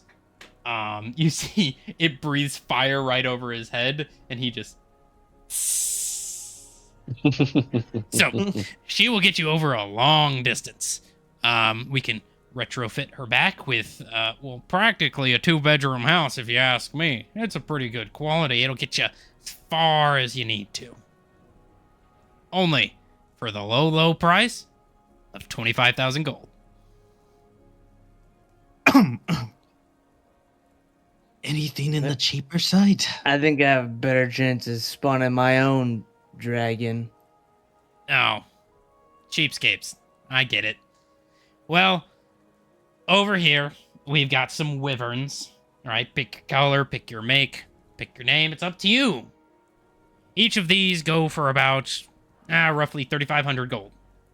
You can fit about 2 people on the back. Pretty easy. Pretty easy to get along with, as long as you feed them. You offer a transportation service. Well, oh, just like a per purchase transportation service? Yes. Crab, you take over this. I got better people to deal with. Oh, okay. She just kind of walks up, her head all down and shy. Well, we do have a Dragonelle riding service. It is a price of 20 gold per person per day that you have it covered for. You do have to pay an initial $200 liability fee, and we will get you to where you need to go. There will be a private coachman that will attend with you. I think that would do fine. Okay. If you just want to follow me, I can get you all set up with the paperwork. She just very sheepishly just hobbles by. As Ark is following her, we are part of the Adventurers Guild. Any assistance with that? Okay, in that case, you'll get a 50% discount, so it'll only be 10 gold per person per day with 100 gold liability fee. That sounds more better. It looks like she's like moments away from a panic attack. Yeah. Alright, 10, 20, 30, 40, 140. Yeah, Ark will get that. 140 gold, so that's 4 days. No, 100 for the liability fee For the liability. and 40 for us for the day. You for the day. All right. Are you paying for other members of your party who may join up with you? Assuming that I'll pay for my own. Theo is here and Kane are here. Oh yeah, they Assume they're T-posing in the background. Yeah. Mm-hmm. So I'm trying to count again. So that's Really, 10 times you're paying your own. 6, so that's 60 for the day. So it'd be 160 total. Yeah, fuck it. 160 for the total. We'll do that. 160 for the total. Are you paying that? Yeah, Western? Ark will pay that. Yeah. All right. Okay. Your coachman will meet you outside. If you need anything else, feel free to let us know. Because we always like servicing at Thydonia. Staples and Dragon Store. Oh my gosh, that was trying. She is avoiding all eye contact with you all.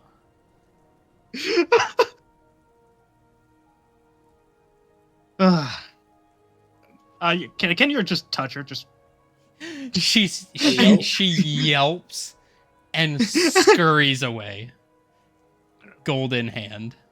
You see one of the coachmen sitting by one of the carts. He just starts dying, laughing. All right. Sorry about her. She's a little on the socially inept side of things. She's getting used to it. There's always one, but we should probably go ahead and be off. My name is Jeremiah. I will be your coachman for the day. Good to meet you. Shakes your hand. Well, we're off to.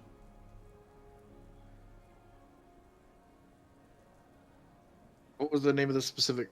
Did it have a specific town name, or was he just out in the southeast? He is out in the southeast. He is out in the Okay. boonies.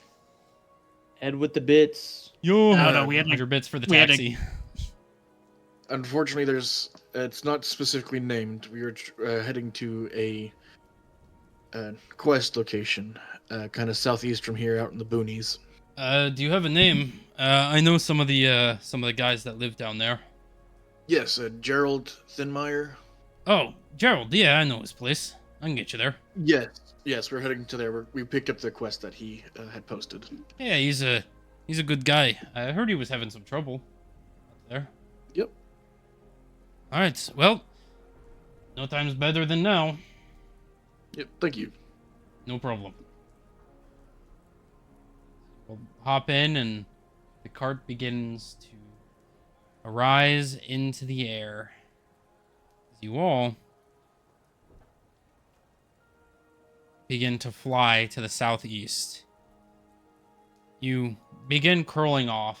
You arc over the side. Arc over. Get it? You arc over the side of the island and start curling down. You guys see the snow-covered jungle wisping through below you, thousands of feet below.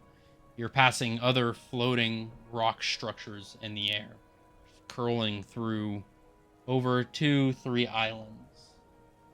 And you guys begin to see it as you're curling over about an island, maybe 2, 3, 4 miles outside of city limits, probably more around like the 10-mile mark.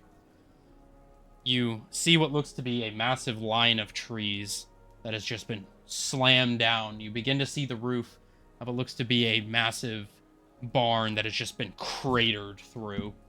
You see a massive ditch just carved into the ground. It goes for another about quarter to a half mile past the property.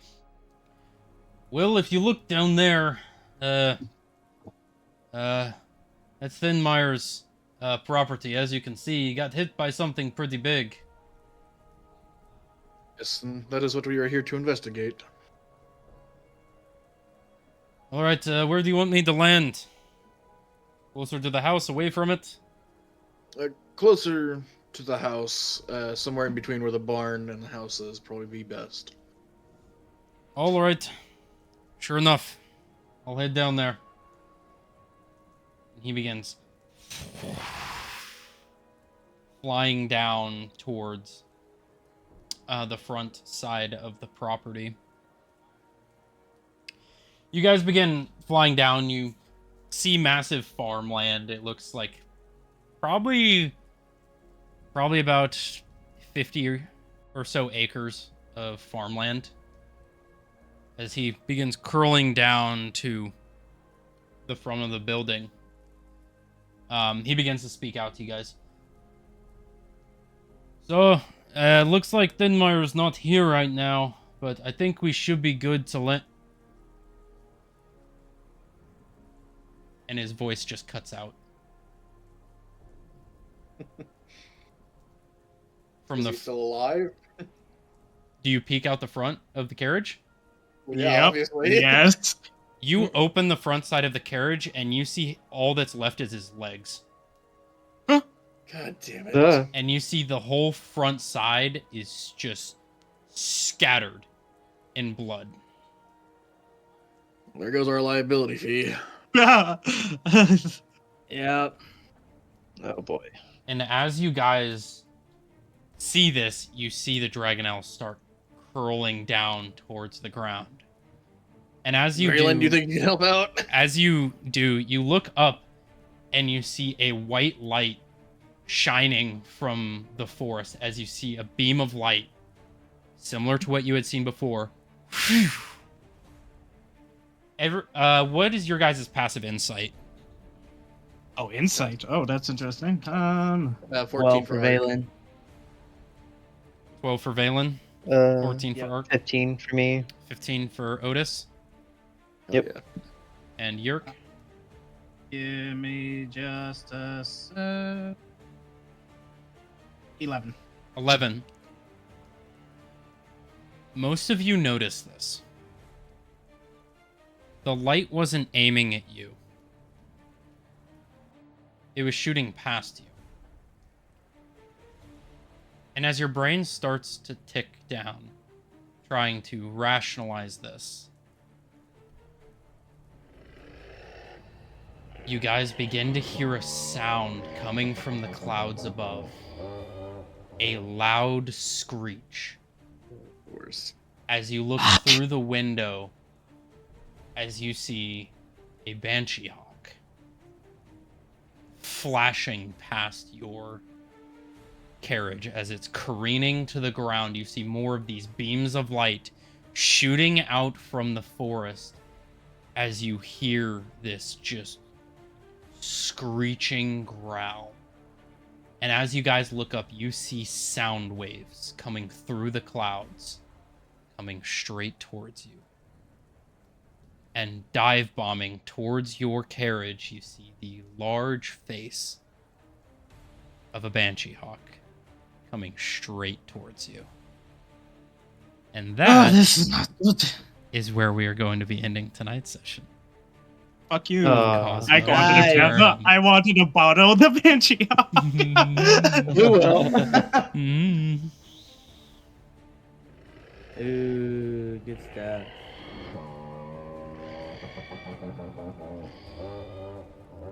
We'll see how this goes when we come back next time. So I'll give you guys a week to prepare mentally for what this is going to be like. Next As you session is guys going to are- start off wild. As you guys are Oh, we got her. falling from the sky, a Banshee Hawk, and maybe an angel. I mean, we could utilize Angel for that. Hey, Help us. we're trying to kill. We're trying to kill this. We're trying to kill this thing too. Don't worry. So, as we end tonight's session, beginning of battle, thank you all for watching. As always, session will be uploaded same day tonight. And I thank you all for joining. So I will see you all next time. Latest. grand. See you later.